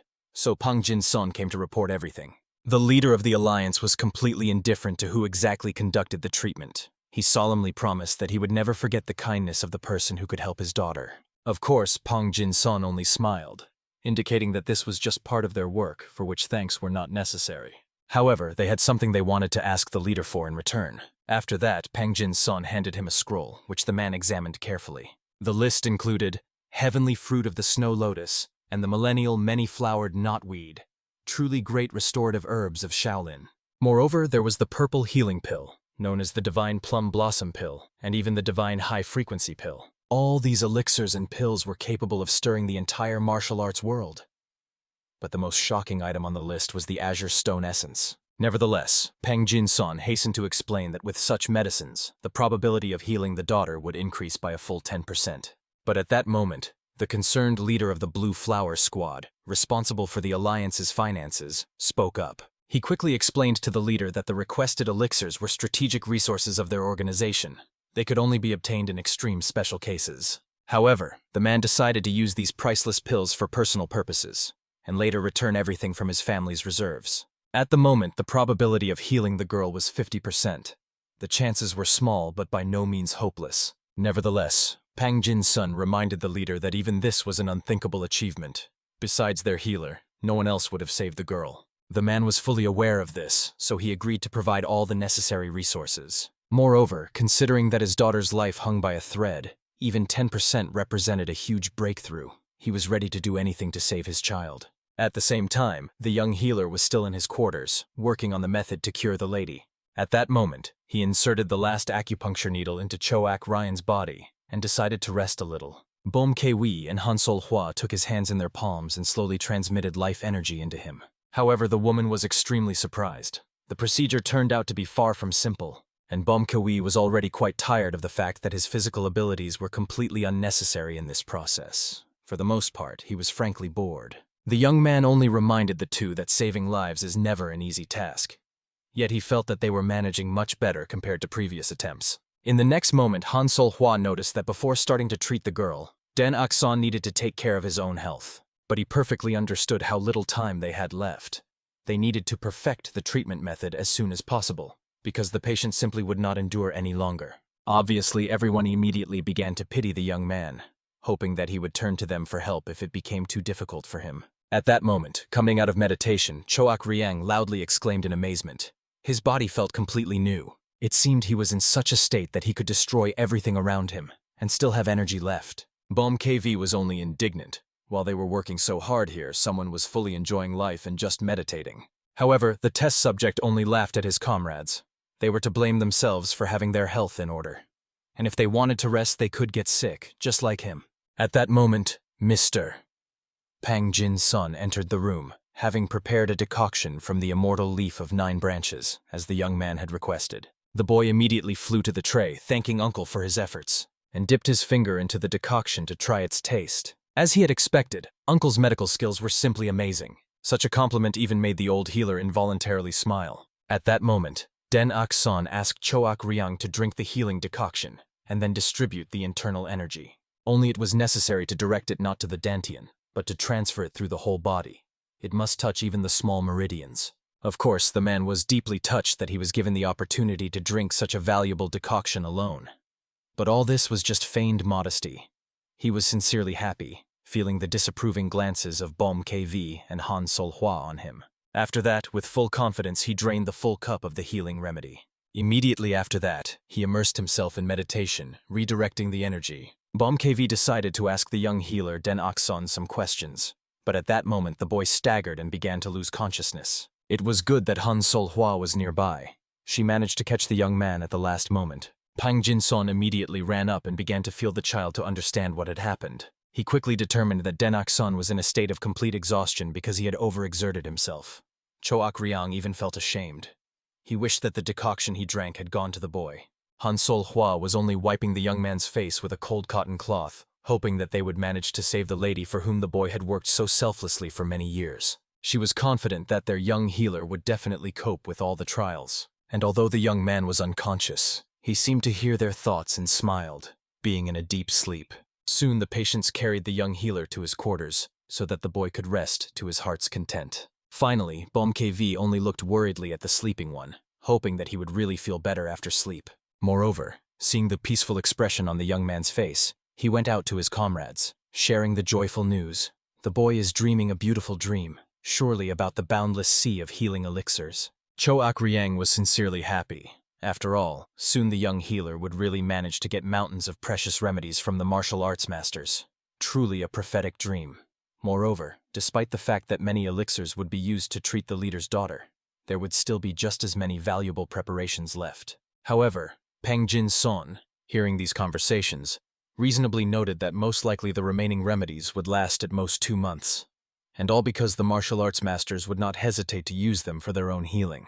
Cho Ok-ryang knew the character of their young healer perfectly, and was sure he would not spare anything to help those in need. Moreover, a curious question arose in his mind. Were the boy's parents equally generous? The man only warmly recalled that his mentors seemed even more magnanimous than their son. But then a natural question arose. How did Pang Jin-son have enough means to continue studying with such extravagant teachers? Exactly for this reason he became the secretary of this couple, because they constantly quarreled over medical herbs. One day, the spouses entrusted him with the authority to manage the entire valley. After that, they no longer quarreled over trifles. And yet Pang Jin-son did not take anyone's side, and paid for it, because both parents pressured him considerably. He remembered how the demonic mentor fiercely scolded her husband for buying a warming jade mushroom, although they barely made ends meet. In the end, they started arguing, because neither of them, in their opinion, had made such an order. Immediately both turned to Pang Jin-son for help, so that he would say who was lying. In the end, the frightened man had to justify himself, saying that it was he who bought some mushrooms for the young master of the valley. After that, he also reported that he paid for this remedy out of his own pocket, and they had nothing to worry about regarding the expenses. As soon as the parents found out that it was for their little son, they calmed down instantly. Moreover, they made it clear that they would have no hesitation in allocating funds from the family budget for such expenses. Hearing this fascinating story, Cho Ok-ryang realized how difficult it had been for Pang Jin-son during his studies. These memories brought only a joyful smile to the honorable doctor. After all, he sincerely missed those days. At that moment, Bom Kwi had a brilliant idea. They also needed to get a secretary. Then they could hand over all organizational matters to him and stop arguing with each other. Even if some disagreements arose, a competent secretary would be able to resolve them. Immediately, Han Sol-hwa decided to ask her comrades if they had any suggestions regarding the identity of this very secretary. Instantly, both Bom Kwi and Cho Ok-ryang turned to Pang Jin-son. Catching their eloquent looks, the man understandingly indicated, if the Lord of the Valley allowed, he would take these responsibilities upon himself. But most likely, the young man would be against such a decision. Therefore, the man decided to find at least one person who was excellent at mathematics, catch him, and bring him to them. Such a person was on Cho Ok-ryang's radar. It turned out to be the ghost of poverty. And indeed, judging by everything they knew about this mysterious man, he would be perfect for them. But Bom Kwi still had no idea how to find this person. After all, Cho Ok-ryang himself had ordered him to lay low as soon as possible. Nevertheless, Cho Ok-ryang was confident. He would appear after some time anyway. In any case, they could deal with this matter later. After that, Cho Ok-ryang decided to rest a little and take a walk to put his thoughts in order, something his comrades could not understand at all. Bom Kv even got slightly irritated that Cho Ok-ryang constantly went somewhere. He behaved like a person who had no problems at all. As soon as he disappeared, Han Sol-hwa looked at Bom Kv in bewilderment. Could the man really be convinced that Choak Ryan just went out to get some fresh air? If so, it seemed he had completely forgotten where they were. At that moment, putting everything together, Bomkevi for some reason thought that Choak Ryan wanted to scout the situation before a possible attack, and decided to follow him. However, Han Sol-hwa sharply stopped him, reminding him that amateurs better not go anywhere. Besides, it was much more important to train together with her than to conduct reconnaissance with Choak Ryan. Therefore, she extended her hand to the man. Obviously, he did not understand what Han Sol-hwa was hinting at, so she had to directly ask him to take her hand. But the man made it clear that if Han Sol-hwa wanted to confess her feelings to him in this way, he would politely refuse. After all, even a modest person like him was not interested in a relationship with a woman older than himself. However, at the very moment he uttered these words, his whole body began to be covered with frost. After that, the girl completely shut his mouth so that he would no longer talk such nonsense. Of course, Bomkevi could not understand why Han Sol-hwa was so upset. After all, anyone can be rejected in life. However, she angrily reminded the guy that she had not confessed her feelings to him at all.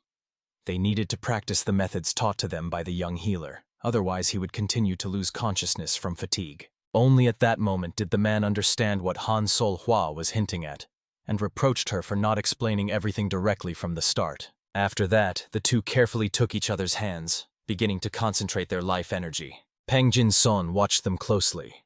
Only now did he begin to realize how lucky he was that such wonderful people were near the young lord of the valley. Meanwhile, Choak Ryang had already finished inspecting the territory.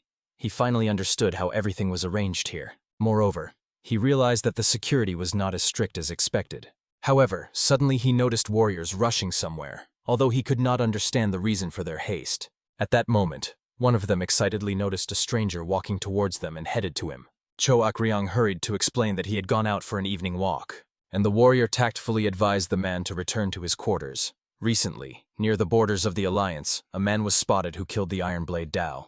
It was Master Peng Wu Wei from Hebei Province, but as far as they knew from intelligence data, he was defeated by a certain mysterious ghost of poverty. Of course, Choak Ryang was shocked to hear this information. Only recently they saved Samu Sim, and he had already started doing such things, attracting excessive attention to himself. The warrior hastened to clarify that there was no reason to worry. The evil elimination squad had already taken countermeasures, so the situation would soon settle down. There was nothing left but to promise that he would be especially careful and to assure an immediate return to his quarters. The warrior also sincerely hoped that the guest would remain safe and sound. After that, he went to his comrades. At that moment, Choak Ryang remembered that the leader of the squad for the destruction of evil was supposed to be No Dan Yan, a traitor from the top 10 greatest villains, who had settled quite well under the wing of the Martial Arts Alliance. As promised, Choak Ryang immediately disappeared from the square, pretending to head towards the dwelling where they had stopped. However, at that moment he saw a human shadow cautiously moving in the shadows of the buildings. It was that very loser Samu Sim, who immediately after his rescue took on the role of a troublemaker. He immediately rushed towards the young man to drag him into the darkness of the building. However, not recognizing Choak Ryang's appearance, he immediately attacked him using his blade. But the great bloody fist easily dodged this attack, grabbed the unlucky fighter by the hand, and reminded him of their recent meeting, as well as what he was supposed to do. After that, he pinned him down flat on the hard ground, which even took the poor guy's breath away. And Choak Ryang glared at the loser angrily, reminding him that he was supposed to lie low and wait it out. But apparently, he took the words of the great fist as some kind of joke. At that moment, the man realized who he was dealing with and fearfully decided to ask the gentleman what he had forgotten within the walls of the Alliance itself. However, it seemed to him that such a question was appropriate to ask someone like the Ghost of Poverty, as if he had rushed into hell and climbed into a tiger's cage. He reported that right now the Alliance warriors were prowling everywhere in search of him. If not for the stop, he would have been caught long ago, or maybe even killed. But for Choak Ryang, it still remained a mystery why the man continued to take such reckless risks. However, when Samu Sim fell silent, the man ordered him to tell the whole truth. After all, he wanted to know the real reason why he constantly got into adventures. It turned out that the whole matter was that he desperately wanted to return the wooden box where the handprints of his children were kept, and only then did Choak Ryang understand why the man continued to risk his life for this box. He made the poverty ghost understand that he recognized the importance of this relic to him. It turned out that even a reasonable person can act too recklessly under the influence of despair, and it became clear. The matter was that Samu Sim had very little time left. Already now his internal energy had begun to deviate, and he would soon die in any case. Before death, he only wished to find his precious box. And suddenly the man remembered that when he entered the warehouse, he saw a certain box of suitable size. So he described it to Samu Sim, a box made of walnut wood. Obviously, he was amazed, not understanding how the great bloody fist knew that he was the one looking for it. And when Choak Ryang told him that he had found it in the Alliance warehouse, the ghost immediately explained that this was exactly the thing he was searching for. In the end, the gentleman instantly realized that he had helped Samu Sim twice during their brief meeting. The first time saving his life from the Alliance soldiers, and now also helping to find the cherished box. And of course, he immediately swore that he would never forget such kindness. He sincerely wished to thank the nobleman, but, to great misfortune, due to persecution by the Alliance, he had absolutely nothing left. Moreover, all the wealth he still had was spent on the children he had adopted. In the end, Choak Ryang graciously agreed to accept the young man's loyalty as payment. In exchange for bringing him the coveted box, the young man would serve him until death. Moreover, a person who excelled in the art of calculation was exactly what was needed. Of course, the unfortunate man immediately agreed. After all, he had at most 6 months left to live, and he could not refuse the box for such a foolish reason. Therefore, Choak Ryang immediately helped the man to his feet and ordered him to run to Henan province and hide near the Pangjin Son clinic. Choak Ryang would find him there. Naturally, the young man doubted, so the great bloody fist had to remind him that he was making a promise, and he never breaks his promises, so he would definitely return the precious box. Bowing with special gratitude, Samu Sim decided to trust the great bloody fist. A moment later, he disappeared from the Alliance territory, thus saving his own life. And Choak Ryang was extremely proud of himself, realizing that he had so unexpectedly solved the problem of lacking a loyal assistant. After that, he headed to his chambers. However, he unexpectedly ran into one of the Alliance warriors. Obviously, as soon as Choak Ryang looked at his face, the mask of composure almost fell off his face from shock. This man, who now noticed that Choak Ryang looked too suspicious wandering at night, was the very traitor Mu Dan-yan. The scoundrel calmly continued that it was the first time he met Choak Ryang here, and asked him to answer the question. What was he doing here? However, he only laughed good-naturedly, indicating that his presence here was quite difficult to explain. Obviously, Mu Dan-yan flew into a rage. He thought Choak Ryang absolutely did not understand what was happening, and if he did not answer honestly, then he would face severe punishment. In the end, the man hurried to justify himself, saying he was just taking a walk before sleep, and he urgently needed to relieve himself, so he had to do his business in a secluded place. He even offered Mu Dan-yan to look if he did not believe him. However, the enraged scoundrel immediately grabbed his blade, thinking that this impudent fellow was mocking him and had no idea who he was. Choak Ryang calmly asked him to calm down a little and apologized if he had been too rude. After that, he introduced himself as a healer from the Pangjin Son clinic, who had arrived to help the daughter of the Alliance leader. Of course, Mu Dan-yan was quite amazed that a person with such behavior was actually a highly respected healer. After that, he also spoke with his evil eradication squad and confirmed that this man was indeed invited by the Alliance leader himself. Choak Ryang, having introduced himself, now asked the person who dared to threaten him to state his name. In the end, he proudly named himself Mu Dan-yan, leader of the evil eradication squad from the Martial Arts Masters Alliance. And Choak Ryang, with feigned admiration, realized that it seemed he was standing before that very villain from the top 10 greatest scoundrels. He also explained that he was familiar with the stories about the Lord of the 7 greatest demons, who was famous not only for martial arts but also for his unwavering determination and iron will. Moreover, he did not harm people without reason.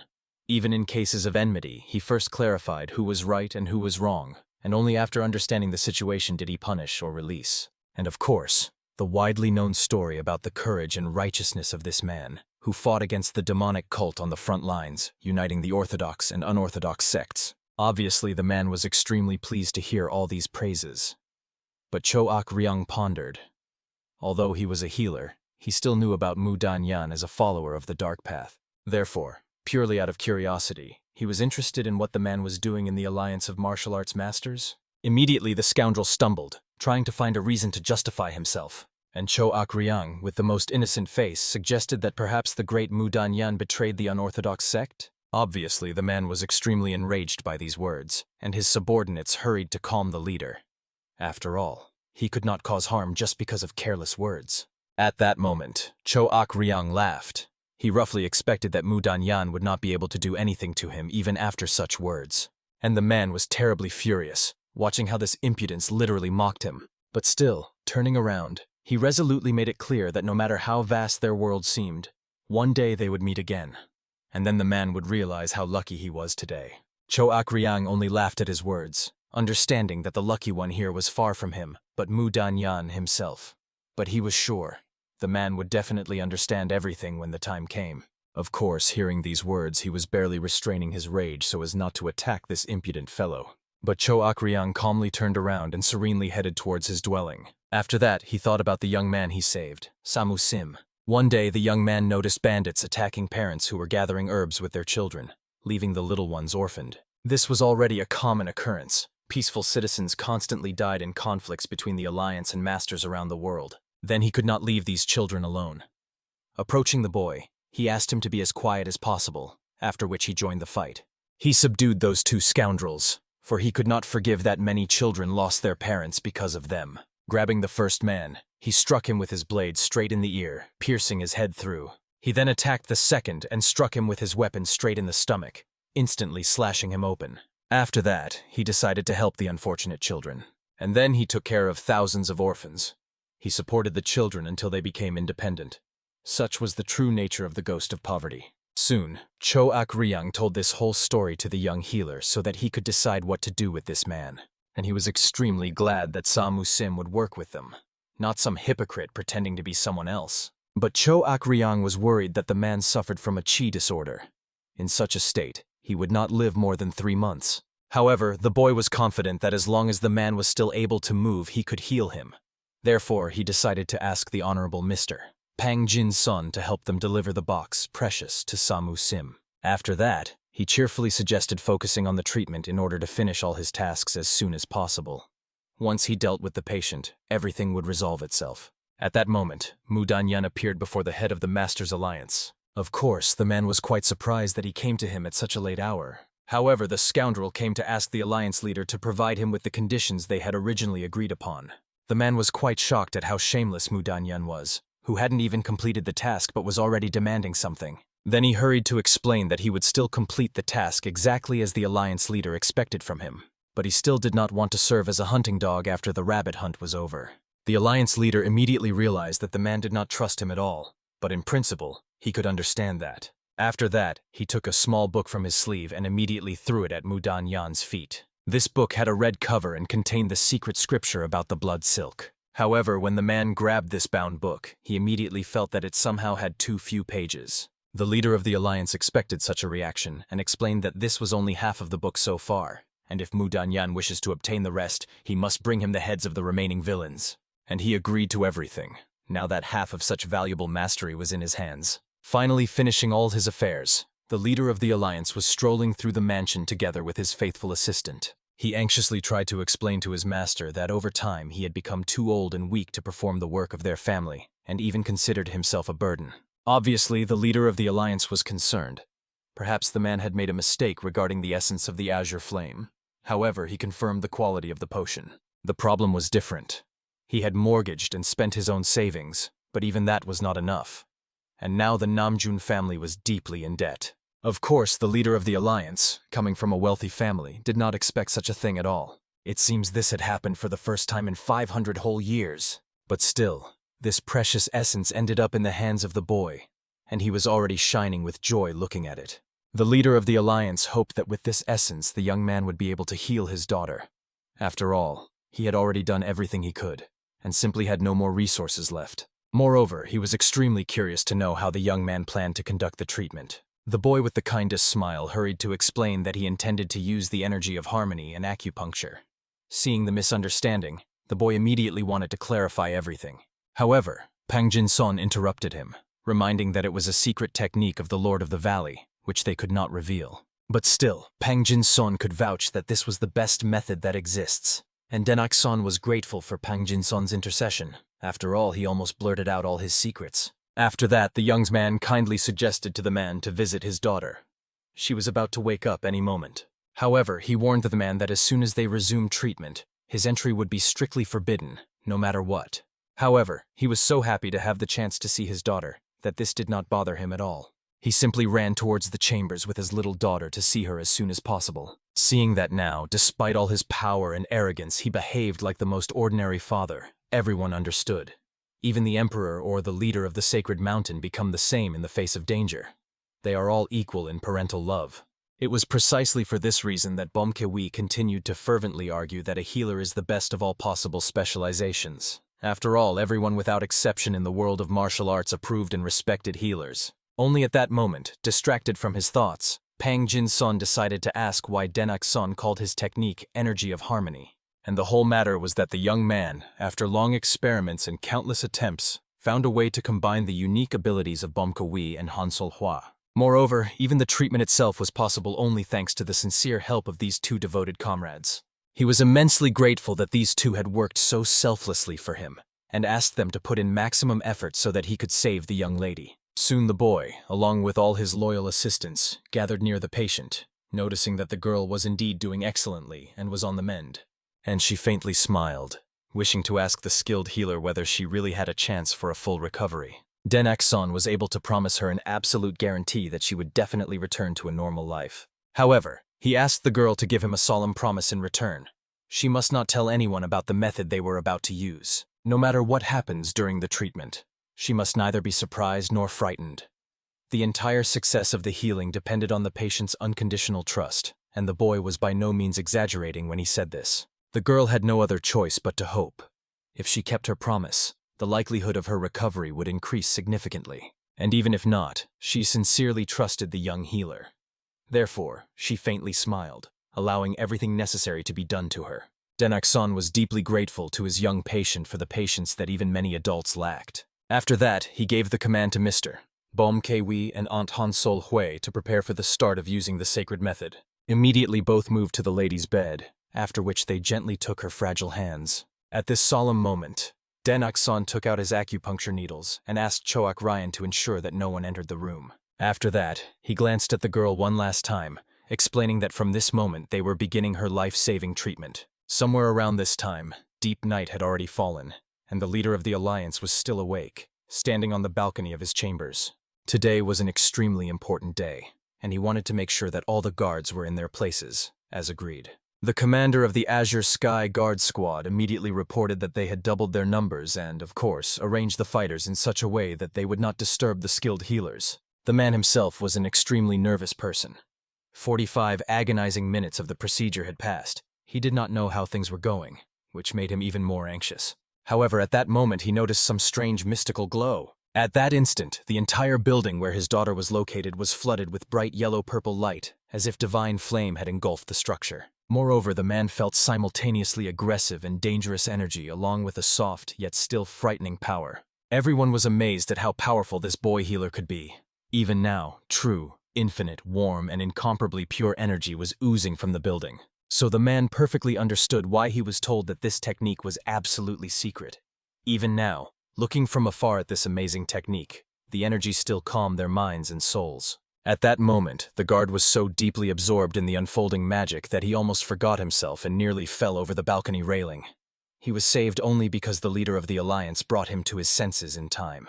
He immediately apologized guiltily for his inappropriate behavior, but the leader asked the man to go to the fighters and return the guards to their positions. After which he was convinced. The energy flowing from the building was capable of attracting everyone around. The higher the level of mastery in martial arts, the stronger the temptation to feel. But one thing the man was sure of. It was a divine and demonic technique at the same time. It was pure energy that was simply impossible to resist. Of course, the leader was extremely interested in how the boy could have studied such a powerful inner strength, and what magical method he used. At that moment, the boy had already placed the demonic and divine acupuncture needles and praised the lady. She was doing an excellent job. She was still trying to breathe evenly, conducting healing energy through her fragile body, and was already more confident that she would definitely cope with this trial. At that moment, even skilled martial arts masters began to falter, for they were extremely tired from the endless circulation of life energy. At that moment, the boy warned the patient that he would remove the needles one by one and direct her energy very slowly, step by step. From that moment on, she was not allowed to open her mouth. She had to concentrate exclusively on breathing. Moreover, he warned that she might experience excruciating pain, but under no circumstances should she be afraid. After that, as promised, he began slowly removing the needles from her body. The girl really felt unbearable pain, but she only clenched her teeth harder so as not to make a sound. At that moment, her wounds began to bleed a little, but this was a normal phenomenon. This usually happened, and it meant that her sensitivity was returning. Finally, the last demonic needle remained, which would put an end to this agonizing procedure. However, this one was the most painful to pull out of all the others, causing the lady to hiss softly in pain. After that, she began to gradually lose control of herself and moaned quietly. The young man immediately realized that everything had gone completely off plan. At this critical moment, the lady screamed loudly. Energy began to pour out of her in all directions. Of course, the boy understood that the girl needed to pull herself together immediately, but she simply could not calm down. And the energy emanating from Bomkevi's body began to burn the clothes she was wearing. Dan Akson was fully aware. If this energy spread from the main meridians to the secondary ones and dissipated, it would mean that the girl was about to lose control. Therefore, he looked fearfully at the Honorable Mr. Bomkevi and Aunt Han Sol Hu. He believed that they could complete this sacred ritual, as they only needed to make a little more effort. At that moment, energy was flowing out of the lady's body in such a powerful stream that bright rays of bluish energy were already pouring from her eyes and mouth. After waiting another moment, the young man waited for the right moment to make the final prick with the divine healer's acupuncture needle. There he drove it into the spot located just above the navel. The energy became so powerful that even the mighty Bomkevi was knocked off his feet. He barely held on to the girl's hand, and Cho Ak-ryang, who ran over at the loud cries, absolutely did not understand what had happened during that time. But some more time passed, and all the sounds finally subsided. Complete, almost deathly silence came.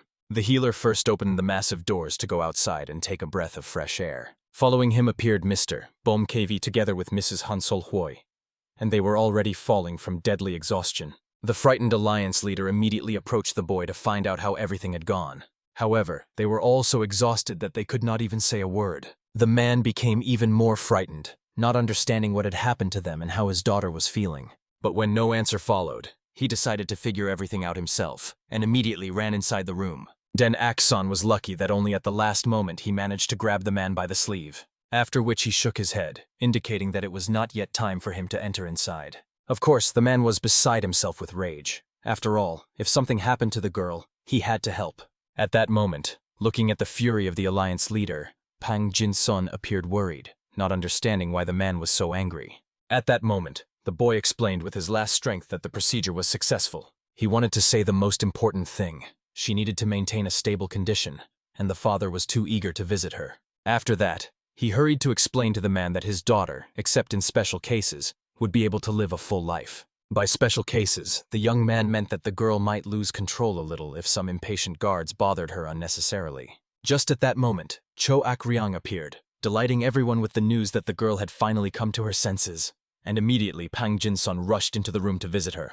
At that moment, the Great Bloody Fist thanked everyone for their excellent work on the recovery of the young lady. However, Den Akson did not forget to thank Cho Ak-ryang himself. Of course, he had no idea what he had helped with.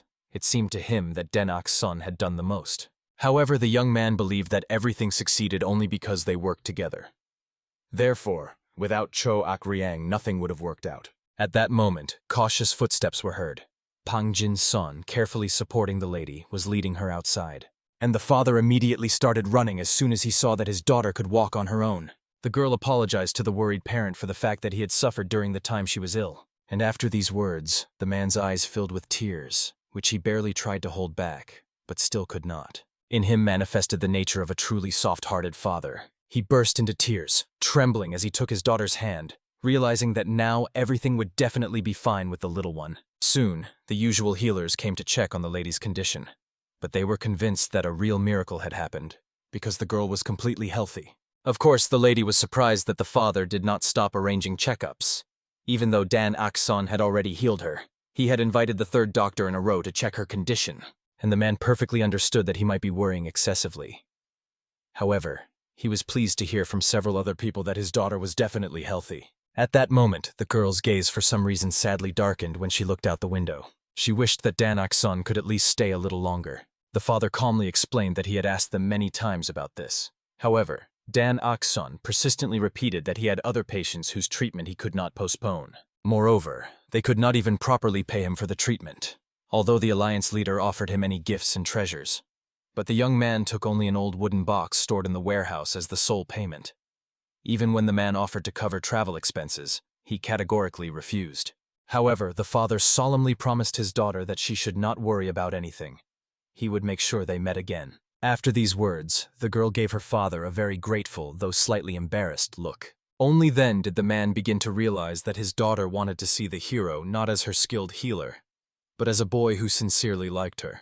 Soon the friendly company reached a noisy town called Lanzhou. Den Axon, as usual, was peacefully strolling with Han Solhua behind, curiously looking at the stalls and people, while Choak Riang and Bom KV kept arguing all the way. Bom KV was furiously angry that Choak Riang sent the ghost of poverty to Lanzhou, not Shanghai, although when they planned the route, they intended to go through Shanghai, and Choak Riang categorically refused to admit he made a mistake, reminding that the Pangjinsan clinic was located precisely in Lanzhou.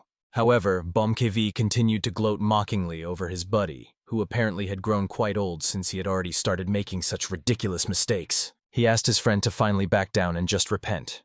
Then everyone would understand him, considering his advanced age. Den Axon asked the two to calm down. It was not a problem for him that they would not stop in Shanghai, because he was having a great time even now. Learning that the young healer felt excellent, Bom KV immediately offered the boy to travel together for the rest of their lives. Although the boy would have been sincerely glad of such an offer, he reminded them that he still had some important matters to attend to. Bom KV was unaware of them, so he hurried to explain that they were ready to do anything for the young man. Therefore, he hastened to say that he wished to combine the healing arts of his mother and father into one unique mastery. Den Axon could not leave the valley until he fulfilled his plan, because now they had so many precious materials that he would hardly be able to organize them all. Only then did Han Solhua realize that the boy's desire was to revive the art of the divine and demonic healer as something completely new and unified. And Den Axon hurried to explain that it was something like a homework assignment left to him by his parents. But now the most important thing was to find Samusim as soon as possible. Choak Riang suggested to start by finding a crowded place. Most likely they would meet him there. However, suddenly looking back, he saw a man who had gathered a huge crowd of people around him. Samusim, having changed his name, decided to arrange some charlatan games to earn some money. He hid a small yellow ball under opaque cups, making people guess where it would be next. Immediately, the whole crowd began to shout loudly, making all kinds of bets and attracting even more attention. And Choak Riang was indignant. After all, yesterday he had asked the ghost of poverty to lay low. At least it was pleasing that he concealed his identity, even if only with the most ordinary mustache. Now he was playing thimble rig, placing a bead under one of the glasses and mixing them. People placed bets on which glass the ball would be under. If they guessed correctly, the money was returned doubled, and if not, the money was taken by the one who shuffled the glasses. Of course, Den Axon understood that this was not a very profitable game for the one mixing the glasses, and did not understand why people arranged such unprofitable lotteries. However, the thing was that most participants were confident they would win. But at that moment, those who lost had already begun accusing the ghost of poverty of fraud, demanding their money back. Of course, the man was surprised by the behavior of the townspeople, because when he won, they did not shout like that, and everything suited him. However, such reasonable arguments did not at all convince the enraged townspeople, so the losers immediately rushed at him to punish the swindler. At this critical moment, he gathered absolutely all the coins that had accumulated in the bets in order to disappear with them. At that moment, the whole crowd had already pounced on him. His table and dust flew in all directions. However, Dan Axon noticed that in this chaotic moment, the man successfully escaped with the money. Of course, the boy immediately asked the honorable gentleman Bom KV to follow this elusive man. The latter suggested the youth climb onto his back. Soon the ghost of poverty approached one of the city women and was buying something from her. Dan Axon carefully observed the man, studying every step he took. He had to understand what kind of person they would live with, so he wanted to study him better. In the next moment, having stocked up, the man went somewhere into the courtyards, which resembled slums more. There he saw 3 little children playing with a homemade ball. The man immediately opened his large bag and gave the children fried potatoes, which they eagerly took to share with their families. They were insanely grateful to the gentleman for his generous help. However, he asked the children to come to him if they needed anything else. After that, he watched with a sincere smile as these children rejoiced over the most ordinary food. But at that moment, Choak Riang, the ghost of poverty who appeared behind the phantom, scared him almost to the point of losing consciousness.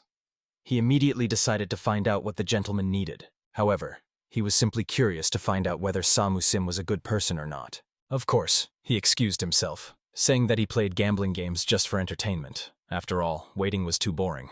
But Bomkavi quickly interrupted the man making excuses, pointing to the young master whom he was supposed to greet. After all, this talented healer could cure him. Of course, it was extremely hard for the man to believe that this young lad was capable of curing even his chi disorder. However, at that moment, he felt some mystical horror as soon as he began to doubt the truthfulness of the words. The loyal comrades surrounding Denak's-san immediately threatened sternly that the man should immediately take back his words. Therefore, apologizing, he immediately bowed and introduced himself before the young master of the valley. Den-Akson kindly responded to this greeting, after which he asked the man to stand up and come to him. As soon as he approached, Den-Akson took out a bright red box made of walnut wood from his bag and handed it to him. The man took it in his hands with trepidation. The trembling in his hands betrayed his nervousness. He was extremely happy that this small chest was safe, and was immensely grateful to the gentleman. And he swore to the bloody fist that he would never forget his kindness. However, Choak Ryan reminded him that he should thank the doctor, without whom nothing like this would have happened. After that, all of them moved as a large group to the Pangjin Sun Clinic. There, Denok-san immediately began his duties. He cut Samu Sim in half at the waist and laid him on the bed. Before starting the procedure, he decided to ask the man what he would like to do if he could live longer. Without much thought, the man replied that he had no desires. This was typical of a person who had only a couple of months left to live at most. However, the young man understood that living that amount of time would be extremely difficult for him. Obviously, the poverty ghost thought that the doctor was hinting that he would live much less. Choak Ryan hurried to explain. These words of the young doctor mean that the man will live, because earlier it would have been harder to cure him. But now they have precious elixirs and energy harmonization techniques. Of course, the man still found it hard to believe that Denak's son would even treat his chi disorder. However, he saw the very confident mad master of the mountain and the great bloody fist behind the young man. After that, the boy decided to ask the man, had he practiced any martial arts? And the man quickly told the truth, but did not understand where the catch was. As it turned out, the boy could save the man's life, but his dantian was too damaged, so he might no longer be able to practice martial arts. But for him it was not a problem. If he could survive, he would ask for nothing more. Life itself was already enough for him, and Dan Akson agreed with him like never before. After all, there was nothing more valuable than life itself. But still, for the boy, the patient's life after treatment was more important than the healing process itself. Therefore, he explained that he would think about how to restore his dantian. After all, although it is a rather complex procedure, it is by no means impossible. Of course, the man immediately promised that if Dan Akson could do it, he would fulfill any of his requests. Behind the boy, the villains laughed wickedly, understanding that as soon as he recovered, he would work until he lost his pulse right up to the moment he died. At that very moment, having taken out the acupuncture needles, the boy explained that the treatment needed to start immediately. The longer the man remained in that state, the more his body would deteriorate. Today he decided to begin harmonization methods, so he should sleep a little and regain strength. Of course, the man made it clear that he did not want to sleep at all. However, as soon as he saw the acupuncture needle in the boy's hands, he began to have some doubts. And the young man himself smiled slyly when he explained to the man that he would definitely want to sleep, and quite soon. About 2 hours passed, and Peng Jin-sun burst into the Lord of the Valley's room, having learned what remedy he intended to use to treat the ghost of poverty. And indeed, everyone froze in amazement when he began pouring the essence of azure flame. In the end, having scooped a full spoonful, he poured this priceless essence directly into the man's mouth. And at that time, while Pang Jin-sun was practically losing consciousness from the shock of wasting such a precious potion, the others were just biting their lips out of envy, because they very much wanted to be in Samu Sim's place. At that moment, lying on the couch, he began to recall how he had lived his life. Once he pondered, a woman who lost her husband was called a widow. And when a husband lost his wife, he was called a widower. If children suddenly lost their parents, they were called orphans. However, to great regret, there was not a single word to describe a person who lost their precious children. And the man, digging a grave with his trembling hands, raged at the fact that such a word simply did not exist. Simply because parents should not outlive their children. This contradicts the very order of things. After that, the man bitterly wept, apologizing to his son. He hoped that the little one would forgive his unfortunate father. They had no money. He could not help him at the critical moment. In the end, the man continued digging with only one painful thought, that his son in the next life would definitely be born into a wealthy family and live forever with dignity, never knowing want or suffering. By that time, Samu Sim had spent absolutely all his savings, but still could not save either his wife or son. But he sincerely believed If he had had more money, then he could have saved both. He thought again and again about the day he decided to bury his son. Since that very time, the man returned to the cruel world of martial arts.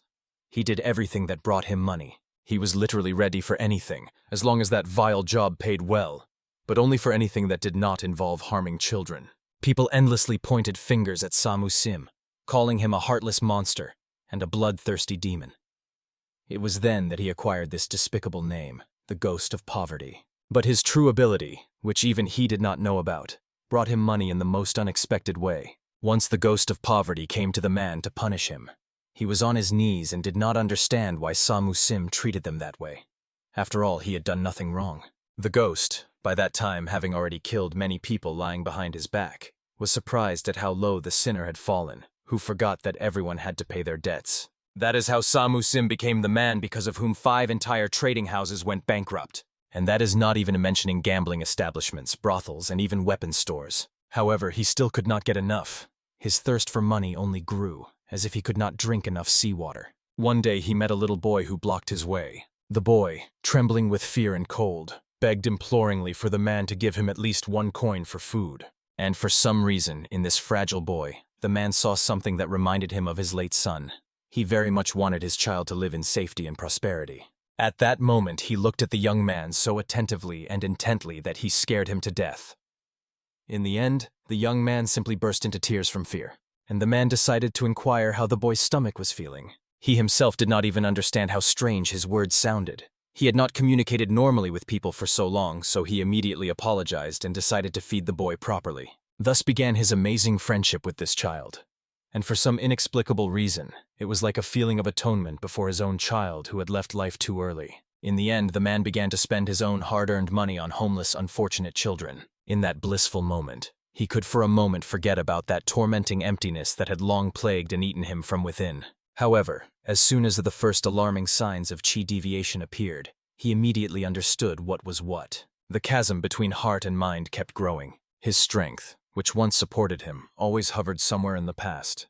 Because of the tragic death of his wife and child, his life stopped on that very cursed day. However, the man understood and hoped that he had done enough, at least to justify this life of his. It was precisely on this painful memory that the tormented ghost of poverty began to gradually come to himself. At that moment he was pricked with divine and demonic acupuncture needles. Choak Ryan stood over the man, making sure that he was already fully conscious. Denak-san was extremely surprised that the man had come to his senses so early. And then Choak Ryan hurried to help. He hit him in the face, causing him to immediately lose consciousness again. Denak-san was sincerely grateful for such timely help.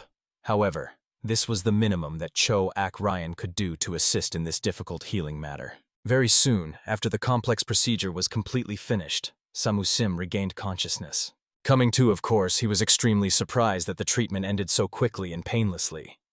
Moreover, there was absolutely no one around him. And then suddenly a little boy burst into the room, joyfully calling for his father. He immediately rushed into Samu Sim's arms, and he could not believe that this was really his beloved son. At this touching moment, the man turned fearfully toward the door, for he heard some quiet but painfully familiar footsteps. It was his wife in her favorite pink clothes. The man thought that he might have died during the dangerous treatment. However, this did not upset him at all. Therefore, rising to his beloved wife, he excitedly told her how much money he had saved for them over all these years. Still, he regretted, because he had not managed to do this while his family was still alive. After that, he burst into bitter tears, apologizing to his relatives for not even being able to bury them in some beautiful place. He also apologized for helping other children, but not being able to help his dearest ones. However, the wife was proud of her husband's noble deeds, and even the son believed that he was a great fellow and had done a lot for those in need. At that moment, the man heard someone calling him, the ghost of poverty. Someone on the other side of the door, where a bright divine light shone, was persistently asking him to come closer. And the man really rushed to run upon hearing that familiar voice. There, at the end of the long corridor, he saw Denak-san and his entire company, who were patiently waiting for him. Only then did the ghost of poverty realize that he was alive. And his son gently asked that Dad go to the healer who was waiting for him in this world. However, the man simply could not leave his family again. Therefore, the wife had to kindly promise that she would stay here and wait for him patiently, while he had to finish his worldly affairs. And then, unable to hold back any longer, The man burst into tears and told his beloved wife that he had been lucky in this life to meet truly good people. He was glad that he could move forward, but felt guilty about it and wanted to know, would his family blame him for it? They embraced the man in warm, comforting hugs. After all, he had suffered so much since the time he buried them. They hoped that at least now he could find his deserved happiness. And with these bright thoughts and tears of relief in his eyes, the man finally came to himself. Immediately rising in bed, he began to feel his body, trying to understand what changes had occurred. But in the end, he realized only one thing. The people he met had given him the greatest true honor by allowing him to heal them. After that, the man went outside to think over everything that had happened to him. He lit a small fire and solemnly burned the contents of the chest, the last thing that connected him to the past children. He understood that he had to say goodbye to them in order to start moving forward in life. Of course, everyone waited until he finished this painful ritual and was ready to move on. However, despite all the previous care from BOMKV and Choak Ryan, now their looks were somehow too cunning. So for a moment, the ghost of poverty even doubted. Did these people really wish him well? At that moment, Pang Jin-san asked if Denak-san would stay with him a little longer. However, he wanted to focus on treating patients, so they agreed that Pang Jin-san would visit him more often. All that was left for Pang Jin-san at the end was just to ask the young man to promise that he would arrive safe and sound. However, suddenly turning around, he shouted in amazement. So Denak-san, following his example, also looked into the distance. When he looked back, he saw that the man was carrying many heavy boxes, barely bearing such a monstrous load. Denak-san was genuinely worried that the patient was carrying such a weight. However, BOMKV reminded him that Samu Simu had the great honor of receiving the priceless essence of the Azure Flame. So for him, this weight was a real trifle. And Choak Ryan sarcastically reminded that if he suddenly started complaining about fatigue, it would mean they had just wasted part of their precious essence on this poor guy. Even the usually cold-blooded Han Sol-hwa supported the opinion of his comrades, believing that Samu Sim needed to honestly work off the received essence of the Azure Flame. In the end, this is how the second life for this man began. It seems in the status of a slave. After some time had passed, they returned home, and a whole month quickly went by since they returned to the Valley of the Divine and Demonic Healers. The young man was calmly gathering medicinal herbs when suddenly his patients joined him, watching him attentively from afar. Choak Ryang came to complain that BOMKV declared he would no longer treat him. Even Denak-san was surprised that the man's opinion had changed so sharply. However, the man calmly noted that Choak Ryang's brother categorically refuses to admit that he was the leader of the 10 greatest villains. And indeed, the man insisted that he was only in 3rd place and definitely could not compare to him. BOMKV saw no point in treating a person who behaved so contemptuously, especially considering that even when Choak Ryang was healthy, BOMKV was in 2nd place and now he belittles him, saying he has fallen to 3rd. Of course, Denak-san pleaded for Choak Ryang to admit that BOMKV was the leader, and finally they closed this painful topic. And the man sincerely understood why this formality was so important to BOMKV. After all the others from the 10 had died. The Lord of the 7 greatest demons was killed. Only the 3 of them remained. However, BOMKV immediately shouted loudly that for him the position of leader was the most important thing in the world. In the end, Choak Ryang had no choice but to admit that BOMKV was indeed the leader of the 10 greatest villains. And he could not contain his joy at being first, to which Denak-san joined his victorious dance. And Choak Ryang simply gave up, realizing that there was clearly no sense in this house. However, he unexpectedly encountered a puzzled look from Han Sol-hwa. She also treated Choak Ryan, but she did not receive the same honors as BOMKV at all. In the end, although the man was somewhat indignant, he asked the woman to say what she wanted to get from him. However, when she said nothing, he even began to suspect. Perhaps she had not even thought about what she wanted to ask for. But as it turned out, Han Sol-hwa had already thought everything out.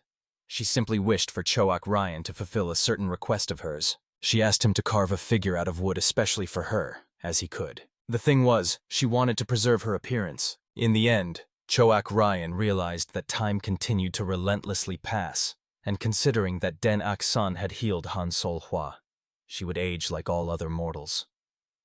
Probably she wished to preserve the memory of her most beautiful appearance.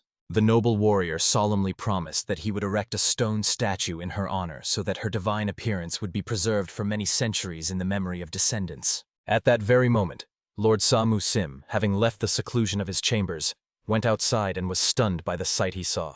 Everywhere there was general merriment. People danced and celebrated with unprecedented enthusiasm. The ghost of poverty felt his soul overwhelmed with amazement. for he had never before imagined that the most notorious villains in the world would turn to a hermit life. Moreover, even the sinister ghost now dwelled among them and felt that he had finally found his true place. After the tragic death of his family, he seemed to have strayed from the righteous path, wandering in the darkness of despair, and now he had finally found himself. However, the noble warrior was tormented by agonizing doubts, how to thank these kind people for their mercy. Therefore, he decided for now to devote himself entirely to work, laboring to the limit of his abilities. Entering the storeroom, the ghost of poverty reverently examined the wooden figurines crafted by Master Cho-Ak Ryan, famed throughout the region.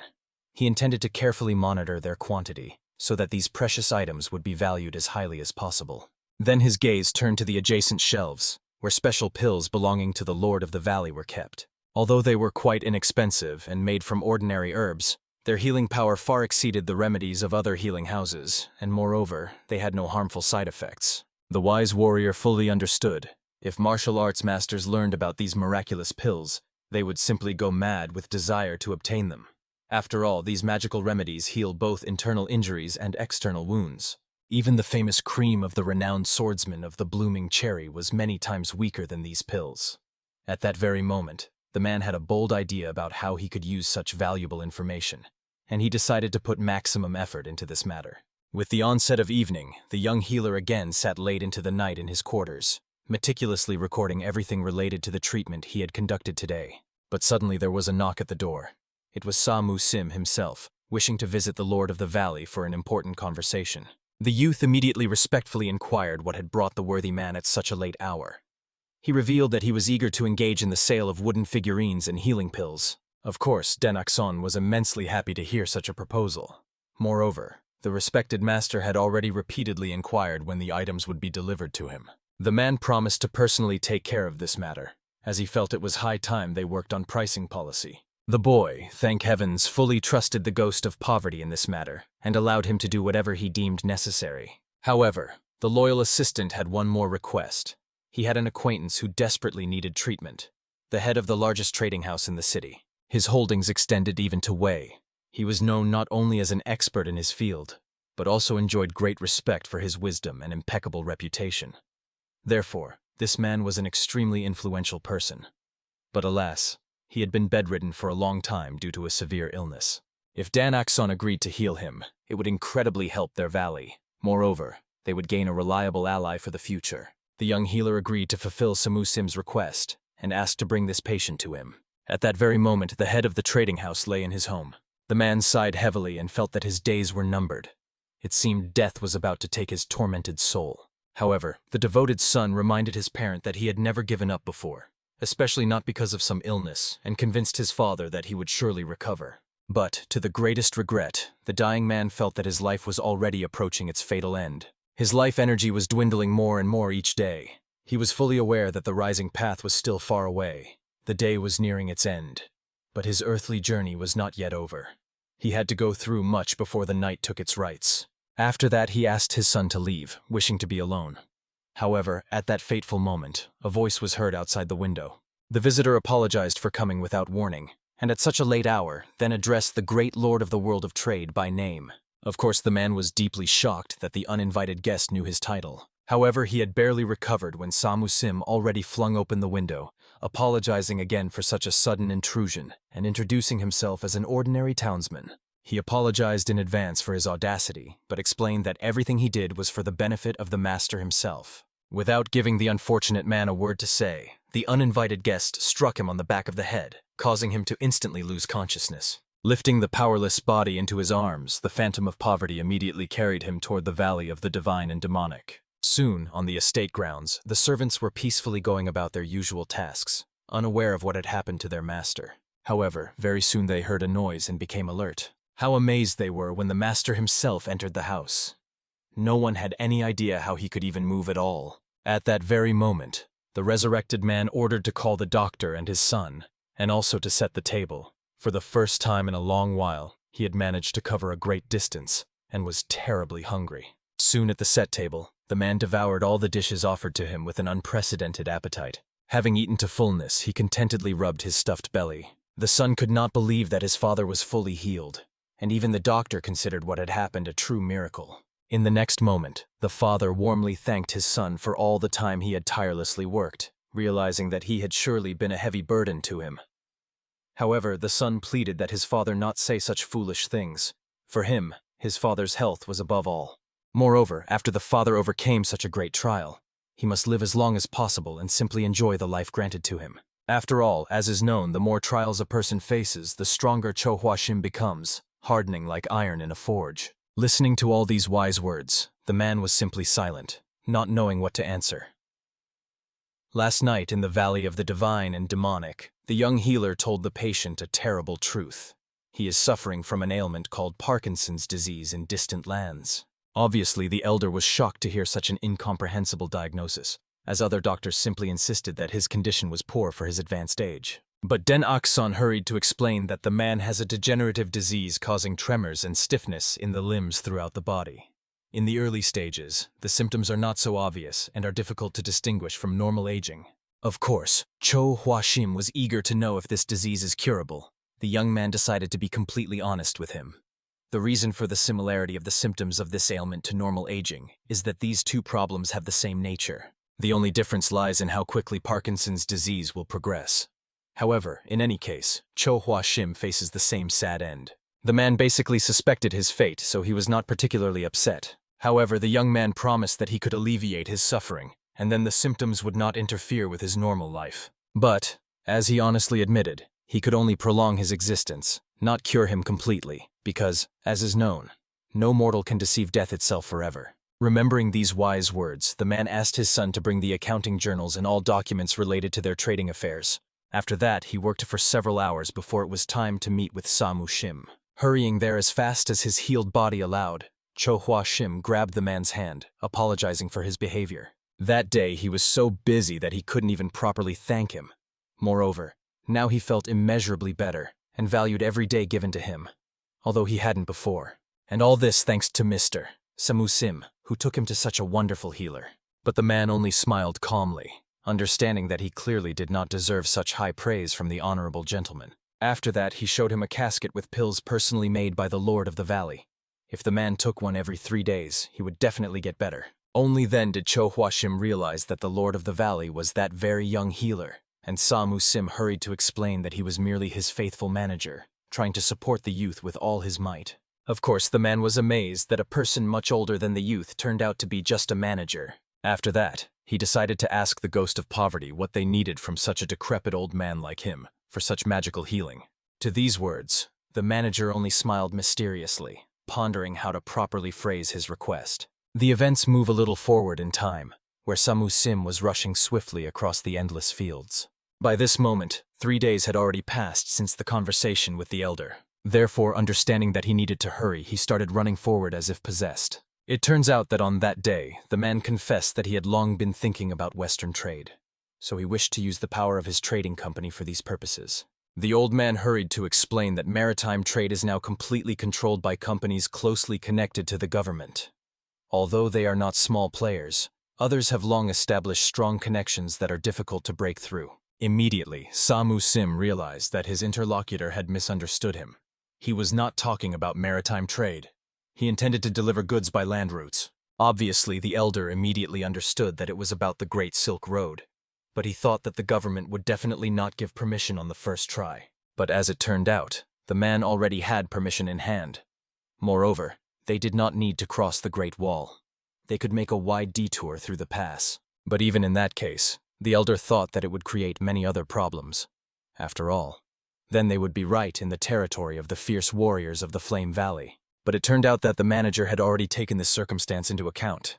After all, if the trade is successful, it will become a huge support for the Chohua Shim Trading Company. After that, he revealed that they planned to transport precious plants called Zhanghonghua, fully produced, grown, and dried in the Persian Empire. It turned out that by that time, Samu Sim had already made inquiries about reliable Western trading companies. So from Cho Hua Shim, he only asked to organize the supply of quality silk and porcelain, and they would take care of the sales themselves after safely delivering the saffron to the destination. Immediately, hearing such a thoroughly worked-out plan, the man promised to engage in careful selection and supply of the best goods from the Central Plains. That is exactly why the loyal manager was now rushing with such unprecedented haste. The Ghost of Poverty arrived just in time and realized this when he saw the formidable cavalry rushing straight at him. After that, he pulled out the flag that was hidden behind his back. Although he did not think he would actually have to use it, he still unfurled the banner. It bore the majestic silhouette of an eagle. Immediately, he began to wave this flag energetically. To his greatest astonishment, the cavalry galloping towards him barely slowed down. Therefore, it remained a mystery to him why these people continued to attack so fiercely. He felt a murderous intent that literally flowed from their bodies, and the scarlet collars on their garments identified the group as the Bloody Sands. They were also called the Sand of Death that brings blood. Of course, the noble warrior was quite struck by his ill-fated destiny. After all, he encountered the infamous gang right after entering the steppe. These battle demons were true spawn of hell, each rivaling the strength of Imperial Guard generals. However, there were only about 10 of them, so they represented merely a reconnaissance group. At that fateful moment, their leader broke forward to attack the Ghost of Poverty with his spear. However, the man dodged this attack with astonishing ease and swiftly retreated. At that very moment, all his subordinates began to snicker maliciously, believing they had managed to scare this kid. And their captain made his horse rear up and stop. And at that moment, Samusim realized this is when the real brawl would begin. In the end, turning on his horse, the leader charged at what he considered the unfortunate opponent, who rushed to meet him at the full speed his legs allowed. In the end, the rider attacked first, but his spear did not scare the enemy at all. It was as if he wanted to test his true strength on this weapon and find out how powerful he was. As soon as the two collided with their might, a grand explosion occurred right at the spot where they met, causing clods of earth and grass to fly in all directions. In the end, after the collision, the Ghost of Poverty remained completely unharmed, but the leader was buried under his horse, which, unable to withstand the explosion, died. Looking at the unfortunate man at his feet, Samusim barely held back laughter, realizing that the essence of the Azure Stone had manifested itself in the best way. Immediately after that, he struck the leader in the face, causing him to lose consciousness completely. At that moment, all his subordinates began to whisper anxiously in their language, not understanding what to do. The Ghost of Poverty was quite surprised that the warriors, who usually rush into attack without hesitation, suddenly began to hesitate. Therefore, he looked at the defeated enemy, thinking that perhaps the problem lay with him, and that meant the prisoner was valuable enough as a hostage, so they were afraid he would be harmed.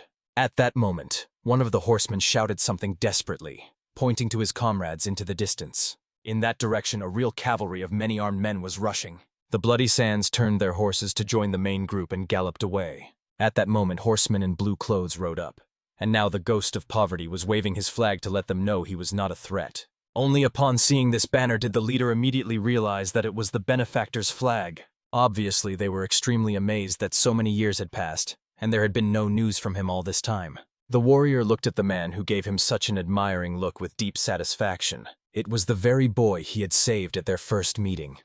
The young man had grown up a lot during this time, and seeing him with his own eyes still alive was truly a blessing for him. In the next moment, the ward noticed a man lying under a horse, wanting to know who he was. In the end, Samusim had to introduce him, after which he asked to speak with his ward alone.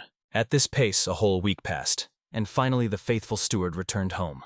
While everyone was still resting, he decided to feed the pigeons a little, as he came to them every time he was on the territory of the Divine and Demonic Valley. Right away, the boy, noticing his silhouette, ran over to find out when the manager had returned. It turned out he had arrived that night. The young man immediately grabbed his hands and began checking his meridians and health just in case.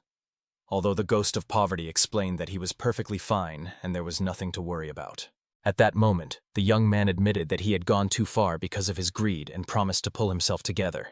Because he had been buying medicines recklessly, the manager must have had a very hard time, as he was constantly forced to think about where to get money. However, the man, on the contrary, was glad that he could be at least somewhat useful to the Lord of the Valley, so he asked the young man not to worry about anything and just trust him. However, unexpectedly, the Ghost of Poverty felt some overly hostile glances directed at him. Turning around, he saw the angry Choak Ryan and Bomkv. Approaching them with a bow, the man decided to find out how they were doing. However, it turned out that things were not easy for them. After the manager disappeared, everything, from cleaning and laundry to feeding the pigeons, fell on Bomkv's shoulders. Although Choak Ryan understood that the man should not complain, as he was simply unlucky to draw the wrong lot.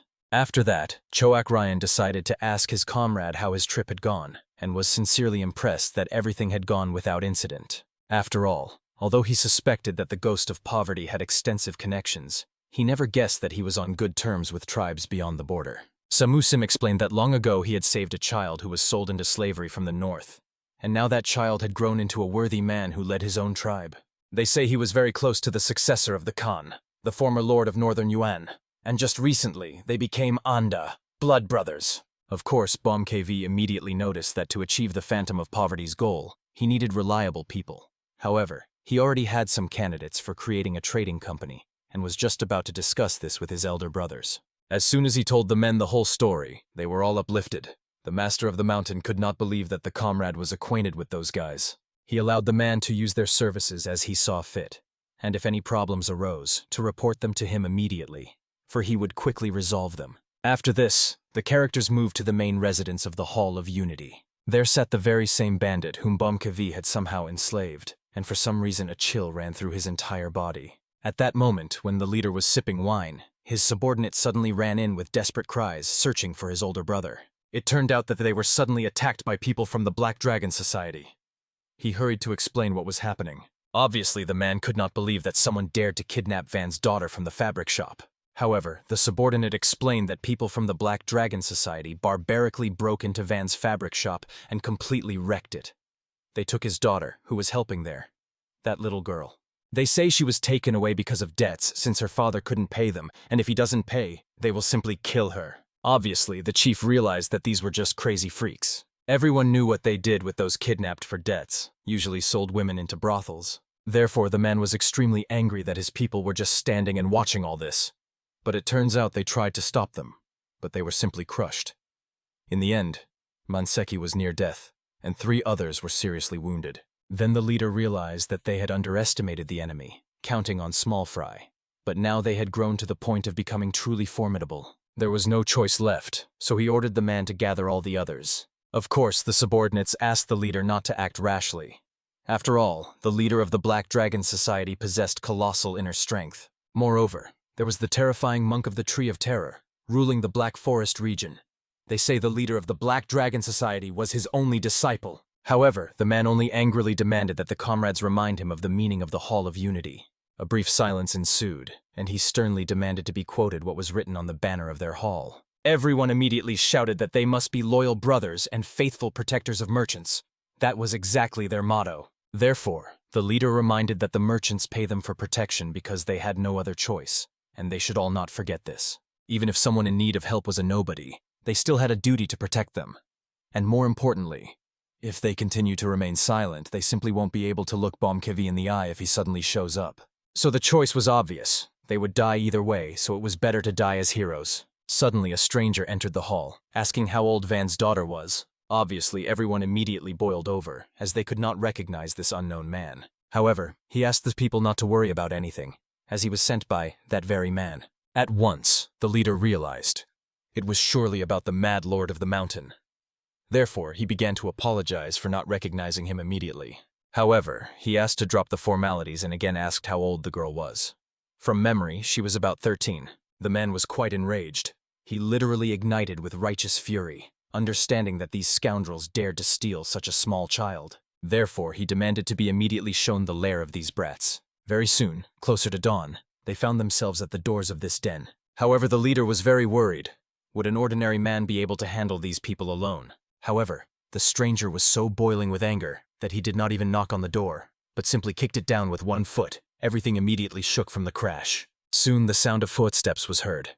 Hearing about the attack, the enemies immediately realized that people from the Hall of Unity had arrived, and the leader of the Black Dragons, standing among his people, only chuckled maliciously as he expected their visit.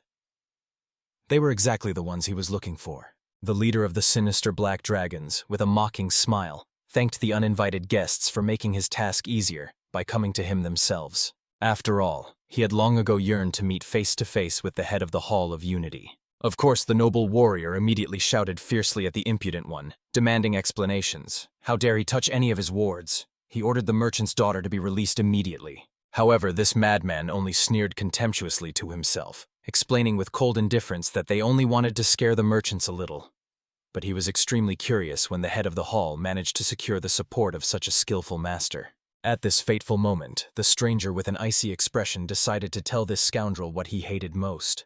Of course, he did not understand why he should even know the preferences of some simpleton who dared to invade his territory. However, the sinister ghost of poverty explained with deadly calm that what he hated most in the world was when scoundrels touched innocent children who were guilty of nothing. Immediately, the black dragon drew his blade to repel the attack of the skillful master rushing at him. In the end, they rapidly clashed in combat, exchanging lightning-fast blows, parrying each other's attacks, then stepping back several paces. Looking at his opponent with intense attention, the loyal manager could confidently say one thing.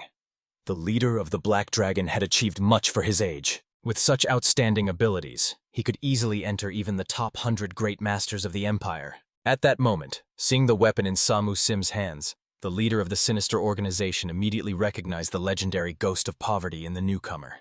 He was extremely angry that he had almost exerted his full power for some pathetic weakling. While the enemy was babbling, he did not notice that he had completely opened himself up to attack. Therefore, the sinister warrior immediately rushed forward lightning fast to deliver a crushing blow.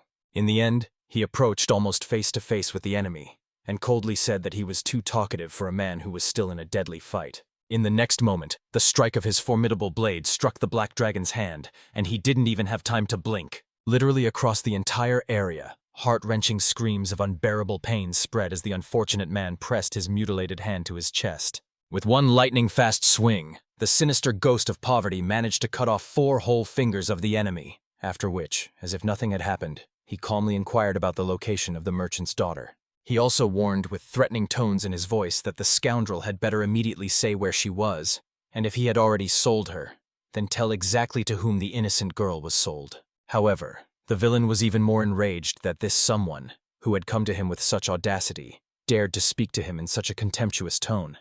Obviously, this was not the answer the loyal steward had been eager to hear.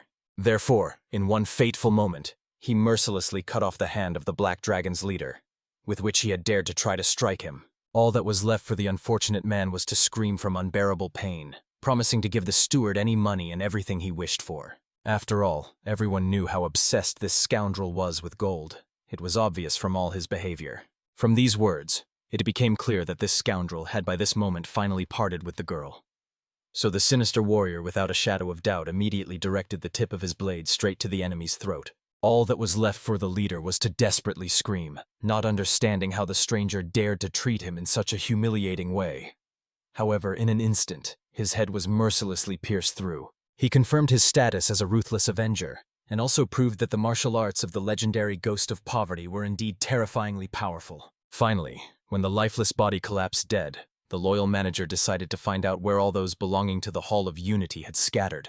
Immediately, the approaching leader explained with a trembling voice that they all ran away like frightened hares as soon as the manager cut off the fingers of that scoundrel. All that remained for the stranger was to make his proposal. He emphasized that it was not an order, so the head of the hall could safely refuse, and then he would simply look for someone else for this important task. However, he was ready with the greatest zeal to fulfill any request of the sinister Ghost of Poverty, for he was immensely impressed by his devastating power and ruthless skill. In the end, the loyal manager thoroughly summarized.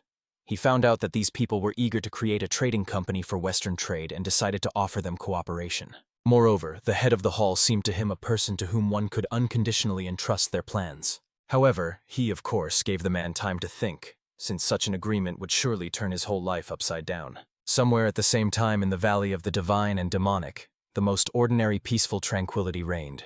Choak Ryan, gradually restoring his mighty strength, continued to train diligently, focusing his inner energy into a single whole. In the end, he managed to concentrate it on the fingertips and create a devastating attack that in an instant thunderously destroyed even the waterfall itself. The faithful steward watching this thrilling spectacle from the side could not believe that the mighty Choak Ryang was still using only 30% of his true inner strength. But the healer Denok's son patiently explained that thanks to all the treatment undergone, the warrior had restored exactly that percentage. In the end, Samu Sim froze with the most shocked expression on his face, for every movement of the renowned master was like a manifestation of divine martial art. But if you look closer, he used the most ordinary basic technique of the Golden Swordsman. However, even her great bloody fist managed to transform it into something truly grandiose and impressive. At this fateful moment, Choak Ryang himself felt how his inner energy had radically changed. Although only 30% was restored, it had fully returned to him. Most importantly, it had become immeasurably purer than before. Of course, for all this, the noble warrior was immensely grateful to the skilled healer Den Sun, after which he respectfully bowed and explained that he needed to leave briefly, for there was one person he urgently needed to meet. It was precisely for this fateful meeting that he set off for the bustling city. There his gaze fell on a small ragged boy who was sitting near a worn-out bowl, pleading for alms from passers-by. Suddenly a silver ingot flew into this miserable bowl with a melodious chime. The boy immediately jumped up as if stung, not believing his eyes, and the mighty Choak Ryan sincerely hoped that the young beggar remembered him. And indeed, he clearly remembered the nobleman who generously gave him a silver ingot just for delivering a letter. Now another precious ingot awaited him if he completed a new simple task. The boy instantly understood that it was necessary to convey an important message again. The celebrated warrior this time asked to convey a request for a meeting at the same place and at the same time as last time. The young man was ready to carry out this important mission excellently, confidently believing that no one in this huge city could find people better than him. Therefore, he sincerely thanked the mighty Choak Ryan for the trust placed in him.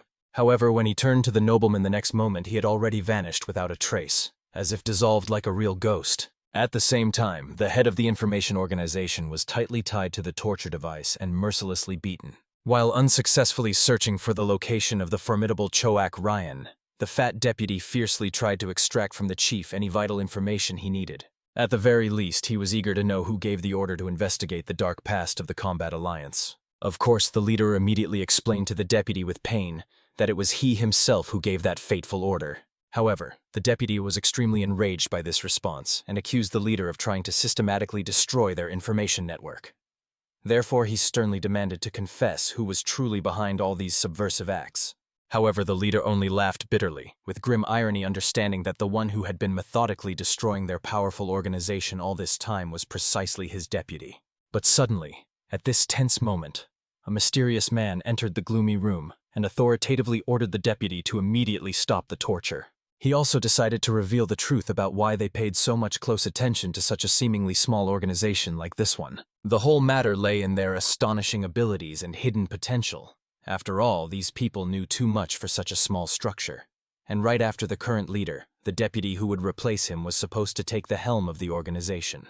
However, if the current leader stubbornly continues to remain silent about whom he serves, then instead of the position, the beaten and humiliated one will be his loyal deputy. Of course, he quickly realized the sinister hint, so he hastily promised to find the true external reason for this request, and was ready to do anything to achieve this goal. The mysterious stranger smiled ominously and gave the deputy one more day to obtain the desired results, sincerely hoping that he would bring the long-awaited fruits. After that, he handed him terrible pincers, which he could use as he wished, either to pull out the nails or the teeth of the unfortunate victim. Soon after the torturous interrogations, the deputy was returning home, sorrowfully reflecting on the fact that he had spent a long 20 years of his life together with the leader.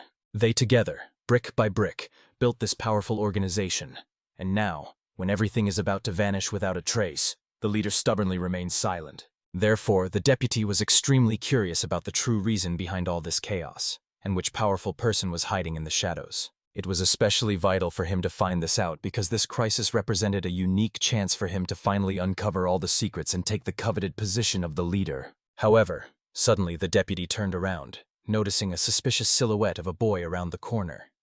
He had seen this young ragamuffin an hour ago and 2 hours ago.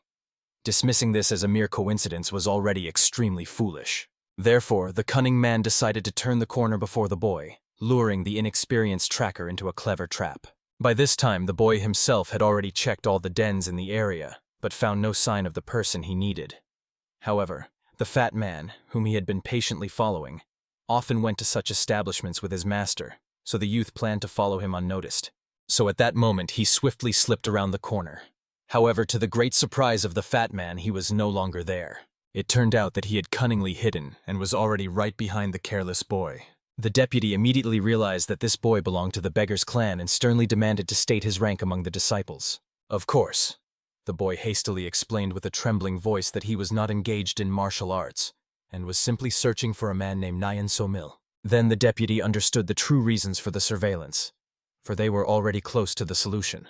But he still could not understand why suddenly some pathetic poor boy needed the head of their information organization. However, When the boy made it clear that he could not tell anything, the man squeezed his fragile shoulder with inhuman strength, causing him to experience excruciating pain. After that, he threateningly explained that it was the famous eagle claw technique, which can easily pierce even the strongest stones.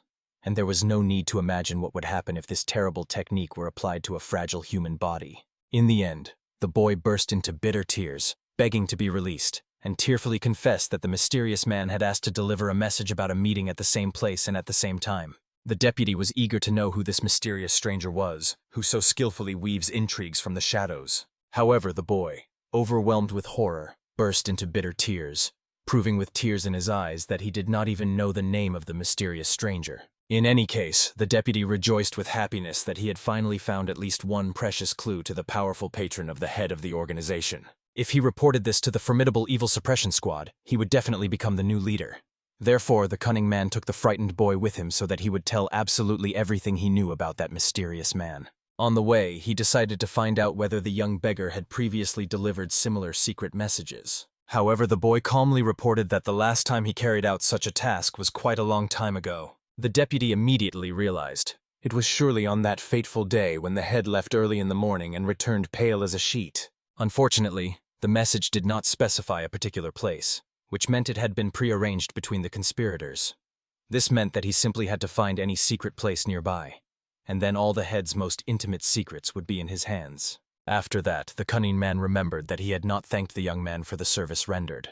While he naively hoped to be set free, the deputy suddenly dealt him a crushing blow to the neck. After the fragile body went numb, he mercilessly pushed the defenseless child into the turbulent river waters, cynically thanking him for a job well done. In the end, the boy with loud splashes fell into the very abyss, and the deputy cold-bloodedly understood. After he pressed the vital point, the boy would inevitably drown. Even if he managed to swim out, the current would carry him far down the river, especially after yesterday's heavy downpour. And even if by some miracle he survived, no one would care about one missing poor child. On the contrary, the boy should have been grateful to him for ending his miserable existence. Now it remained only to negotiate with the combat alliance, and the deputy's life would shine with completely new colors. At this fateful moment, the mighty Great Bloody Fist was patiently waiting at the agreed meeting place. However, although the servant should have appeared long ago, he still did not show up. Choak Ryan began to seriously worry about this ominous matter. Moreover, sharp feelings told him that about 20 armed men surrounded the building. This meant that the man had betrayed him in the most vile way. However, the noble warrior did not expect that he would turn out to be such a treacherous traitor. In the end, he had no choice left. He decided to face the unequal fight with dignity. Just at this fateful moment, members of the sinister combat alliance burst into the building. However, although the mighty Choak Ryang possessed only 30% of his true power, he had already prepared a crushing blow for his adversaries. In the end, with a lightning-fast movement, he tore the bodies of the enemies standing before him into the smallest pieces, and they flew back with a crash. Of course, their leader had no idea what incredible power he had just witnessed. He could not even imagine who could possess such a terrifying inner strength. At that moment, a wounded subordinate, seeing the face of this formidable man, implored the commander to report everything to the corps leader. He wanted to say that he had met the legendary Great Bloody Fist himself, but he did not manage to, for Choak Ryang landed lightning fast right on his chest, causing him to instantly die. After that, the noble warrior looked intently at the face of the man who had come here to capture him, although he immediately mockingly noted how foolish it was on their part, for they should have brought many more people for such a dangerous mission. Only then did the commander realize with horror that before him was the legendary Bloody Master himself, and only then did he understand with whom the head of the intelligence organization had been secretly connected all this time. They had no idea what to do now with such a formidable opponent.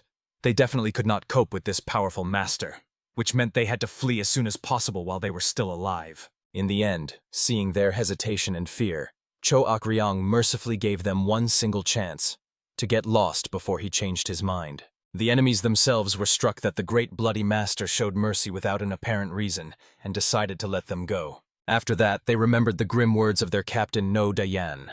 He claimed that the mighty Bloody Fist had received a mortal wound.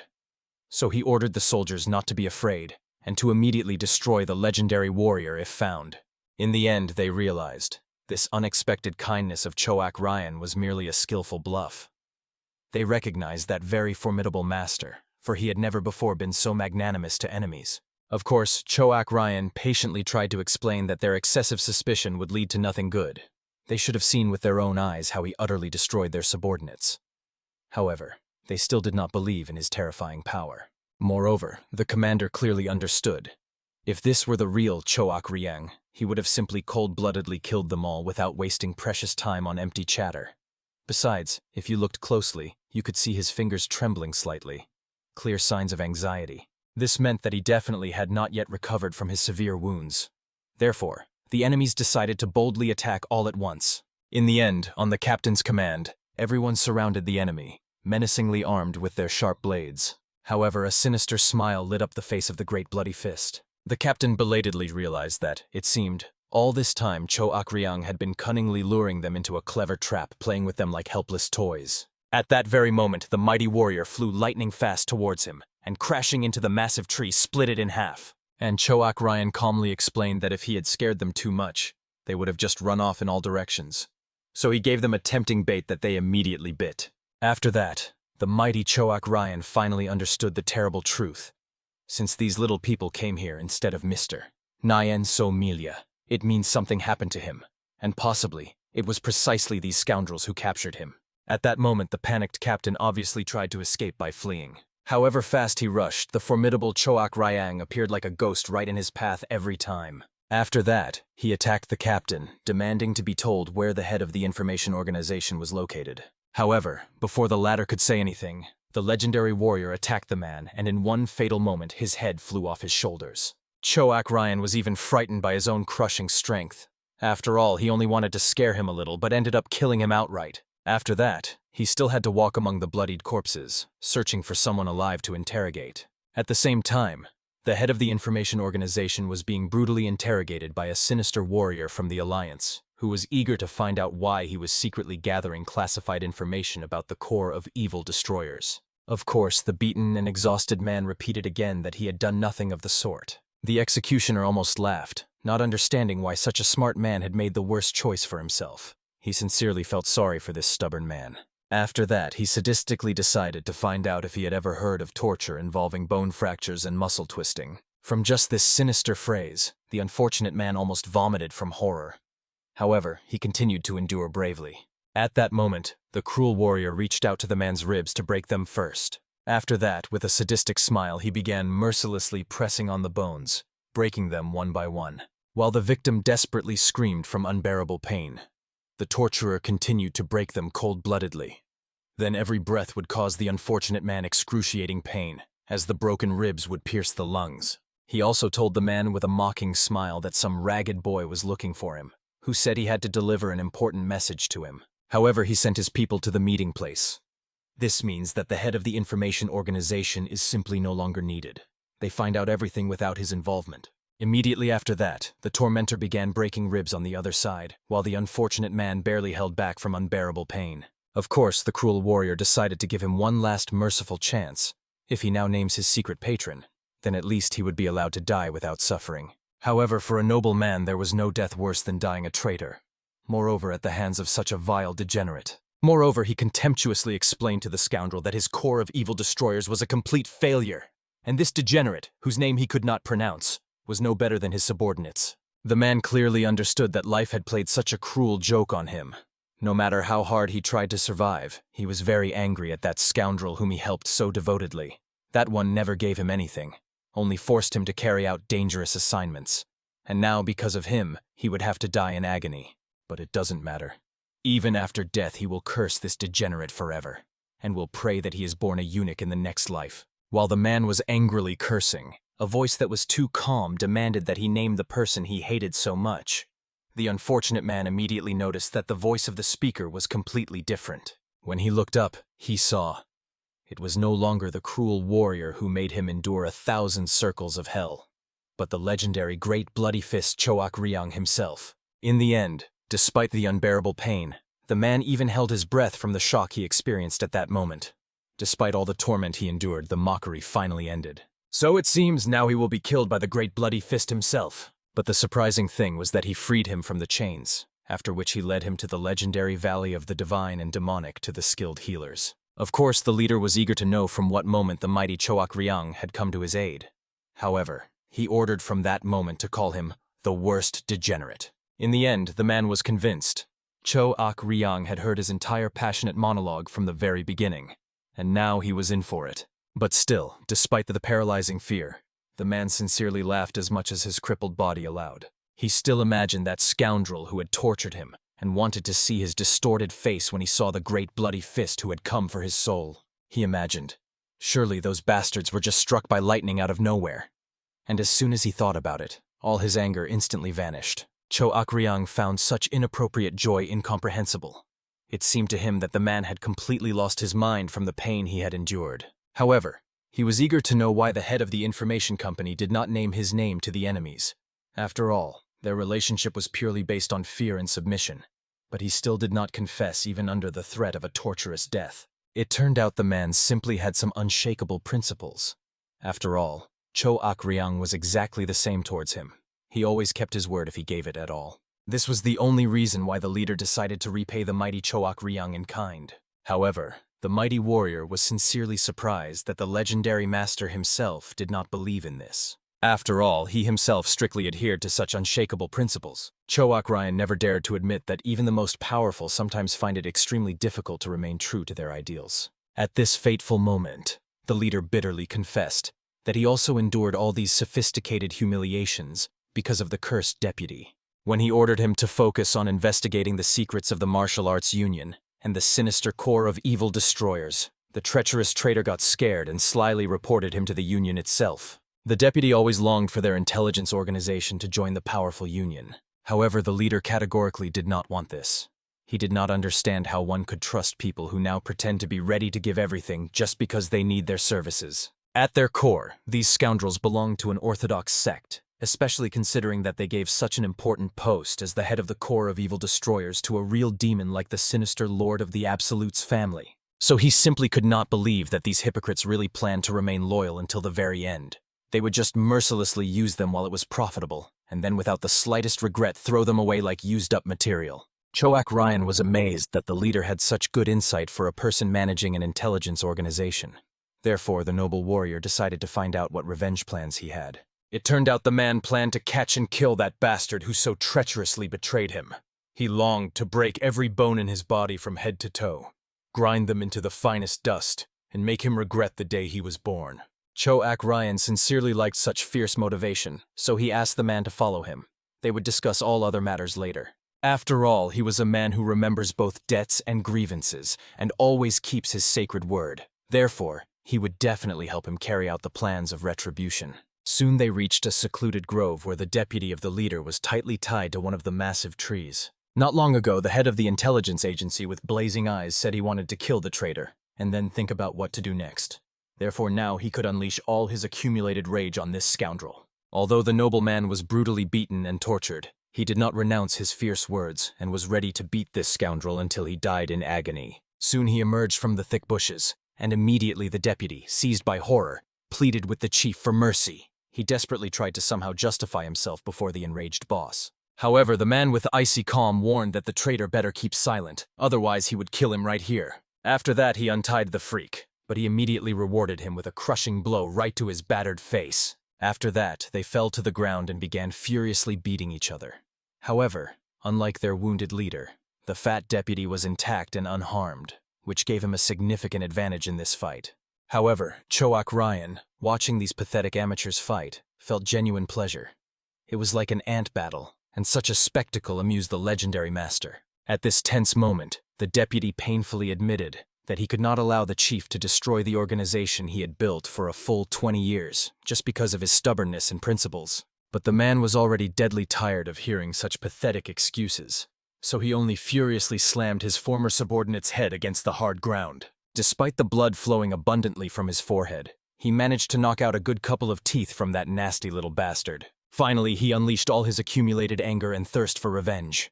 Therefore, Cho Ak-ryang decided to find out if there was anyone else who needed to be punished for betrayal. Unfortunately, there were enough other enemies, but the leader simply did not have the strength to fight the powerful opponents. These people were clearly beyond his ability in his current state. Then the mighty Cho Ak-ryang proposed to continue their important conversation, and was eager to find out from the man what he planned to do now and where he would direct his steps. The unfortunate man had no better solution than to hide in the remote mountains and simply continue living a hermit's life. Of course, Choak Ryang patiently tried to explain that if the formidable Thousand Wings Corps took him seriously, he would not hide anywhere on this earth. He simply had no choice. Then he would just die a painful death. But he swore to the bloody fist that even on the brink of death he would not utter his name. But the villain still doubted. Wouldn't it be easier to kill him here and now? And at first the leader thought that the formidable master would do just that. However, at that fateful moment, the noble warrior decided to arrange a safe place for his loyal comrade, where he could calmly stop and heal his wounds. Thus, 2 whole weeks of peaceful life passed since that fateful conversation. At that moment, the leader himself was reflecting on the events that had occurred, and thought that he had clearly acted somewhat incorrectly.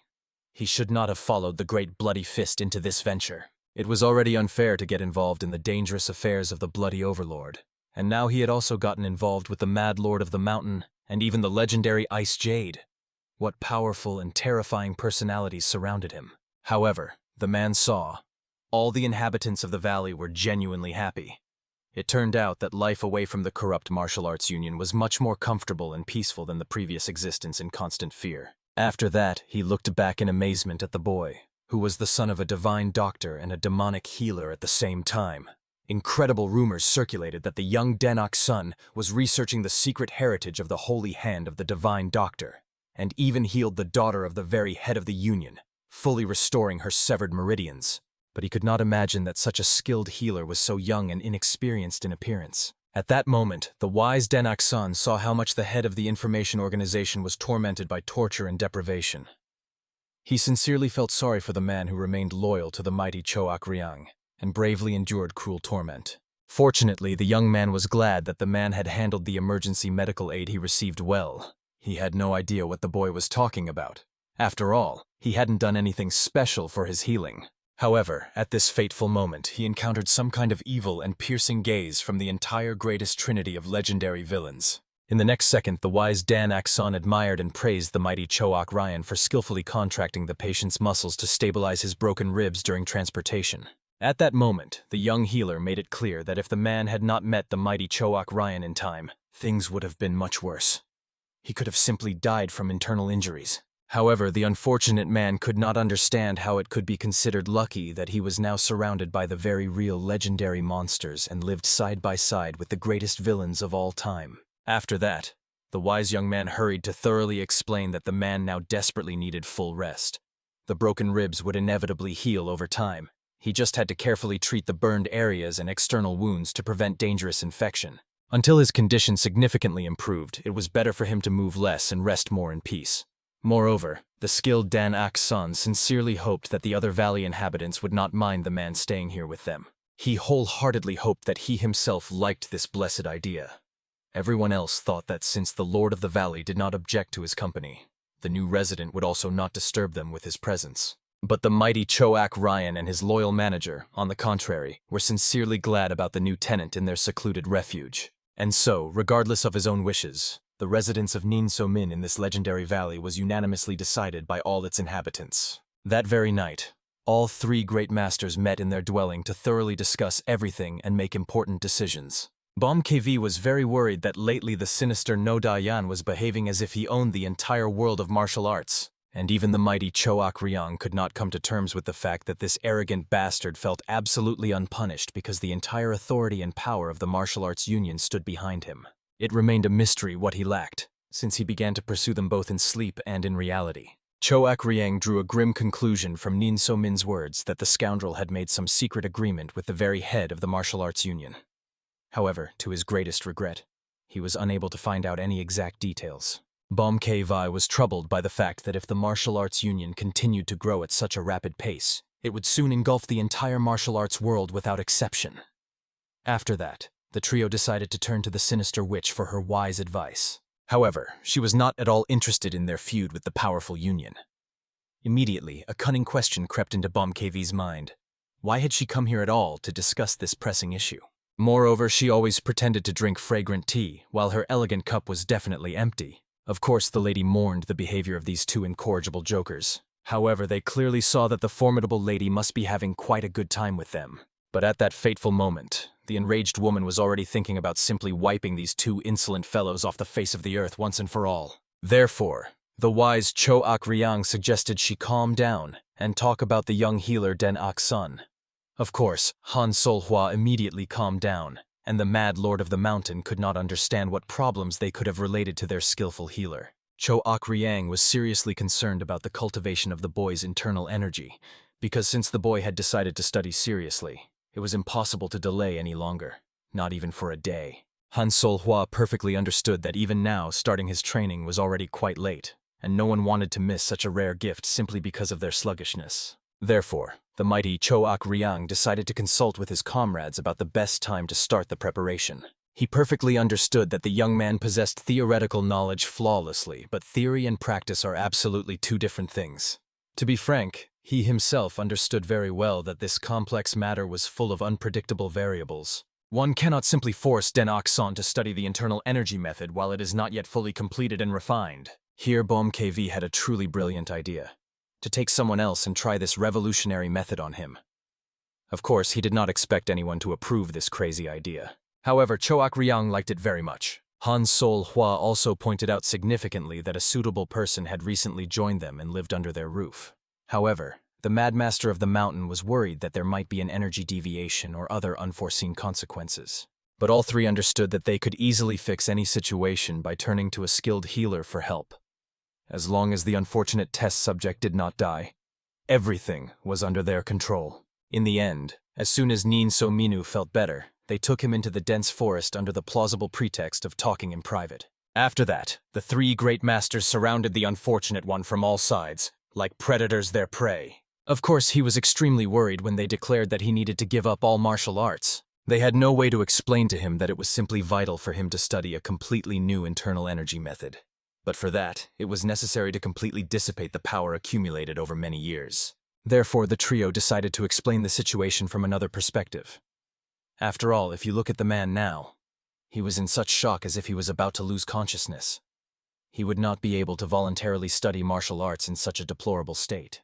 In the end, BOMKV decided to cautiously ask the man how he liked the idea of learning martial arts from them. But he was trembling with fear so much that he couldn't say anything coherent.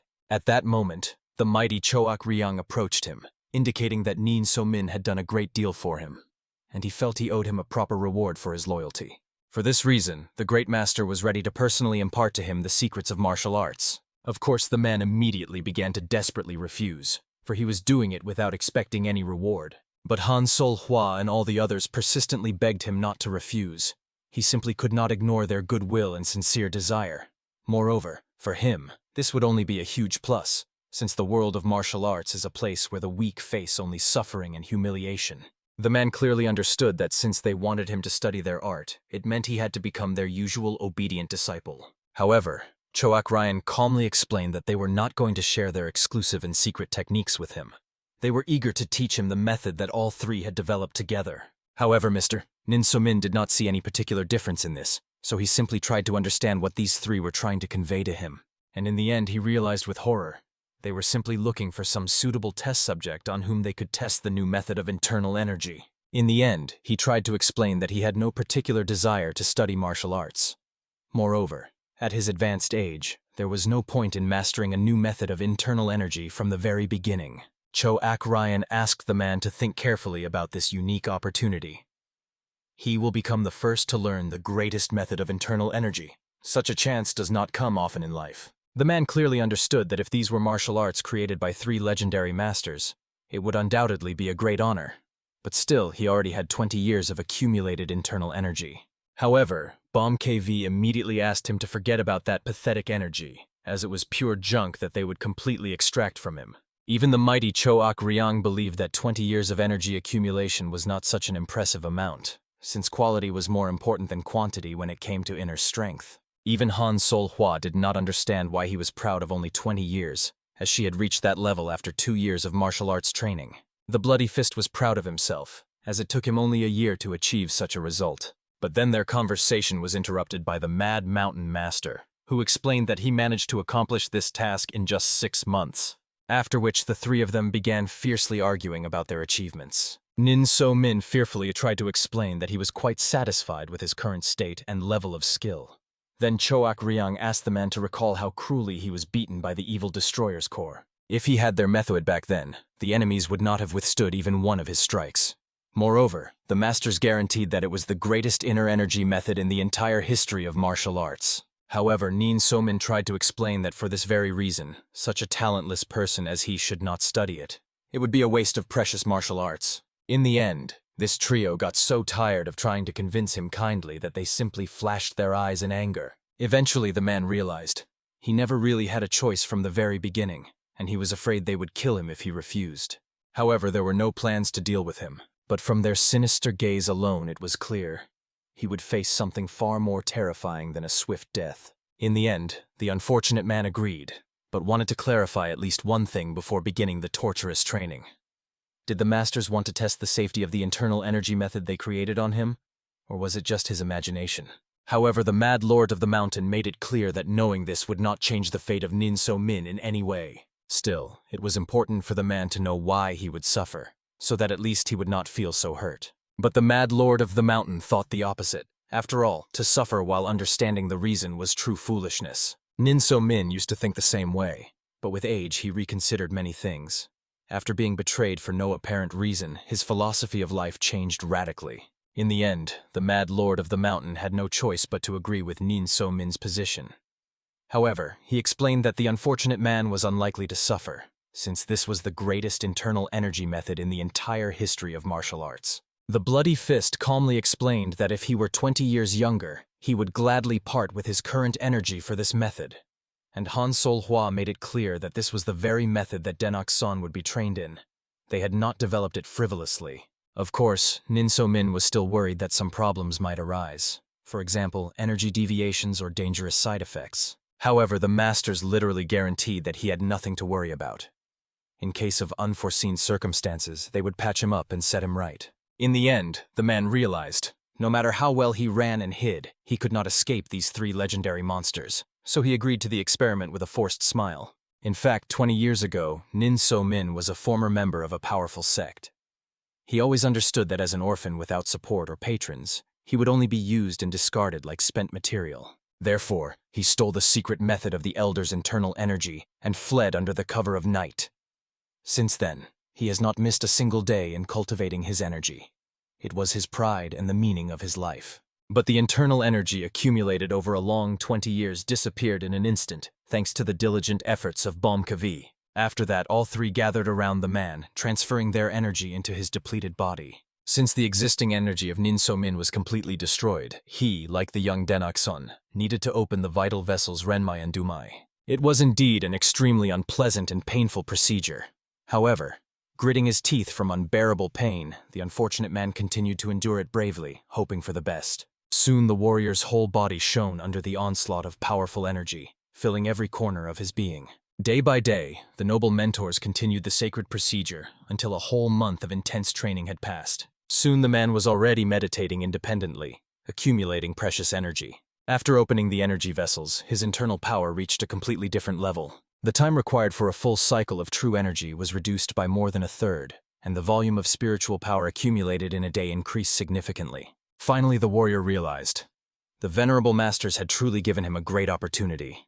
He reached his previous level of internal energy in just 1 month of persistent practice. However, one day when Nin So-min went out to train, he was met with a sad sight. Samu Sim was busily preparing to set off on a journey. The man begged his elder brother to stay here with him, but, to great regret, the first trading expedition was already supposed to begin. Since the poverty ghost was negotiating regarding the hostage, a debt of honor obliged him to participate in the negotiations. For the warrior, it remained a mystery why his friend had to deal with such diplomatic matters. However, the wise man calmly explained, the scoundrel he had captured turned out to be the heir of the very leader of the Bloody Sand. For the future prosperity of trade relations, he was obliged to take part in delicate negotiations. The warrior had no choice but to wish good luck on the dangerous journey, and the noble poverty ghost seriously asked to take care of the valley ruler and their brothers in his absence, and also, if possible, to visit the Hall of Unity. Nin So-min made it clear that the elder brother need not worry. He would take care of everything, including those feathered inhabitants whom the poverty ghost always cared for. The master was sincerely grateful for such attentiveness from the man, promising that upon return he would reward him properly. But for Nin So-min himself, sufficient gratitude would be the honorable mentor returning home alive and unharmed as soon as possible. After that, sadly seeing him off with his gaze, the young warrior returned to the abode, having no idea who would now keep him company. Suddenly he remembered. Today was that very momentous day. It was the first martial arts training for Den-ak-sun, so all the masters gathered around the young healer. At that moment, the heir of the divine healer was trying to meditate according to ancient canons. Now So-min was genuinely shocked. After all, Bomkevi claimed that the young man had absolutely no ability to cultivate internal energy. Moreover, no one explained how to properly direct true energy, and the spell to awaken inner strength was unknown to him. Bomkevi hastened to clarify the situation. This divine art of harmonization was created by the healer of autumn leaves himself, applying all his wisdom to the creation. Den-ak-sun understood such matters better than anyone else because he knew perfectly the location of blood vessels and energy meridians, so the mentor's advice would only interfere with him in the sacred process. In the end, Nin So-minu had no choice but to watch the young man, deeply immersed in meditation, in a trance. But at that moment he was distracted, suddenly remembering what he had almost forgotten. Starting to rummage through his pockets, the boy pulled out what his father had prepared for him long ago. The divine healer knew that one day his son would inevitably want to master martial arts, and beforehand prepared a special health-restoring pill for him. Thanks to the fact that the remedy was created by the divine healer himself, it became even more precious. For the boy himself, the pill also had a special meaning, so the young man immediately swallowed it. After that, he again immersed himself in meditation in order to try to concentrate his energy. The heir of the doctor remembered his father's words. He asked that his son definitely take this pill before beginning the training in cultivating internal energy. At that time, the boy had no idea what it meant. All he wanted was to become a healer like his parents. However, the mother saw no point in her son becoming a healer. After all, it was hard and troublesome work. And the father believed that studying martial arts would be more beneficial. Besides, physical strength would still be needed for healing. The woman was, of course, angry at her husband. They had already suffered enough, and now their own child was inciting dangerous activities. She was categorically against it, wanting at least their child to live the life of an ordinary person. But the father saw no reason to prevent the son from doing what he wanted. After all, their child could act according to his own judgment in everything except marriage. The woman was insanely angry that her husband spoke such words right in front of their son, so the man hurried to explain. Meeting such a wonderful life partner as his beloved is extremely difficult, so the boy might not even try to get married. Still, Den-ak-sun's father spent all his luck when he managed to win his mother's heart. Only after the man justified his words, and his wife, slightly embarrassed, calmed down. And the father honestly confessed to his son. Now, after he met his other half, most likely, for the rest of his life, he will be pursued by failures for a quite obvious reason. These warm memories caused a pleasant warmth and a smile in the young man's body. Even Han Sol-hwa noticed that the boy seemed to be smirking during meditation. Now So-min did not suspect that such a thing was possible during energy cultivation. After all, masters always taught to throw out all unnecessary thoughts. Otherwise, extraneous ideas would interfere with the flow of universal energy. Of course, it was the truth, but now it turned out to be the only way for the young man to at least try something in the sacred art. At that moment, the healer's heir began slowly opening his eyes, finishing the meditation, after which he smiled radiantly, finally understanding what martial arts masters experience. Everyone immediately gathered around him to find out how the young student felt, whether there were any difficulties or other obstacles. However, the boy felt simply excellent, as if reborn. His body became lighter, and the sensation was as if he had slept very well after long exhaustion. This was an excellent sign. Now the next step was to try training using the harmonization technique. After that, everyone sat outside, and Han Sol-hwa with Bomkevi began helping the young student. As soon as he immersed himself in meditation, the mentors immediately straightened their hands, channeling energy into his body. This technique was originally created exclusively for Den-ak-sun, so the two masters understood. They could not allow the slightest mistake. At that moment, Nin So-min was genuinely horrified when he saw the raging energy literally bursting out of the youth's body. He had no idea what it was, and considered what was happening some kind of demonic art. However, Choak Ryang hurried to calm the shocked Nin So-min. He was deeply mistaken. This was the most genuine divine technique. The subject already thought that perhaps the same radiance came from himself when he studied the divine art. However, such a dazzling radiance was possible only thanks to Den-ak-sun. It was due to his unique physical condition. Moreover, this technique became available only through unconditional trust in each other. Only at that moment did the man feel that the energy emanating from the young man was incredibly warm and soothing. Even its echoes calmed the mind, literally drawing it in, although Nin So-min himself did not notice it. However, Choak Ryan understood that the man was far from the only one who felt such an influence. At that moment, a great multitude of forest dwellers ran to them, attracted by divine energy, to understand where it came from. Therefore, Choak Ryan mentally sympathized with Nin So Min. While he himself would guard Denok-sun in case of unforeseen situations, it would be the young warrior who would have to keep these animals at a respectful distance. Nin So Min tried to object, but understood. Arguing with Choak Ryan was completely useless. Therefore, he simply ran towards the crowd of beasts, trying in any way to disperse them. Meanwhile, the energy in Denok-sun's body had already begun to slowly get out of control, reaching its peak. The animals literally went mad from the influence of divine power, and Nin So Min was desperately trying to push them away, not letting them get closer to the sacred ritual. At that moment, a powerful surge of energy occurred, after which the young man came to his senses. The lessons continued until late evening, and everyone watching the young heir could understand how incredible a talent he possessed. The boy had an astonishingly pure and literally magical true energy. Only after one training session, even compared to masters who had studied this art for years, his strength was in no way inferior to their achievements. Looking more closely, Choak Ryan could understand the purity and power of this child. His inner strength were simply incomparable to anything seen before. Bom KV only joyfully ruffled the boy's head, saying that now he understood why all masters strive so much to find worthy students, and praised him for the excellent work. However, Han Sol-hwa understood. They would now have a lot of work. After all, internal energy alone was not enough for a full study of martial arts. The mountain owner immediately understood. This means they would have to develop the boy's external energy. Therefore, she suggested finding someone who could teach the young student the appropriate techniques. All three masters immediately cast understanding glances at the boy so that he would make a decision. However, he decisively said goodbye to the mentors, making it clear that he needed to write everything about today's training in his diary. After which he thanked the masters for their excellent work, and asked to rest well before the next day. After a short conversation, the masters concluded it would be best if Choak Ryan taught him everything he himself knew. Even if they invented new techniques with external energy, their power would hardly surpass existing martial arts. Each of the techniques of the Valley Ruler is worthy of being called a divine art. Han Sol-hwa understood. Choak Ryan wanted to pass to Denok-sun the technique they were most confident in. Everyone became curious about what exactly Choak Ryan would pass on. It turned out that it was the Golden Grasp technique, while Bom KV planned to teach the boy how to handle weapons. Only one last question remained: what their formidable sister would teach the young student. At that moment, she created an icy spear, hanging directly above her palm. Everyone immediately remembered how terrifying this woman was in battle. After all, she used martial arts capable of applying energy at a distance. Finally, it was time for Denok-sun's lesson. This lesson was dedicated specifically to the art of weapon mastery. Choak Ryan explained what their training would consist of, and the boy was full of enthusiasm. Then the wise man decided to find out what, in the young student's opinion, was most important when handling a weapon.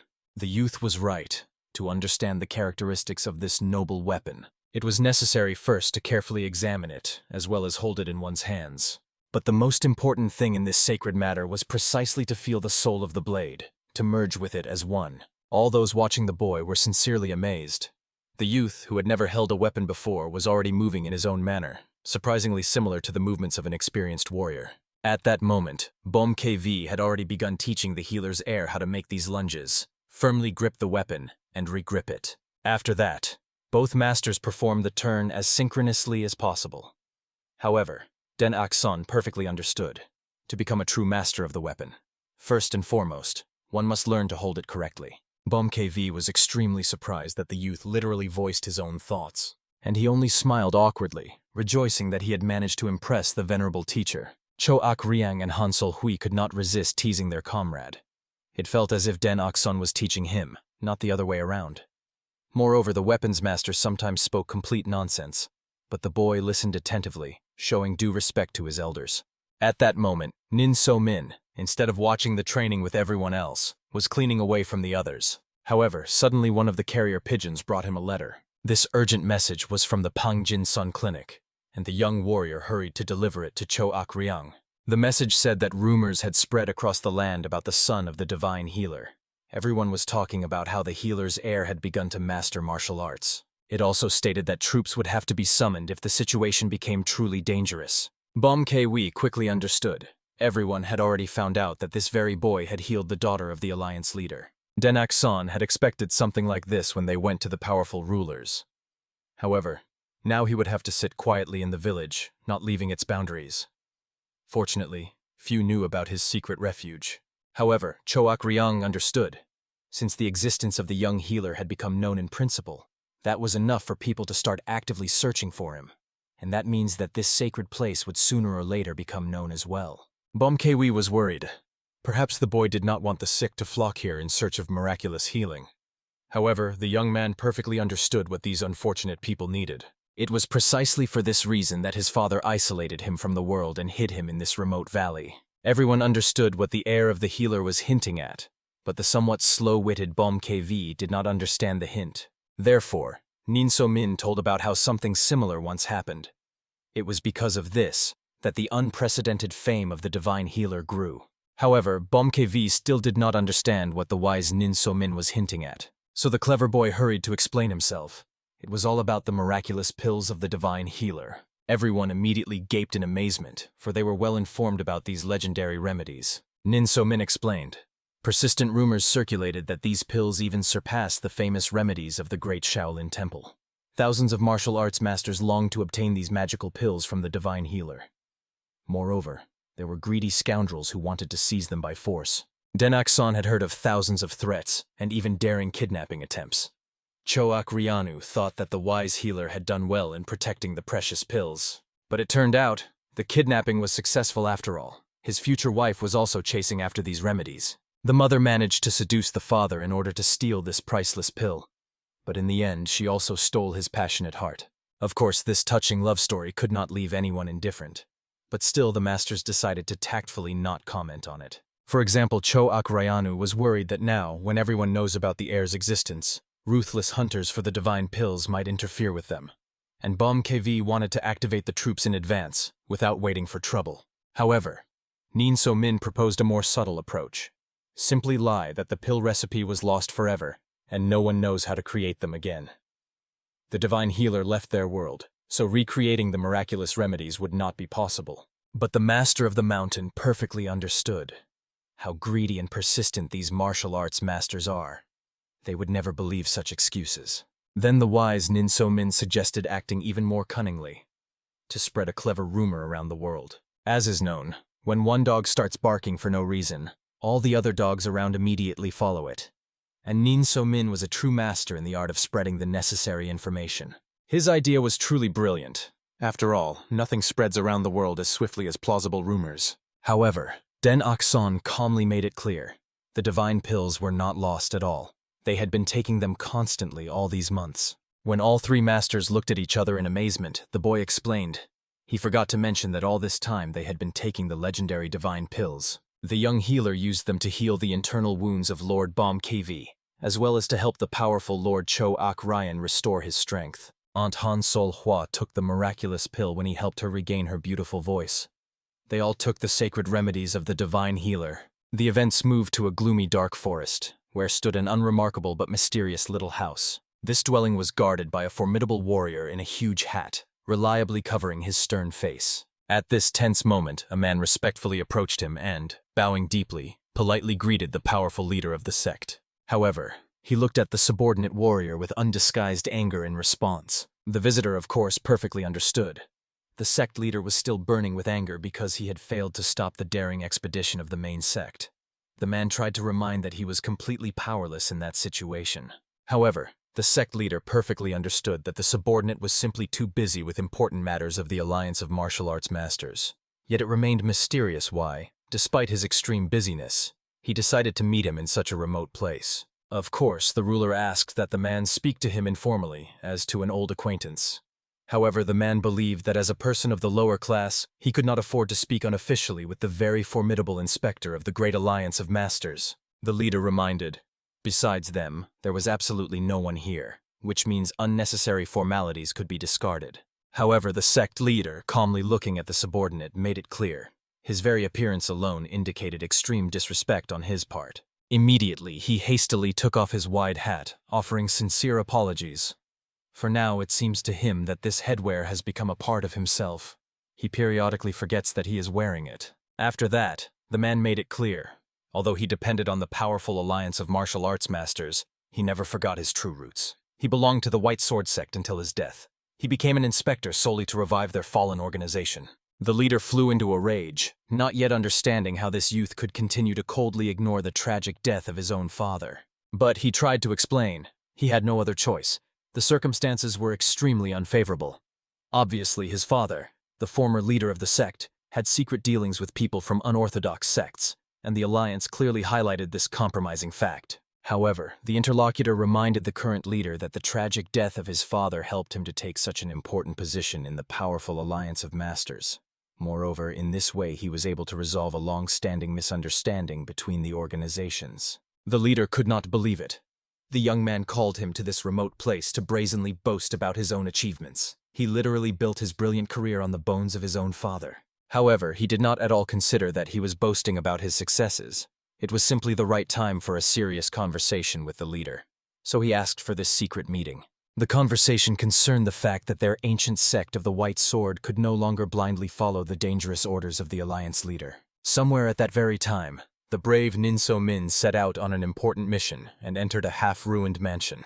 He kept looking around cautiously, watching for lurking petty thieves. But at that tense moment, the young warrior saw a mysterious man who was carelessly sitting in plain sight right on the stone staircase. The stranger laughed upon seeing Nin So Min and thought he was in for great luck.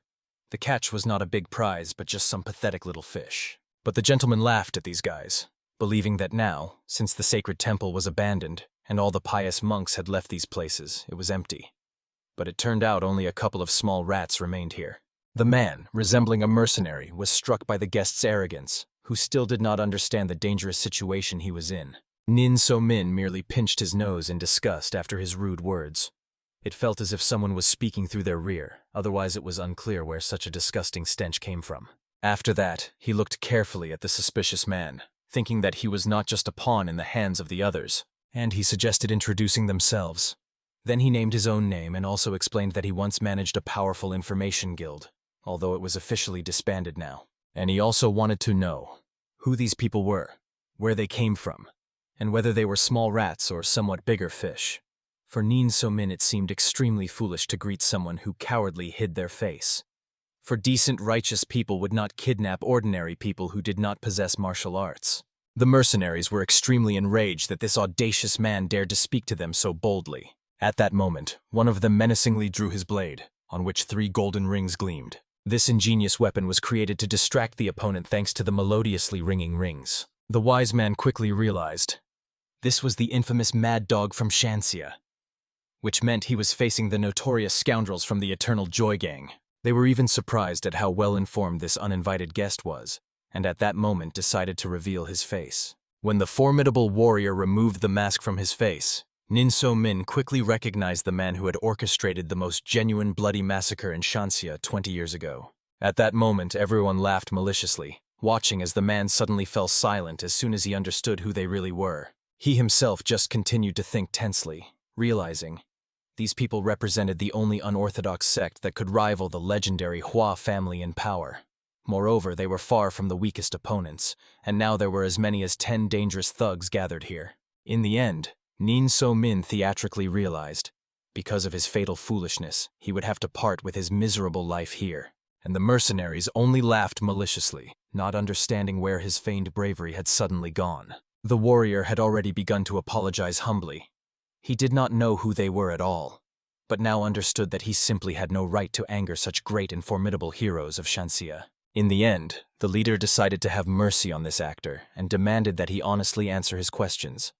For example, how is he connected to the mysterious ice jade of immortality? Falling to his knees, the frightened man confessed that he had entrusted this powerful woman with his life in exchange for her carrying out various dirty deeds for his organization. The next question was, where was the child named Dan Ak's son?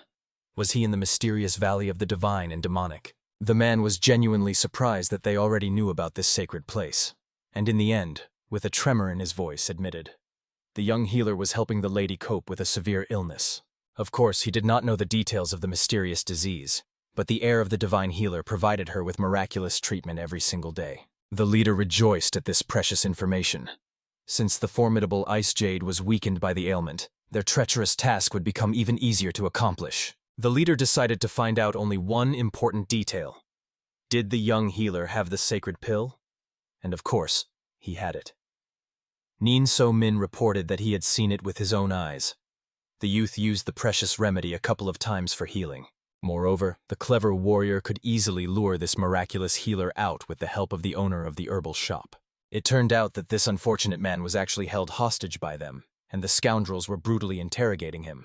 However, the man did not really tell anything useful. When the bandits ordered him to reveal the exact location of the healer, he stubbornly repeated that he knew nothing about it. Only later, when they had severely injured him, it became clear he really knew nothing about the secret refuge. But still, they managed to find out something from the demonic healer himself. The leader wanted Nin So-min to lead them to the cherished valley. Of course, he tried to explain.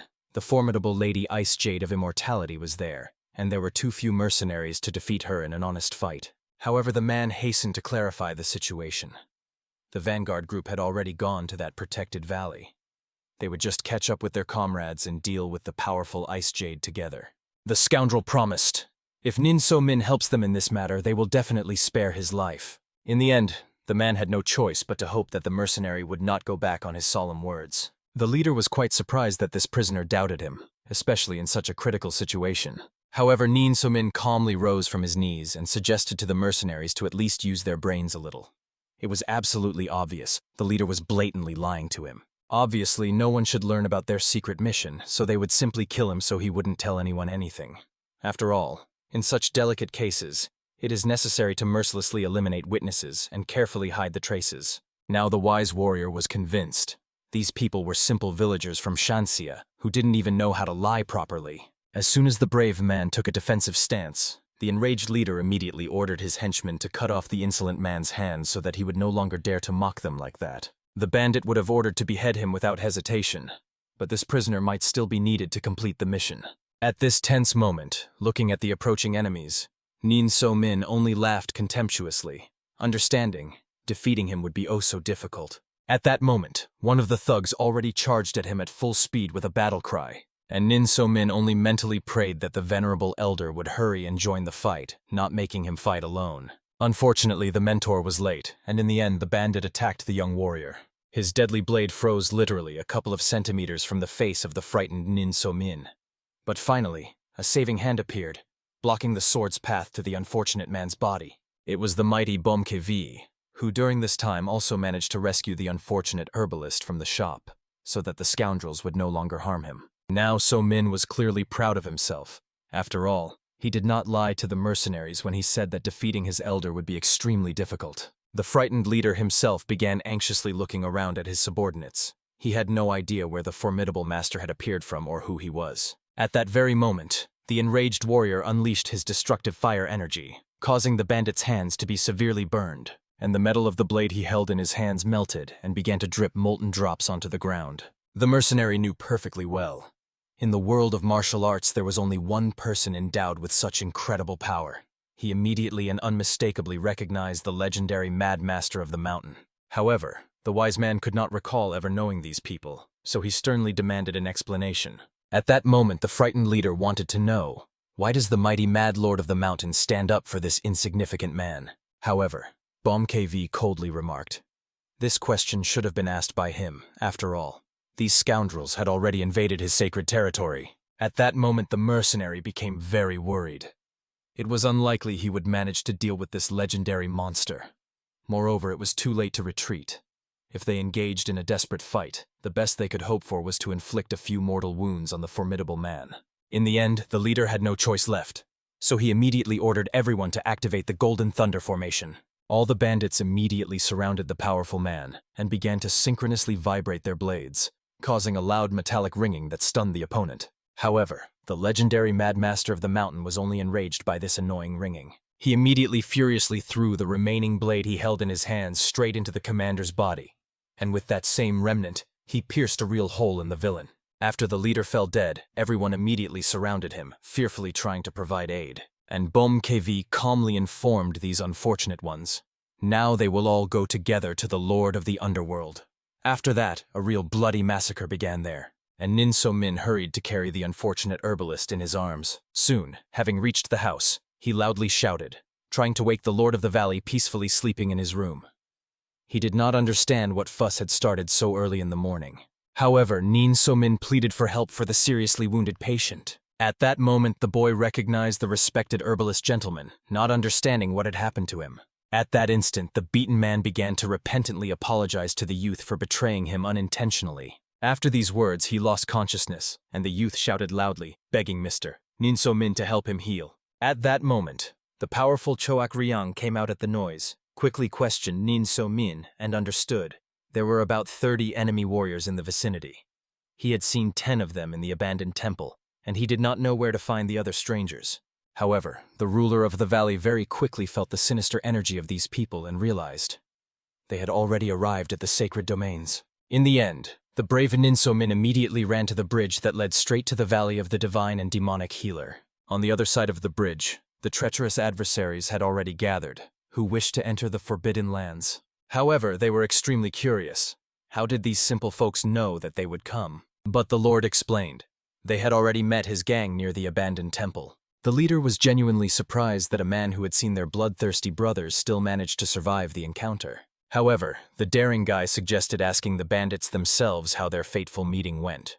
Moreover, they would soon join their friends at the meeting with the ruler of the underworld. The enraged mercenary could not believe that his comrades were dead, so he only furiously ordered the man to shut his insolent mouth. And Nin So-min was sincerely pleased by his straightforwardness. At least this bandit was honest enough, since their leader brazenly lied to them right to their faces, promising to spare their lives. The leader realized talking to this daring man was simply pointless. He was only wasting precious time. Therefore, he demanded that he immediately bring the son of the divine healer, who was supposed to reside in this mysterious place. Of course, Nin So-min feigned ignorance about which son of the divine healer was being referred to. However, Danakson himself appeared before the treacherous adversaries. He could not believe that they had committed such an atrocity against an innocent man just to find him. The mercenary only laughed maliciously, understanding. The boy was foolish enough to give himself away. He really resembled his legendary father in habits. It felt as if the divine healer himself, only younger, had appeared before them. After that, the mercenary made it clear to the young heir it was time to repay the old family debts. However, the youth firmly reminded that he owed nothing to these scoundrels. In the end, the mercenary had to explain. The child bore the heavy burden of his father's sins. That's how relentless karma works. That's the path in the cruel world of martial arts. Obviously, the boy literally trembled with righteous fury. It was unbearable to see this vile man. Looking at his angry face, the mercenary only laughed, enjoying the spectacle. Because in the boy's face, he literally saw a living reflection of his hated father. Moreover, the leader was eager to see how the young heir would sob, scream, and beg for mercy. But at this critical moment, Lady Ice Jade of Immortality herself appeared to defend the youth. She immediately ordered Nin So-min to take the precious healer to the main hall and not leave there for anything. Nin So-min began to plead, asking the Lord of the Valley to hide immediately. They needed to heal the severely wounded owner of the herbal shop as soon as possible. The boy agreed to leave, but not out of fear of these bloodthirsty people. Simply the patient truly needed his miraculous help. And the mercenary watched him go with only a slight smirk, understanding. The boy definitely wouldn't escape from them.